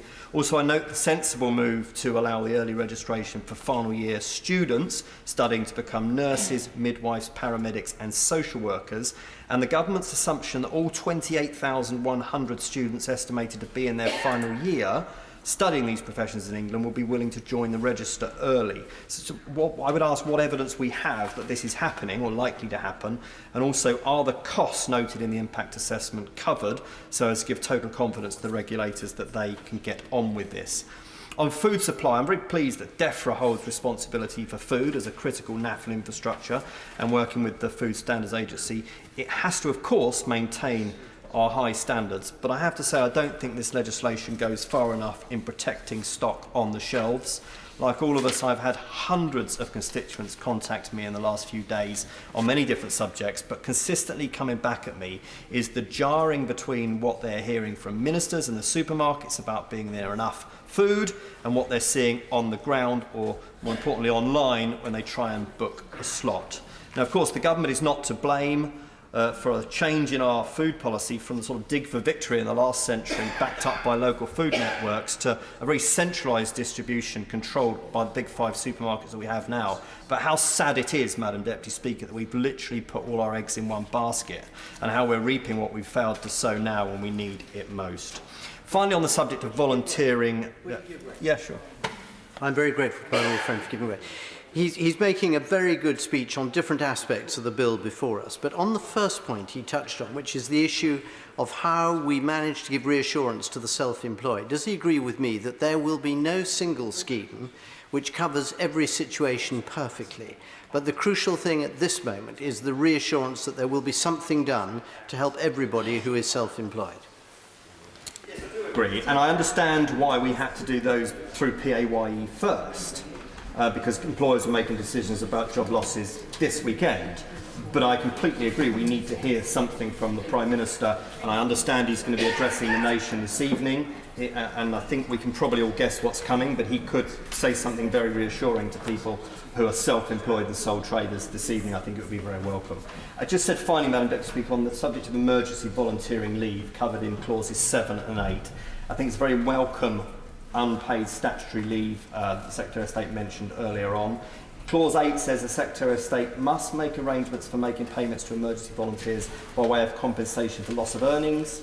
and for travel and subsistence. So could the Minister, in summing up, tell the House at what level that might sit? We seem to have an 80% norm when it comes to the coronavirus job retention scheme, so are we looking at the same here? As I say, I think that's a smart move. Many of our volunteers come from the older generation, so we've got to find a way to fill that gap. In closing, we need ruthless, determined, collective action to protect the NHS and save lives, combined with scientific progress. And this bill is part, but I have to say only part, of that national effort. Now, I've listened very carefully to the many voices lobbying us around the bill this weekend, but I am comfortable that it is a well-judged piece of legislation that provides the powers needed to respond to this epidemic and this pandemic and this national crisis that we face at this time. David. Madam Speaker, I'd like to begin by thanking everyone who's working hard to keep our country and our world as safe as possible from this dangerous pandemic. But above all, I'd like to thank the staff in the NHS and the staff in our social care sector. Madam Deputy Speaker, we're seeing people face personal risks, and we will forever be grateful for what they are doing. Madam Speaker, in normal times, I and my party would be opposing many of the measures in this bill with every breath in our bodies. The implications for civil liberties and human rights are profound and alarming. But our society now faces this unprecedented threat of coronavirus that leaves some of the most vulnerable in our society at serious risks. And it seems clear that at least some of the new powers being sought by the government are necessary to deal with this threat. Nevertheless, our position is that these powers must only be used when absolutely necessary during this emergency and not for a moment longer. So, like others, I welcome the government's change of heart over the 2-year renewal. The 6 months now proposed is self-evidently a significant improvement. Nevertheless, we remain unclear why it's 6 months and not 3 months. There may be good reasons, but I think it's important the government set out the reasons why they've chosen 6 months. After all, the Prime Minister was saying just the other day that the peak of the epidemic would be just 12 weeks away, so it's not unreasonable to ask why 6 months is needed. Moreover, Madam Speaker, I think we need to look carefully at the review process. When it comes, it should enable amendments to this law, and the other place need to be allowed to vote on this as well. Let me just give one example of why a more frequent renewal process should be considered. And it relates to the bill's provisions about social care. How the bill temporarily suspends the duties on local authorities to meet people's care needs, from older people to adults and children with disabilities. I'm yet to be convinced that these provisions are needed at all. I think they are amongst some of the most alarming provisions in the bill. At a time when the most vulnerable in our society need more care, not less, why on earth are people's rights being reduced? At the very least, such a reduction in the rights for the elderly, disabled and mentally ill must be subject to early review and renewal. And the Right Honourable Member for South West Surrey was right to raise the issue of personal protective equipment and testing. NHS staff contacting me are angry and alarmed at the lack of PPE, and they do not understand why the distribution system has taken so long and is still failing to provide it for so many people. And the testing experience in this country, Madam Speaker, compares appallingly with other countries. Madam Speaker, there are other problems with this bill. Let me just, because of time, mention just one. That's the failure of the bill to enable the government to extend the Brexit transition period. Now, I know this is politically sensitive, contentious. I know we need to bring our country together when Brexit tore us apart. So I'm not seeking to reopen the Brexit question, despite what my own heart tells me. I'm raising the question of the Brexit transition period as a practical and real issue. Our economy is facing its biggest challenge since the Second World War. Disruption to business on a scale even greater than would have been caused by a worst-case scenario of a no-deal Brexit. Surely the government should think again and allow itself to extend the Brexit transition period. Madam Deputy Speaker, we on these benches will be supporting the bill tonight, but with a very heavy heart, and we hope the government will come back and allow this House to ensure that we can protect our country against this coronavirus threat, but not ditch our civil liberties and human rights. Bill Wiggin. Thank you, Madam Deputy Speaker. It's a pleasure to follow the maiden speech from the Honourable Member for High Peak as well. Can I just say to colleagues across the House that being angry with the public for what they're doing wrong is no way to proceed. In my constituency, in Fownhope, a community that was hit very badly by flooding, we're seeing the most phenomenal community spirit, wonderful behaviour blossoming as people reach out to those who are lonely, to those who are self-isolating. We're seeing young people writing to people in care homes to make sure that they feel valued. And that wonderful sense of community spirit is shining forth. And that, for me, is worth so much more than being cross with people who may be getting their self-isolation or shielding wrong. Now, today I wanted to talk about the most important thing that we have here, which is our parliamentary accountability. And using the expression babies and bathwater, that accountability is a baby worth saving, no matter how toxic, how dangerous or how infectious the bathwater may be. And so 2 years calls into question the advice the government has been given. China has had 81,307 cases, 3,254 deaths, and yet it has managed to shut down the disease in 6 weeks from its epicentre. A much, much more difficult task than we have. And yet, flights are still coming in from countries like Iran, 3 flights a day. How is that possible when we are looking at such draconian legislation today? And it's not necessarily perfect legislation. If you look at section 23, which is powers on food, which I naturally was drawn to, a person may be required to provide relevant information to the authority in section 23.1, and yet, in section 23.6, a requirement under this section may not be imposed on an individual. That doesn't really look like it's quite right. So perhaps the government will look at that before we reach report stage today.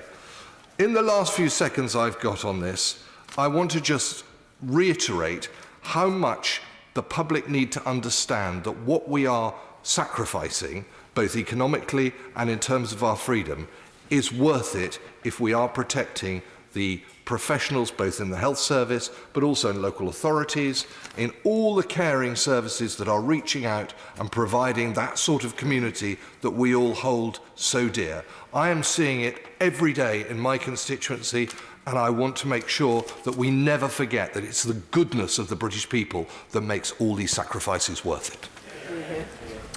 Gavin Robinson. Deputy Speaker, it's a pleasure to follow the Honourable Member for North Hertfordshire. Madam Deputy Speaker, when I indicated to some constituents and even members of my family over the weekend that I was coming to London today, they thought I was mad. And they think collectively we shouldn't be here. And they point to the information that we give out positively and the leadership that we show and wonder why we're here. But when I reflected that my brother, as a consultant in the NHS, will be going into hospital in the face of those acute difficulties on the ward, and his wife, my sister-in-law, would be doing just the same, and the tens of thousands of members of our National Health Service, not through bravado or machismo, but because they care, will be turning up to work yesterday and today and in the days and weeks that follow. We could do our duty and be here today, Madam Deputy Speaker. And I think it is a tribute to our institutions and our democracy that even though there are parts of this legislation that will curtail our freedoms, it is important that we are here and important that we put on record our gratitude for all of those who are stepping up in this time. The Shadow Secretary of State for Health, Madam Deputy Speaker, did raise parking charges at our hospitals as one point in his contribution. And I raise that today because I think it is totally abhorrent that in the face of such adversity we're expecting people not only to turn up to work at hospital but to pay for the privilege of parking there. Madam Deputy Speaker, I know all of these issues will be devolved and will fall to different trusts and commissioning groups across the country. I want to put on record my appreciation for the Belfast Trust for the decision they have taken to waive parking charges for staff members in all the Belfast facilities, and ask that the South Eastern Trust, who have the Ulster Hospital in my constituency, to take exactly the same measure. Madam Deputy Speaker, we need to be supporting people through this. When I attended a pharmacy on Friday, it could only be described as a war zone. They were asking, why are they left in this situation without sufficient pharmacists? I welcome Clause 4 and the extension that is going to bring 4 new registrants. Madam Deputy Speaker, they were saying we can't sell paracetamol, we've run out. You can't use anti-inflammatories in this situation, but our stores are filled with 100 packs of paracetamol, and yet we're legislatively precluded from breaking those down and giving them to people who need them. So the government says that we have a home delivery service for getting prescriptions out to those in self-isolation, but it's an unfunded service and it's an overstretched service, and our vans run on diesel and not goodwill.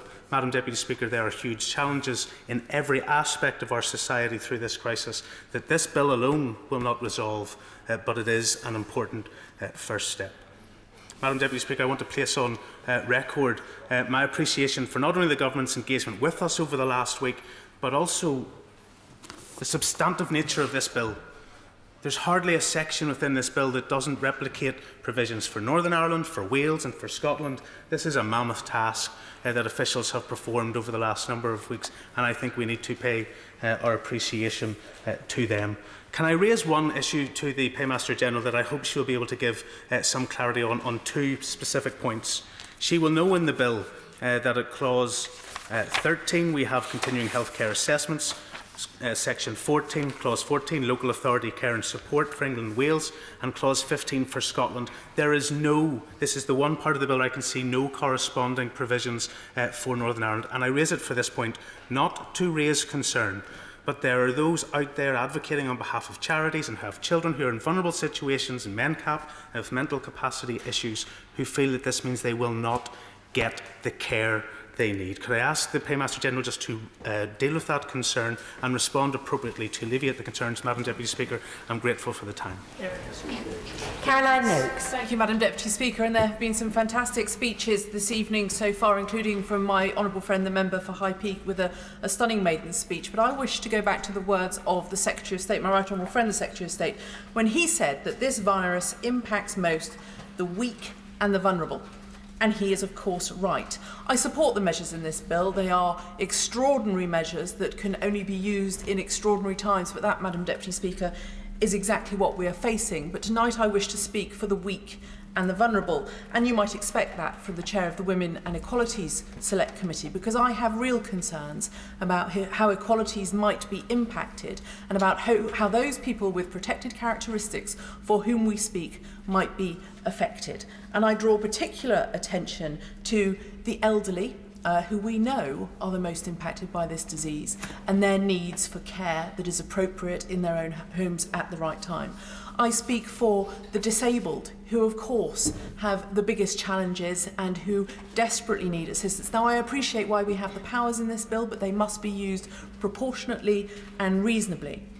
I also speak for those from black and minority ethnic background, and of course my right honourable friend the Paymaster General has done some absolutely phenomenal work with faith communities, making sure that funerals can be held appropriately for religions, but I would like to point out that in the gig economy you are most likely to find people from a BAME background working. They're also most likely to be young people. They're also most likely to be self-employed or on 0 hours or sole traders, and we must be particularly cognizant of the impact that there is going to be on those people who we will want, when this horror is over, to be able to bounce back, to be the entrepreneurs who will enable our economy to recover from this difficult period. And I also, of course, am going to mention women. We know that caring responsibilities, Madam Deputy Speaker, falls most heavily on their shoulders. We also know that in areas like childminding, you are most likely not only to find that it is the childminders who are doing the caring, but of course they are providing the support that enables women to go out to work, whether it be in our essential professions at the moment or in all parts of the economy. And if we do not provide support to the childminding sector as well as the early years sector, then when of course this virus is quashed and we are in a position where the economy wishes to rebuild, we need childminders to enable that 50% of the workforce to be able to go back to work. We've done great work over the last few years in making sure there are more women in employment, but we have to make sure that it is possible for them, when this is over, to be able to play. I will, of course, give one. So that's exactly the point, isn't it? The early years sector and the childminders, many of whom are self-employed, another reason to repeat the point that so many have made today, why we need something for this part of the economy. I thank my honourable friend for that intervention, and he's absolutely right. So I've managed to fit in the child-minded sector and, of course, the self-employed in one hit. I wanted also to speak about volunteering and the clarity that is needed. There is a great company in my constituency that run Kimbridge Barn. That, of course, is shut, but they want to enable their staff to go and volunteer, whether it be in the health service, whether it's in the care sector, whether it's as delivery drivers. They have many vehicles, but they want clarity as to whether the 80% salaries that the HMRC is going to underwrite, whether that will be applicable if these people are effectively out working in a voluntary capacity. And I also draw attention to the comments made by my right honourable friend, the member for South West Surrey. He spoke about whether local government officers should be considering planning applications at the current time. I would also argue whether they should be considering implementing or imposing parking fines. These are all areas of regulation which are undertaken by local authorities, which I would suggest at the current time are perhaps far from an imperative. I'd like to pay tribute in the voluntary sector to both the Southampton Volunteer Service and to Unity in Tess Valley, who have done some brilliant work pulling together volunteer bureaus and making sure that those who are going to be in the shielded group will have the support from people in the community who can help deliver their medicines and their essential shopping. There is much in this bill which in ordinary times we wouldn't consider, but can I end with one final plea about parliamentary scrutiny? There is as yet no mechanism for select committees like the Women and Equalities Committee who have much to scrutinise in this bill. There's no ability at the moment under standing orders for them to meet remotely or by video link or using Zoom or Skype for Business or any other mechanism. I understand that the Leader of the House is to make a statement at some point, and I very much hope that he will make sure that at the very least the select committee structures can work at this current time to make sure that measures like this are held to proper scrutiny so that we understand how they are impacting the most vulnerable. Caroline Lucas. Thank you, Madam Deputy Speaker. I very much appreciate the spirit of cooperation and purpose that's in the Chamber today. We all want the same thing: for the coronavirus outbreak to be over, for people to be safe and for our public services to be resilient and well-resourced enough to cope.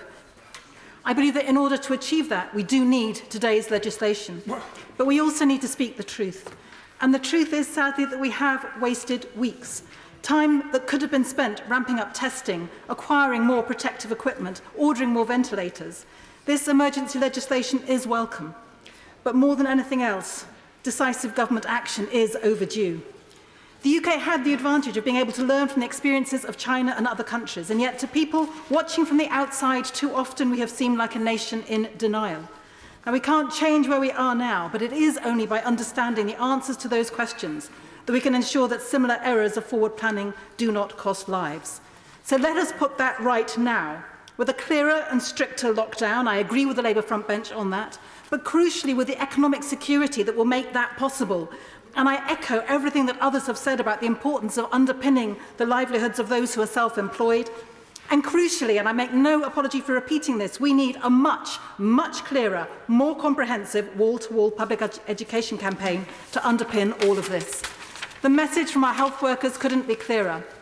Stay home to save lives. We owe them a massive debt of gratitude, but we owe more than that. As MPs in particular, I believe we owe it to them to listen and model the behaviour that we're asking of our constituents. The clearest way to do that is for Parliament to start meeting virtually and voting electronically, rather than putting staff at risk here and risking sending mixed messages to the rest of the country. Now, I had three very brief points to make about the bill. The first was the point that has been made by many others around sovereignty and democracy, and I am very grateful that the government has accepted the amendments to make sure that this legislation will come back to the House after 6 months rather than waiting for 2 years. It's crucial we have that opportunity to correct any mistakes that could easily have been made in the understandably speedy drafting of this very large piece of legislation. The second concern I have is about what's missing from the legislation, from closing detention centres and safely housing those released, to allowing asylum seekers to work and have recourse to public funds. From preventing utility companies cutting off anyone's water, gas, phones, internet or electricity, to putting real pressure on the insurance companies who are hiding behind the definition of notifiable diseases and refusing to pay out businesses that are forced to close. Powers are needed to make them play fair. The bill should be giving local authorities the power to grant council tax holidays and suspend all business tax payments, with central government meeting the lost revenue. It needs to freeze household and business rental payments across all sectors, again with compensation for landlords for the lost rent, not just for 3 months, but for as long as necessary, and to allow for flexible provision for those at risk from domestic abuse, sexual violence and child abuse. But above all, this bill needs to include those measures to protect people's incomes, not just their wages. So many people in Brighton have raised with me the fact that their concerns are not covered by the government's guarantees so far. As a nation, we are rightly proud of our entrepreneurs, our creators and our innovators. We need to remember that many of them lack all the legal protections of redundancy and other rights that exist to help employees who are faced with a sudden lack of income. They need to be included in the government scheme. The 80% of average wages, something like that, needs to be made available to them as well, and it needs to happen very fast. And my last point is simply that as we go through this crisis, we need to do it in a way that prepares us for the next crisis, which is still there, my friends, the crisis that is the climate crisis. And therefore, the kinds of measures that we put in place, for example, when it comes to choosing which businesses we are bailing out, must also be driven by a concern for the climate and make sure that we are supporting the green economy, not the fossil fuel economy of the past. Thank you, Madam Deputy Speaker. I have 1 or 2 points which I feel I would like to put on the record before this bill goes through. But the first thing that strikes me is that this is an ambitious virus. It's an aggressive virus, and it intends to infect every single one of us, both here in the UK and across the entire globe, unless we do something quite dramatic to stop it. And it doesn't discriminate between rich and poor, old and young, black, white, gay, straight, and it doesn't discriminate on the grounds of nationality. It doesn't respect borders, and the pace at which it's covering the globe is something to behold. And that's why I very much welcome the legislation today, because the pace at which we're delivering these important measures that the government does need to be able to take under executive action is equally as impressive. But there are a couple of concerns that I do have. Or a couple of questions I do have for the front bench. I mean, clearly I'm going to support these measures. It's necessary that these type of measures go through, and they go through quickly in order for us to respond as a nation. But the first area is I just wonder, and I did ask this question last week but didn't get a full answer, why it was felt necessary to bring forward a brand new piece of legislation when we do actually have the Civil Contingencies Act on the books already. And it seems to me, looking at this bill, that it could quite comfortably the measures and the powers could quite comfortably fit within the Civil Contingencies Act. The only reason I raise that is that some of the questions today, and I'm glad we've seen some compromises, are about accountability and about the time frame over which these measures will be enforced. And it seems to me the Civil Contingencies Act says that if a measure is brought forward by a minister, then within 7 days Parliament can say something about it. If Parliament is in recess, then within 5 days it can be recalled from recess and deal with any urgent matters. I only flag it, and I suspect there are good reasons why a separate piece of legislation out with the scope of the Civil Contingencies Act was brought. So this is a very dynamic situation, it's very fluid, and things are changing, I mean, literally on a day-by-day basis. So it seems to me that some of the actions that the government may need to take, and rightly need to take, may have some consequences, some intended, some unintended. So, for example, last week we saw some measures which I suspect will really be incorporated under the powers within this piece of legislation, whereby pubs, restaurants, clubs were told to close their doors.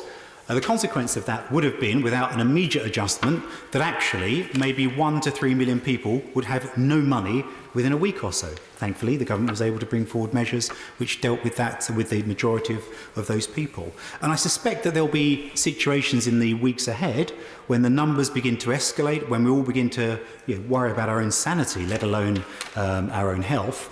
There'll be moments when it may be necessary that the military or police services are on the streets and are committed to take actions which will surprise us. And I'm just concerned that actually that the Minister does explain how this House will be able to ask. I'll give way, but very briefly. Can he just tell me, does he agree with me that all these measures need to be unwound one day and that ministers must keep an eye on how they're going to do so? I certainly do, and he's put the point very well, and that's the central thrust of what I'm saying. I'd like to say that one of the key aspects of this virus, one of the key reasons why it is so aggressive and so intrusive and so ambitious and so quick to move around, is it may well have the ability to mutate. And if that were to happen, I would like to have confirmation from the government that they feel that within this act, within this bill, they do have the powers necessary to actually ramp up the actions that they're taking within what's been within the wording of the bill. So overall, I very much welcome this piece of legislation, but I would like some clarification about why the Civil Contingencies Act wasn't used, which has been very carefully thought through and has a lot of checks and balances in there.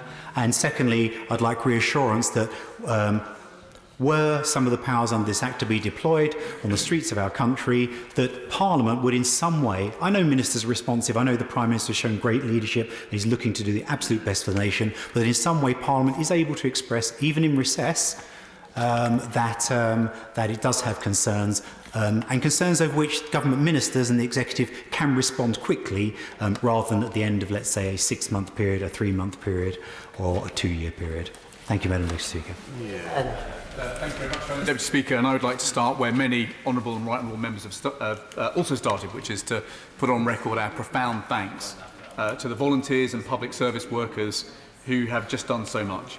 I think the definition of the front line is the point of maximum danger, and we know that there are hundreds of thousands of people who have put themselves in danger in order to keep the rest of us safe.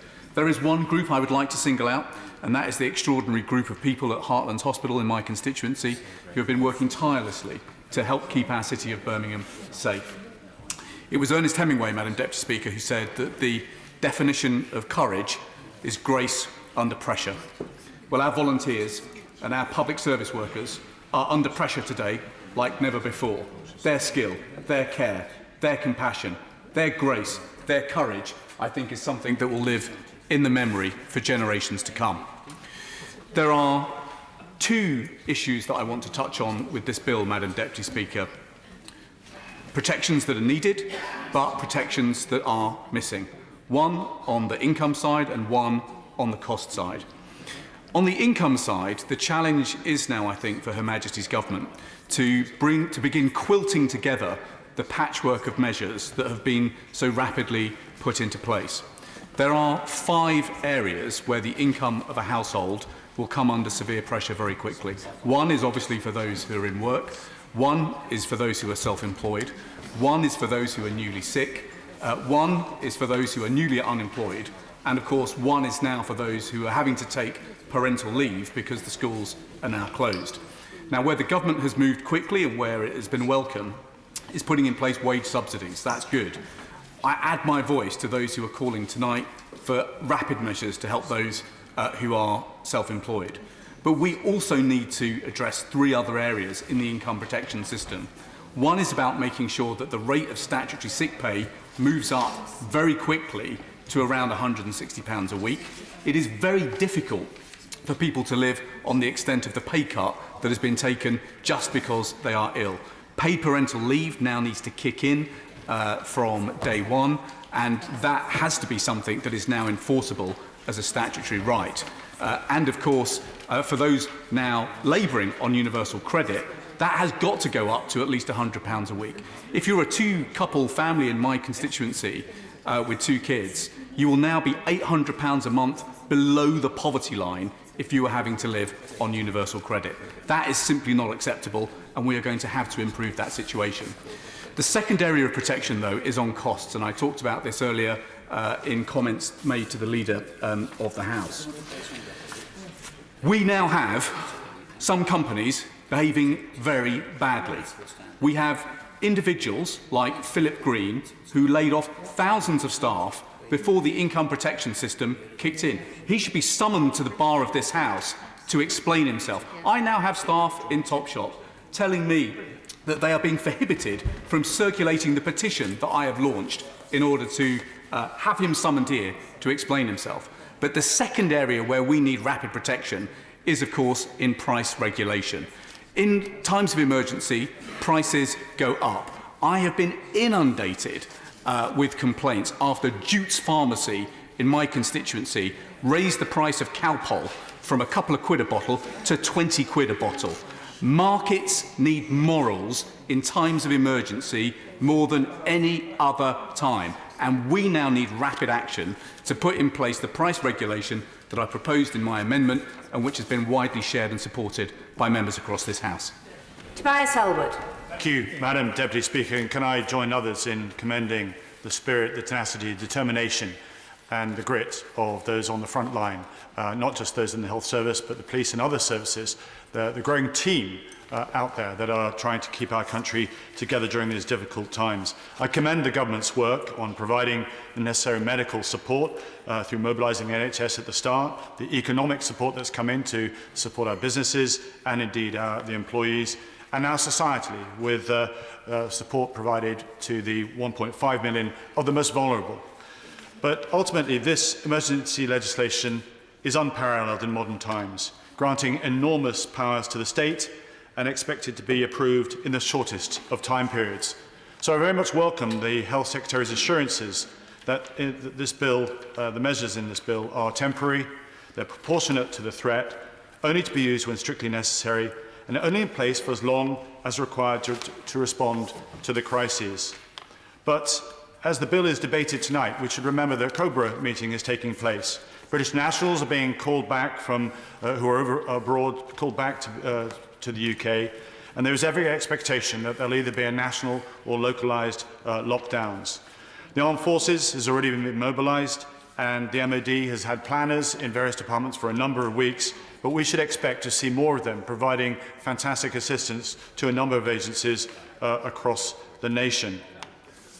We mustn't forget they're also preparing their own manpower and also need to watch our backs, because whilst the national focus is absolutely on the coronavirus, they have a duty to make sure that we can sleep at night, and they protect the skies, our shores and indeed our seas as well. We must not forget that they have a day job to do, as well as the contribution they give to the nation. But we should also remember that this was a decade, in fact, where we're on track to be one of the most dangerous since the Cold War. Complex and diverse threats remain out there, and a wily competitor will take full advantage of the global turbulence, not least because threats are no longer so much territorial, but also from a cyber and digital capacity as well. But this government has focused on the government's role, the power of the government to tackle the crisis. But as has been repeated again and again in this House, we can and all must do our part in reducing the spread of this deadly virus. Life is not on hold, as some commentators have made. We actually must adjust to a new normal. We must face the reality and understand that life will now be different as we tackle it, but also afterwards as well. In conclusion, Madam Deputy Speaker, this bill is unprecedented, but if the powers are used to their full, it's actually because too many Britons continue to ignore the guidelines and are part of the problem and not the solution. Madam Deputy Speaker, the Queen sent more than a message to the nation last week. It was an instruction. Let's change our routine as the country has done in the past. Everyone must play their part for the greater good towards the common goal of saving lives. This is a national crisis, not a national holiday, as some people seem to be taking it. Every person, every authority, every business, every charity, every laboratory must turn their efforts either into helping saving lives and supporting our NHS, or helping us all to adapt to this new normal, because life is not going to go back to what it was for either months or years to come. The world has changed, Madam Deputy Speaker. We must all play our part in the solution. Zara Sultan. Thank you, Madam Deputy Speaker. This is an unprecedented crisis. How this House, the government and the Prime Minister responds determines the fate of millions. We are making life and death decisions. Choices that either save millions of people from poverty or plunge them into it. They're choices about priorities, about what and who is important. They're political choices, and Madam Deputy Speaker, I'm concerned about the choices the government is making. To give you an example, the rich can buy COVID-19 tests at private health clinics, but frontline NHS staff aren't getting them. That can't be right. And in response to this emergency, we must change our priorities. Public health must come before private profit. Now, Madam Deputy Speaker, I welcome that an amendment has been accepted which gives protections to Muslim and Jewish communities who feared this bill would have resulted in forced cremations. I hope these protections are heeded, but there are a number of ongoing concerns I have, and given time constraints, I will limit myself to 3. First, statutory sick pay. Even after this bill, millions of workers will not qualify for it, including low earners, the self-employed, and workers in the gig economy. And for people who qualify, at £94 a week, it is the second lowest rate in Europe. The Health Secretary himself has admitted he couldn't live on it, so he shouldn't expect our constituents to. So I urge the government, raise the rate to the equivalent of a week's pay at the real living wage and extend it to cover all workers. Second, the impact this bill will have on disabled people. The bill suspends the duty to meet needs of disabled people and their carers. It weakens duties to meet children's educational requirements, and it relaxes safeguards for detaining people under the Mental Health Act. The virus presents us with huge challenges, but it can't be an excuse for abandoning disabled people. 10 years of cuts has already drastically eroded disabled people's rights. Coronavirus must not be allowed to hit them hardest too. The third and final point I want to raise is about migrants' rights. There are now confirmed cases of COVID-19 in Yarlswood Detention Centre. The virus will cause a health disaster unless the government releases detainees. But it's not just migrant detainees who are at risk. In spite of the fact that NHS staff from across the world are on the front line battling this pandemic, migrants are still being charged for NHS treatment. Adding COVID-19 to exempted conditions does not go far enough. So long as conditions are charged and the NHS is sharing data with the Home Office, migrants will be deterred from seeking medical help when they need it the most. This is unfair and it's a public health risk.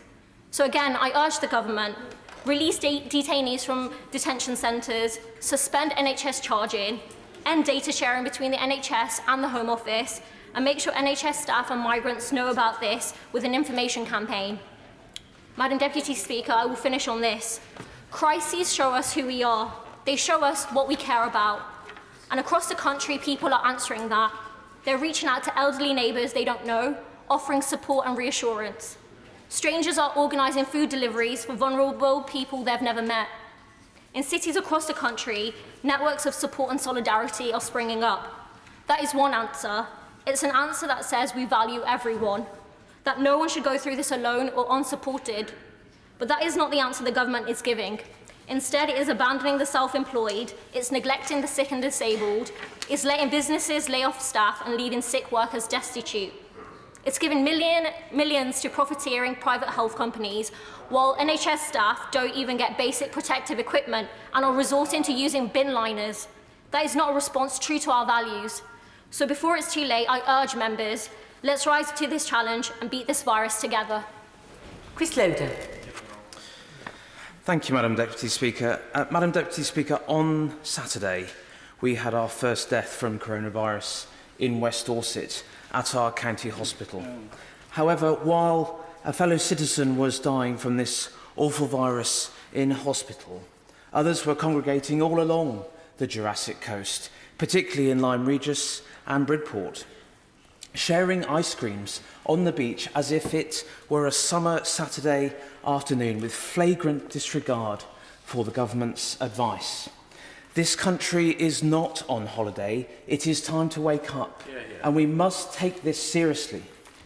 We need to minimise the transmission of this highly contagious virus, because with 38% of the population in West Dorset older than 60, the risk is considerable.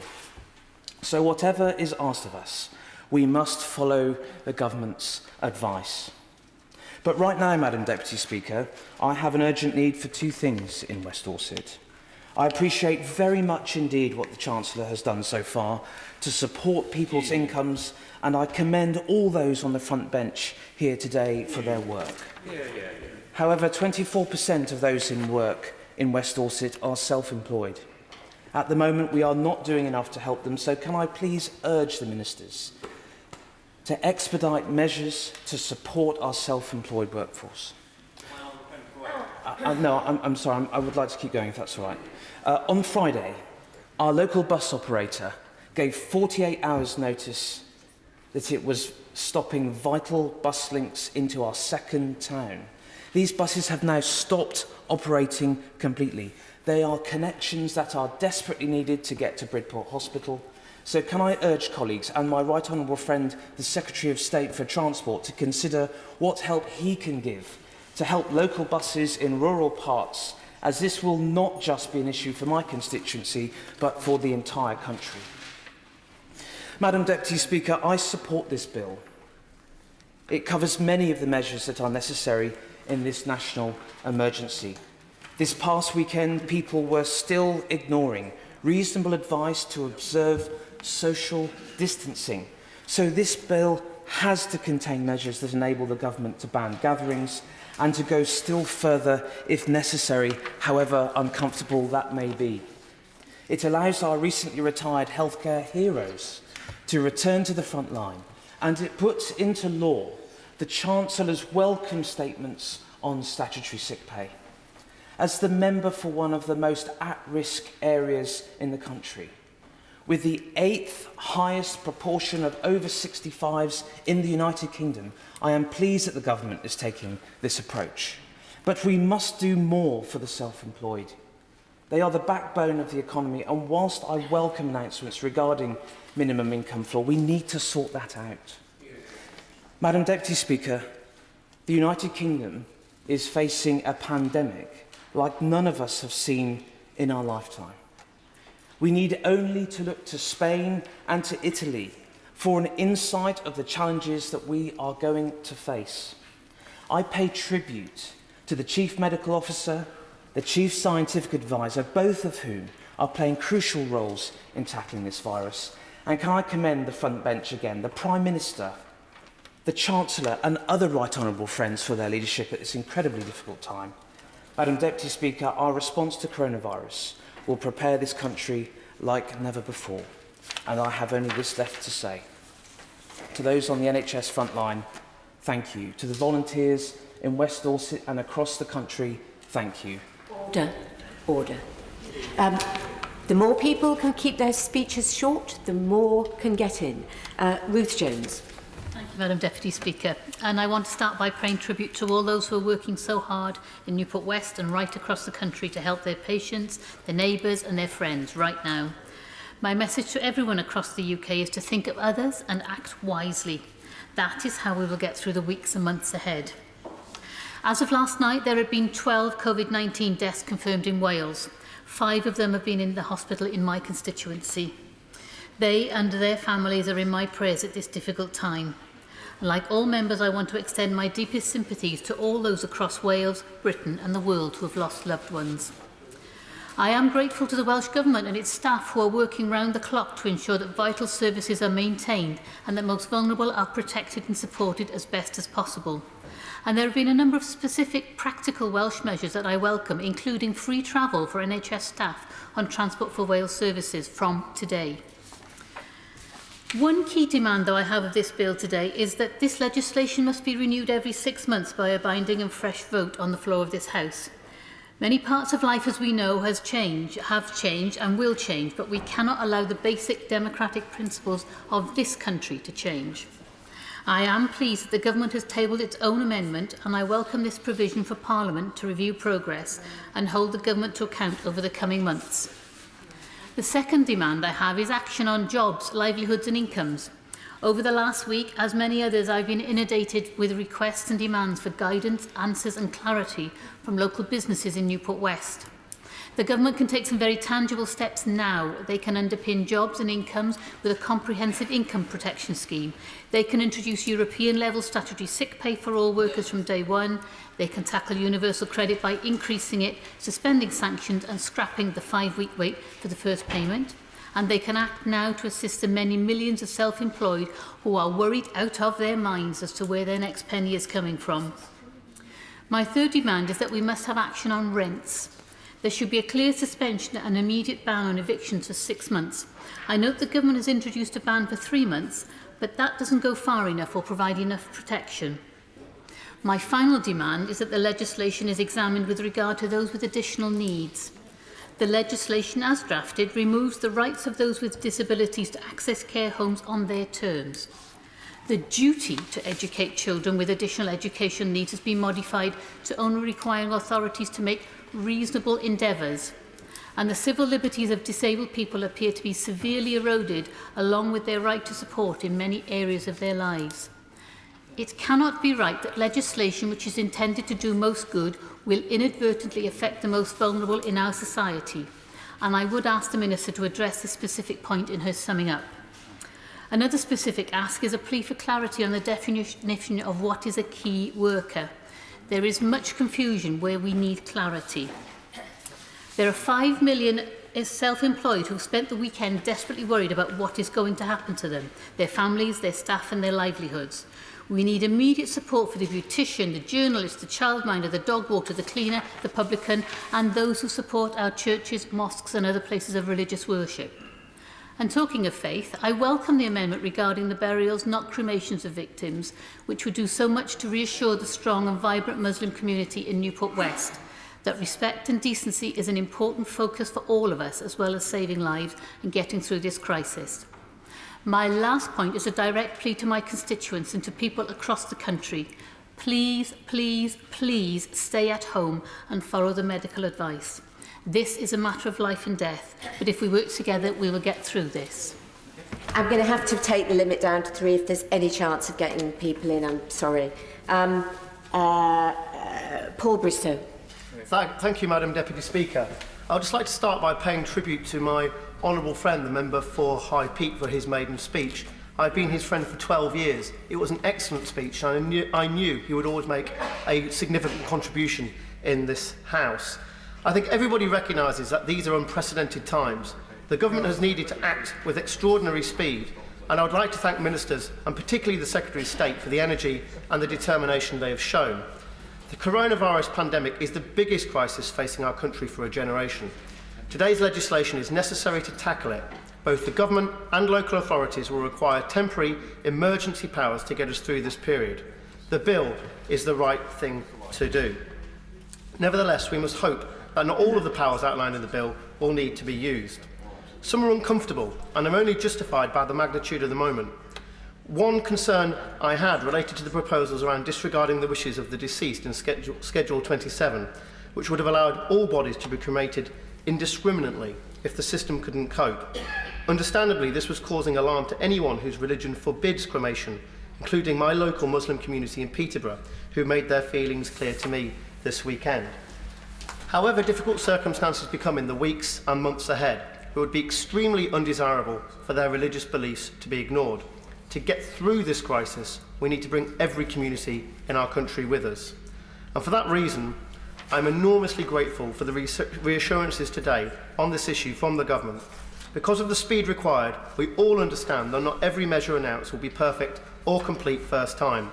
Today's notice of the amendment from the Secretary of State, combined with his comments, will give our Muslim and Jewish communities much of the security they need. And I sincerely hope that this will now mean that local authorities will never enforce cremation of a dead body against the express wishes of the family when they have ample burial spots available and the ability to transport the body to the burial spot. This is welcome and needed, and I've been in close contact with the leaders of all Peterborough's mosques, and they took a firm lead last week in closing Friday prayers, extracurricular schooling, on all their other activities, which was by no means easy to them. They saw through tough decisions, and I'd like to thank Mr. Abdul Chowdhury of the Faiz Madinah, Nazim Khan of the Masjid Guzia, Hamid Chowdhury of the Masjid Khadija, and Mr. Yunus of the Alma Road Mosque, and Salam Rahmatullah of the Hassani Islamic Centre, Burton Street. We need them and they need us, now more than ever, and I know they will be relieved and pleased by this news from the government. I also know that Peterborough can come together to find procedures that will allow for Muslim and Jewish burial. As this pandemic develops, we may face the heartbreak of capacity limits, but I am now confident that the City Council and local communities will now find a way through this respectful to all. Sarah Jones. Thank you, Madam Deputy Speaker. I want to first pay tribute to civil servants across government who have worked incredibly hard to put this legislation together, and I welcome the content of the bill and the work that the government is undertaking. But I want to focus my remarks on housing, because, Madam Deputy Speaker, there are massive holes in today's proposed legislation when it comes to protections for the millions of people who do not own but who rent their home. And I'm basing my remarks on the amendments that have just in the last 15 minutes been published by the government, which we have absolutely no time to properly scrutinise. Madam Deputy Speaker, these are very difficult times for all of us in this country, but the risk of losing your home is surely too much to ask anyone to bear in this time on top of everything else, as the government itself has acknowledged with its action on mortgage holidays. The Labour Party, and in particular my honourable friend from Wentworth and Dearne, has published draft legislation to protect renters, which we published last week, which would have gone much further than the government has gone today. There is an overwhelming case for action. 20 million people in this country, in England, rent, and 6 million of those have no savings whatsoever. Last week, Shelter estimated 50,000 households could face eviction through the courts in the next 6 months, and these evictions don't include large numbers of Section 21 no-fault evictions. We have heard of landlords threatening to evict health workers because of their risk of exposure. And more alarmingly, some of the 1.5 million people the government has written to and told to stay at home for 12 weeks could face eviction notices over the coming weeks. Astonishingly, today's amendments don't get us to what the government itself promised last week, which is a 3-month ban. They simply extend the notice period for evictions by 1 month, which means over this entire period, eviction notices will still be landing on people's doormats. They simply won't be evicted until June instead of May. It's really clear what we need. We need to see 3 things: a real ban on evictions for 6 months, suspension of rents to defer rental payments and allow repayment over a further manageable period, and a substantial increase in support for rental costs through the social security system. Whilst I say again that I broadly welcome the work that the government is doing, it would be frankly disgraceful for ministers to have promised one thing last week and to have now misled renters with a promise to ban evictions when the reality is nothing short of that. So will the minister please tell us what they will do for the thousands of families who could be evicted in the middle of this lockdown? Will we see an immediate suspension of all possession cases, and Shelter has draft legislation in place? Will the Minister also protect those families in temporary accommodation and bed and breakfast, and listen to the Children's Commissioner's call and pay attention to... Peter Aldous. Thank you very much, Madam Deputy Speaker. I think it's important to recognise what the government have done so far.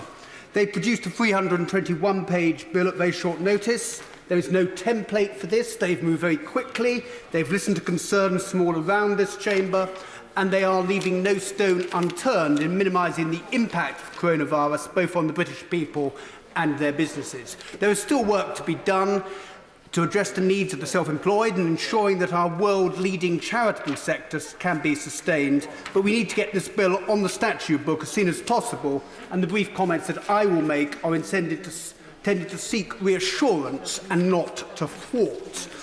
Madam Deputy Speaker, in order to beat this virus, our statutory services need all the help and support possible from the voluntary sector. And as a former member of the St John Ambulance Suffolk County Board, I would like to highlight the work that St John can do working alongside the NHS. There are 15,000 St John volunteers, of whom 8,500 are clinically trained. They can provide ambulances, they can provide first aiders in emergency departments, and they can also provide support for the homeless with outreach clinics. But to make full use of their services, St John's volunteers need access to paid leave, ready access to emergency volunteer certificates as required by Schedule 6 of the bill, and also inclusion within the definition of key workers so that the children of St John volunteers can attend school. This bill has the very best of intentions, but the government must guard against unintended consequences. Many groups are worried that the disabled and the vulnerable will be disadvantaged, left both without essential support and any rights to request that support. This could put lives at risk. There are concerns about possible delays in carrying out assessments for the eligibility of NHS continuing care. There are concerns that local educational authorities may suspend a child's education, health and care plan. Reassurances from government on these 2 points would be welcome, and funds must be provided for and not diverted from this vitally important work. A final unintended consequence, based from the evidence from China, is that lockdown conditions created by the pandemic could lead to a significant increase in victims of domestic abuse. Safe Lives has set out a number of actions that the government can take to prevent this, and I would urge them to give these full and very serious consideration. Madam Deputy Speaker, we must not divert and delay. We must get on and enact this bill, but in doing so, we should continue to seek to build a consensus and to also guard against unintended consequences. Rodder. Thank you, Madam Deputy Speaker. I'll be brief given the time. Madam Deputy Speaker, it is quite clear that we face the most serious and sustained crisis, something which is quite simply new to many of us and is something which our generation has never faced before.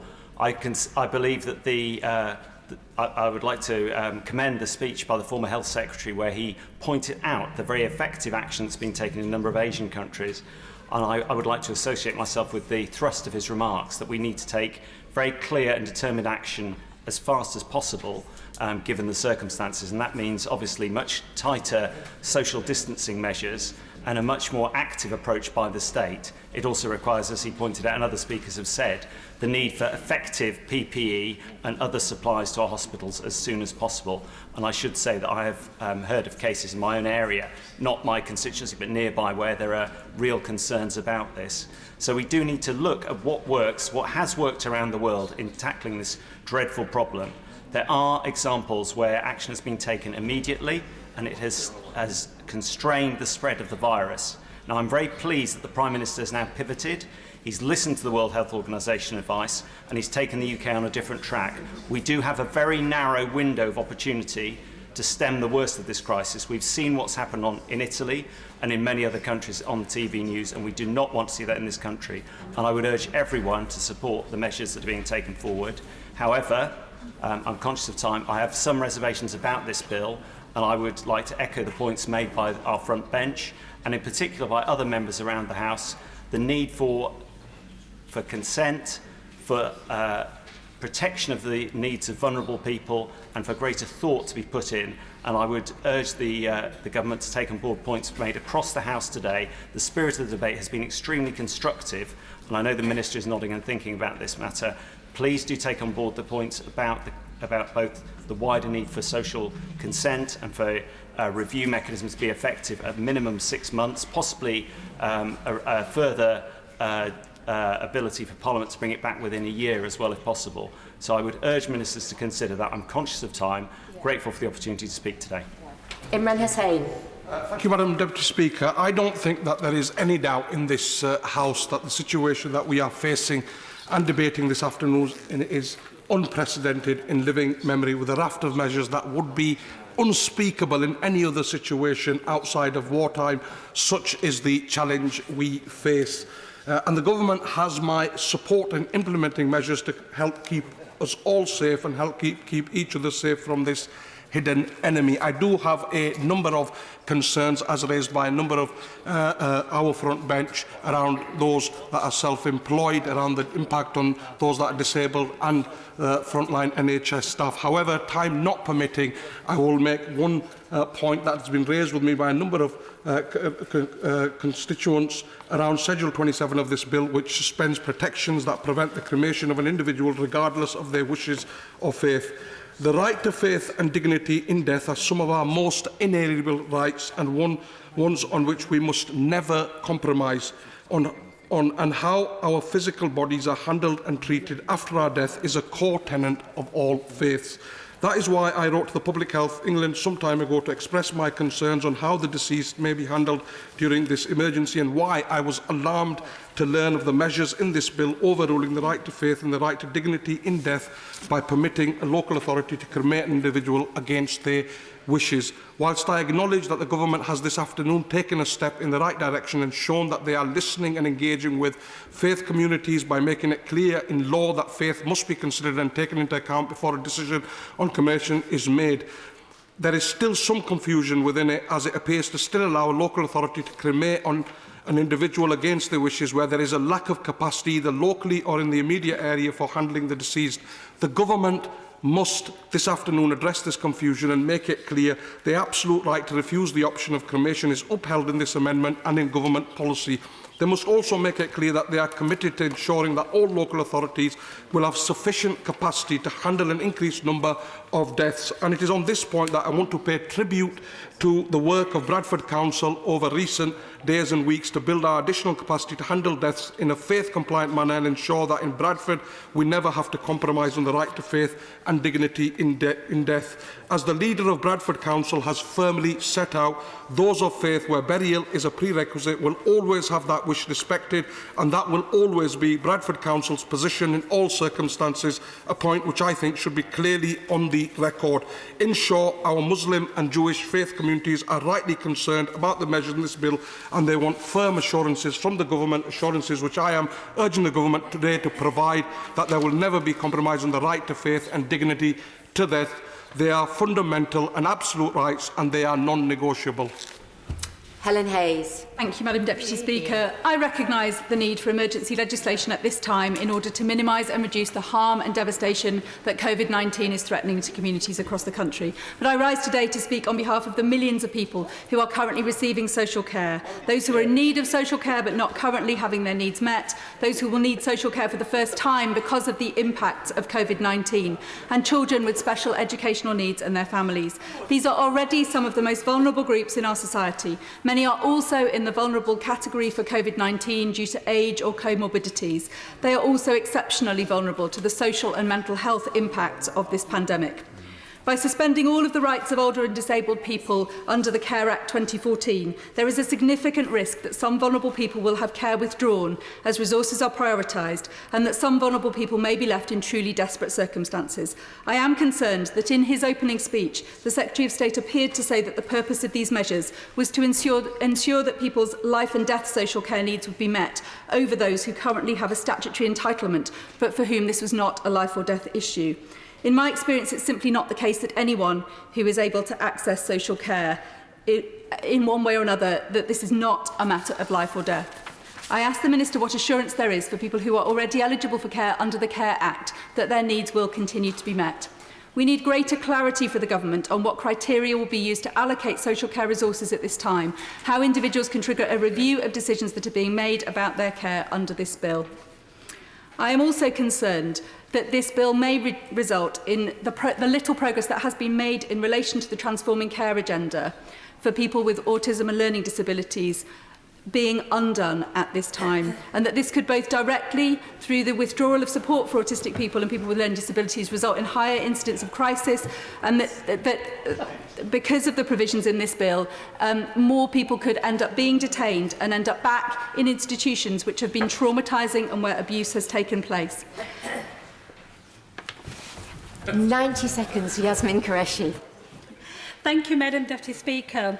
The Government Amendment in Part 3A, Section 13A and B sets out that the words are that it's clearly desirable for a local authority to consult with religious communities and groups in the event of a deceased person.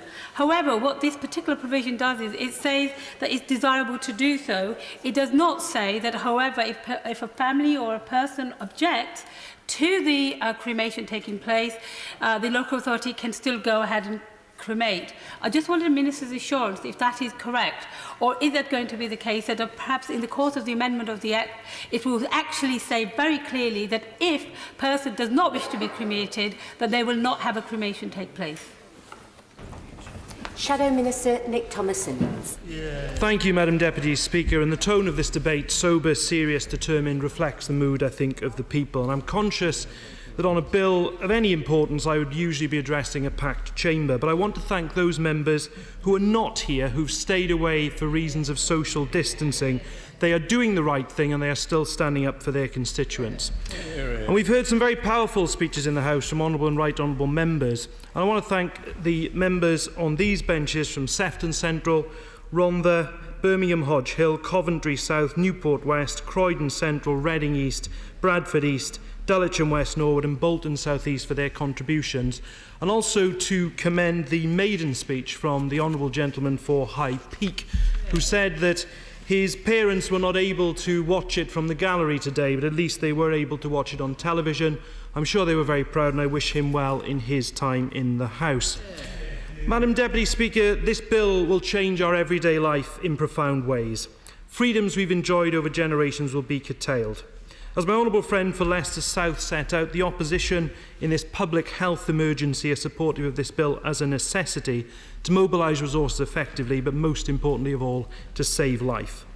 Our thoughts are with families who've lost loved ones in this global pandemic, and at this time of crisis, the public interest requires we consider extraordinary measures that only a few weeks ago were unthinkable. We have to ensure, though, that the arrangements are fair and just for everyone. Social distancing and self-isolation must be accompanied by guarantees of access to the basic means of living of food, fuel, income and housing. For every sacrifice expected from our people, there must be an equally strong imperative on government to protect and provide for them. Nobody should have to choose between their own well-being and the nation's public health. Nobody, Madam Deputy Speaker, should lose out for doing the right thing, and I will set out in more detail at committee stage the measures that we will suggest to improve what the Chancellor has suggested. And as we ask many people to remain at home, with all the effects that has, let us remember too those who do not have a home to stay in and are on our streets needing our protection. And let us thank all those who have been working for the good of others in the most difficult of circumstances. To our brilliant NHS staff, caring and compassionate, to the teachers who, with school closures imminent, continue to do the very best for our children with dignity and determination. And to all our local government workers keeping vital services going, and our shop workers who've kept going sometimes in difficult circumstances. But words of gratitude are not enough. The government has to make sure that protective clothing and equipment is available to every single person who needs it, and there must be ventilators too for every patient who needs them as well. In time of peril, it is right the people look to government and elected representatives for leadership. And it's when government is at its most powerful that it needs most scrutiny. I'm pleased to see the European Convention on Human Rights compliance certificate and the fact that this bill will be subject to the supervision of our courts. But a 2-year sunset clause without regular scrutiny was not enough. I welcome the concession made by the government to move to 6 monthly votes, though I think the general view of the Chamber is that if it could be made clear that any votable motion is amendable, then it would make clear that certain individual elements of the bill could be switched off as well. In 1939, the then government passed emergency legislation to deal with total war. That actually required renewing on an annual basis. Times have changed now. We are not in a battle with other countries. Rather, we stand together in the values of our common humanity to drive back the coronavirus disease that threatens us all. The government's focus must be on diverting resources to this colossal national effort. But that should not mean that duties to people already in need completely fall away, and that hard-run rights over many years are not lost forever. New legal minimums of support should not be a default. Care packages should not automatically be cut back to the minimum required, and those with special educational needs must have the care they need. Those with disabilities must have their rights protected. The government must make clear its value in action, not words, for everyone who relies on support. Life will, Madam Deputy Speaker, return to a sense of normality in the not too distant future. But we are asking for changes in our way of life. There have, of course, been negative stories. In the course of the debate, the Shadow Transport Secretary has sent me a photograph of workers in a canteen in Teesside, clearly not respecting social distance. But alongside those negative stories, there are also great stories, too, of the very best values of our society. Hearing the famous You'll Never Walk Alone played simultaneously on radio stations across the world summed up where we are. We must not let this period be defined by isolation. I think of the grandparents not seeing their grandchildren as they otherwise would. the people whose attendance at community events kept them going. But being separate does not mean that people have to be alone. In this age of modern technology, we must use all the means at our disposal to keep talking, to stay together. And I say to anyone watching this, if you do nothing else this evening, contact somebody who is on their own to show them that. Madam Deputy Speaker, the late Aneurin Bevan, who created the National Health Service that we'll need more than ever in the weeks ahead, once wrote, "Not even the apparently enlightened principle of the greatest good for the greatest number can excuse indifference to individual suffering. There is no test for progress other than its impact on the individual. And there can be no other test for this bill and the financial measures that go with it than how it protects every single person. Let this be a time of togetherness across our United Kingdom, all determined to get through this.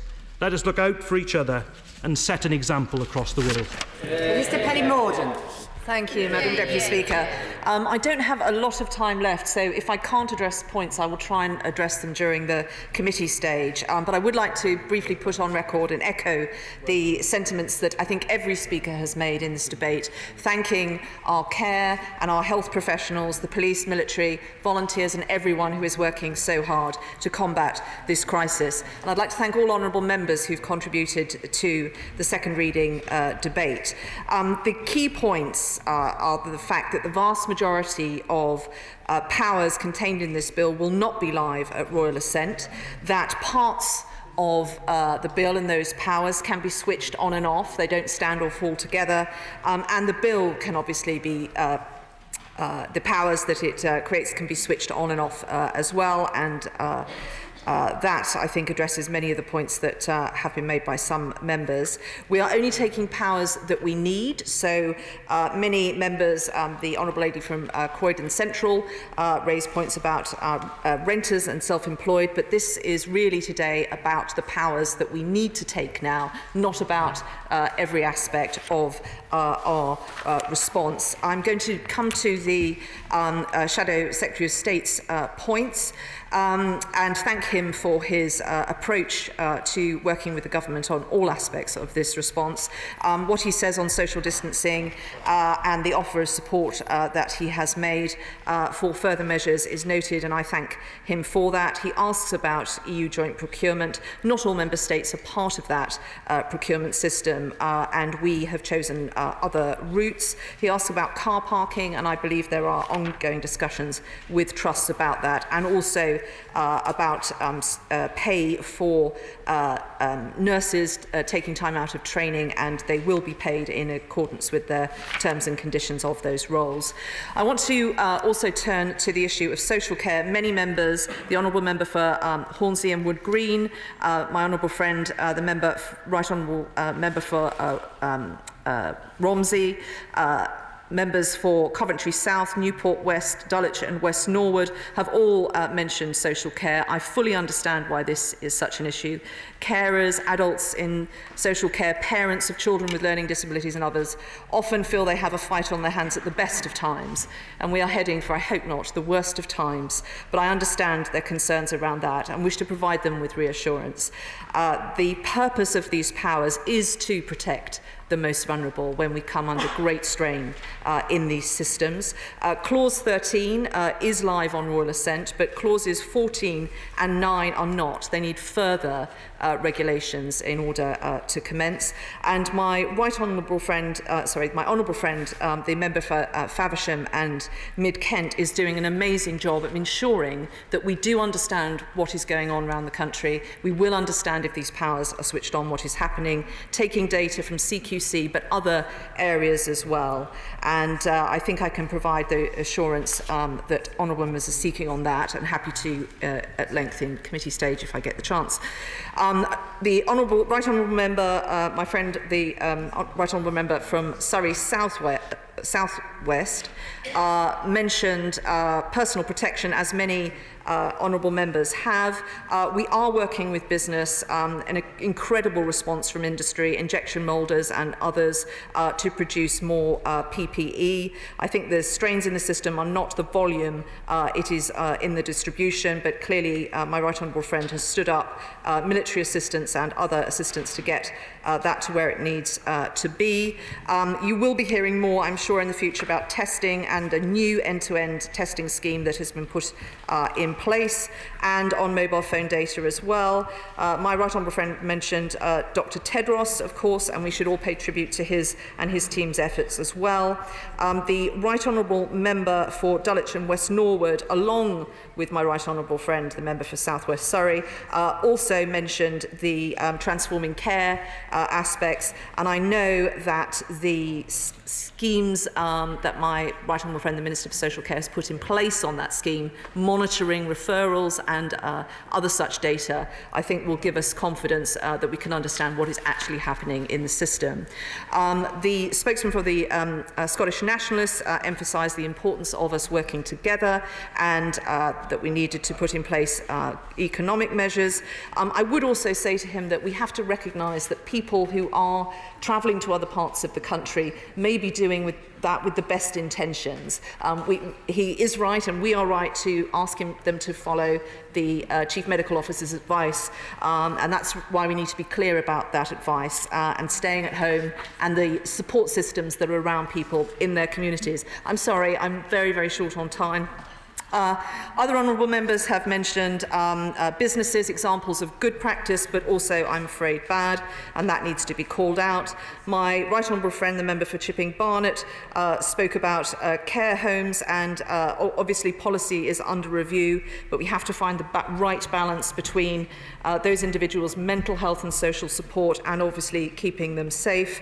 The honourable member for Sefton Central mentioned sick pay, and I know that DWP are and what further support we could give to caseworkers and so forth. DWP are looking at training and teach-ins for citizens advice bureaus, caseworkers and others, so we can make sure that as these initiatives are coming out, that they're understood very well. I must, in the short time I have left, pay tribute to my honourable friend, the member for High Peak, in his maiden speech. As the honourable gentleman opposite pointed out, Louise and Terry, as I think they are known, are no doubt watching on television, and I'm sure the whole House would want to send them our best wishes as they follow the Chief Medical Officer's advice, to let them know that their son has done very well for himself. And he was absolutely right to acknowledge, and I know that this is very that members really do understand this, that we are in a very privileged position compared to many people, and I know that that is in everyone's thoughts as we consider our own personal response to this situation. The honourable member for Rhondda quite rightly raised the matter of people's behaviour. My honourable friend, the member for Winchester, also mentioned that this is not a new issue, that we have trained very heavily. I'm sorry to disappoint honourable members. I have their issues here. I will say more about them, including the issue of funerals in the committee stage of this bill, and I commend the bill to the House. The question is that the bill be now read a second time. As many as are of that opinion say aye. Aye. Of the contrary, no. I think the ayes have it. The ayes have it. Money resolution to be moved formally. I beg to move. The question is, as on the order paper, as many as are of that opinion say aye. Aye. Of the contrary, no. I think the ayes have it. The ayes have it. Under the order of the House today, we now move to Committee of the Whole House. Order.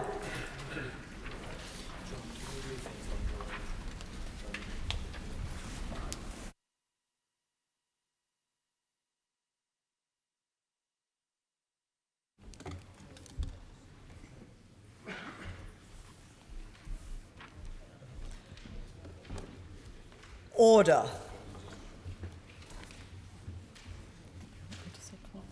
Oh, sorry. Coronavirus bill. Order. have a few things to explain just before we begin the committee stage. For understandable reasons, a large number of manuscript amendments have been tabled by the government today, and in fact large numbers of other manuscript amendments have been unusually allowed today as well. Members need to make sure, therefore, that they're working from the right version of the notice paper and that they have the latest version of the grouping and the selection list, although I should explain to the House that there is one group. Government Amendments 79 to 82 on extradition are on a separate supplementary notice paper, and a revised grouping and selection paper will be issued shortly. The late appearance of these amendments is not due to government action, but to a mistake on the part of the Public Bill Office. But lest anybody complains, I will defend the Public Bill Office because they have done a marvellous job today. I've seen it over the last few days, and the people who work here have worked miracles to get us to this stage in such good order. The business of the House motion, which the House agreed before second reading, allows the Chair discretion at the end of the time allowed for committee. In this case, that falls at exactly 10 p.m. To call non-government amendments and new clauses to be moved formally at that stage for separate decision. I have to tell the committee that my sense of where we are at this stage today is that I will call divisions only when they are really essential. As always, the Chair will listen to the debate and form a judgment on whether to exercise that discretion. I'm simply informing the committee now that today the bar is a high one.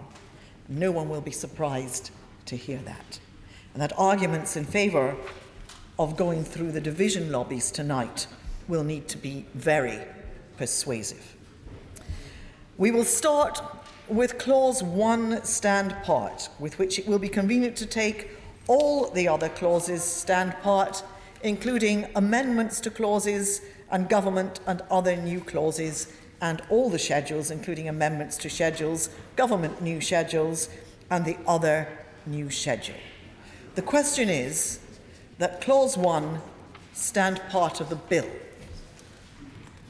Does the Minister wish to come in at this stage or later? Later. Clause 1 stand part of the bill. Goodness me. Chris Bryant. Well, there we are. Right. Go for it. Madam Deputy Speaker, I rise merely to refer to the issue of the timing and the length of the bill, because, as you will know, the Minister said in the previous debate that they were tabling an amendment which would allow, instead of a 2-year period for the bill to exist, the bill would still be on the statute books for 2 years, but nonetheless, after 6 months, there would be an opportunity to vote on whether or not the temporary measures in the bill should remain. Now, I just urge the Minister to look very carefully at the amendment that they've tabled, because I think it's defective. It says quite clearly in New Clause 19, in this section, relevant temporary provision means that any provision of this Act which is not listed in Section 2, provisions not subject to expiry. But I can't find anywhere a Section 2, provisions not subject to expiry. So I don't think that this amendment works in law. Now, I may be completely wrong and I may have missed something, and I hope, if so, that the Minister can enlighten me. And I don't think there's any conspiracy here. It may just be that something's been missed. But my anxiety has been from the start, as I think it has been for the Right Honourable Member for Halton, Price and Howden, that 2 years is a very long time to have such draconian measures on the statute book at all. And secondly, to have them on the statute book without a moment at which the House, rather than ministers, can decide to switch individual measures on or off is quite problematic. The government has already used the 1984 Public Health Act for the statutory instruments which is now tabled to close pubs, restaurants, casinos, spas, gyms and so on. That is under, that still has to go through the House under the 1984 Act, and that's secondary legislation which it needs Parliament, the Commons and the Lords to vote in favour of within 28 days of that having been tabled. If they had gone down the route of the Civil Contingencies Act 2004, likewise, they would have needed to come back for each of the individual powers that they presented under that Act every 30 days. And if the House chose not to allow those powers to remain, then they wouldn't be able to continue using them. And in addition to that, the 2004 Act makes it clear that if Parliament is adjourned for more than 4 days, or even if it is prorogued, then the Speaker and the monarch have to summon Parliament. So, of course, I give way. You may be coming to this, forgive me if he is, but there's one other element of this. By putting this in primary legislation rather than secondary, it also takes it out of the purview of the courts. So here we have one of the heaviest duty acts we have seen post-war, prevented from judicial review in the interest of citizens. Well, I agree, and I don't really understand why the government have gone down this direction. I have been told in several private meetings that this is because the government believes that the Civil Contingencies Act 2004 can only be used where the government doesn't know that something's coming down the line. But the definition in section 19, I think it is, of that Act, of what an emergency constitutes, I think would allow for every single thing that we are presently considering. Now, I tabled, in one moment, I tabled an amendment, and I must apologise to the honourable member for the Wrekin, because it is entirely my fault that by accident his name ended up on my amendment. I'm terribly, terribly sorry. And if any of his government whips want to beat anybody up, they should be beating me up. So I apologise to him. But there is a serious point here, which is that if the government is going to take draconian powers and give itself the power to switch them on and off, I think that should come back to Parliament more frequently, even than is allowed for in the government's amendment. I give way. I thank the right honourable gentleman very much for giving way. He may well be right about the civil contingencies point, because the clerk who drafted that legislation, the drafter of that legislation has confirmed that that is indeed his understanding. At least that is, I believe, the case. But can I just go back to what he was saying before? I agree with him that 2 years is too long. I would have preferred the amendment which stands in the name of my right honourable friend to have been the amendment that was adopted. But I don't think there's any sense in the House that we want to have a vote on this. What we do want to do, of course, is to put the government on notice that the length of time is a matter of concern, and that we must have a chance, and the government appears to be moving towards agreeing to 6 months, to review this matter. And although I completely agree with him about the importance of the matters which he has sought to enshrine in his amendment, I think that would encapsulate the will of the House at the moment. I have absolutely no intention of dividing the House. I don't think the nation needs dividing, and I don't think that the House needs dividing either on these matters. And I'm grateful to the government, which I think has tried to be in as listening a mood as it possibly can. My anxiety, however, is that the government's amendment, as it's tabled, I think is defective and simply doesn't work. And my final line, Madam Deputy Speaker, is that my anxiety is that in 6 months' time, the government will present us with a take it or leave it. You've got the whole of the Act, all the provisions carrying on for another 6 months, or you've got to leave it. And of course then they'll retain these powers for another 18 months. Of course I have to give way to the honourable gentleman. I'm grateful to the honourable gentleman giving way, and I think he's been very gracious in his apologies, so thank you very much indeed for that.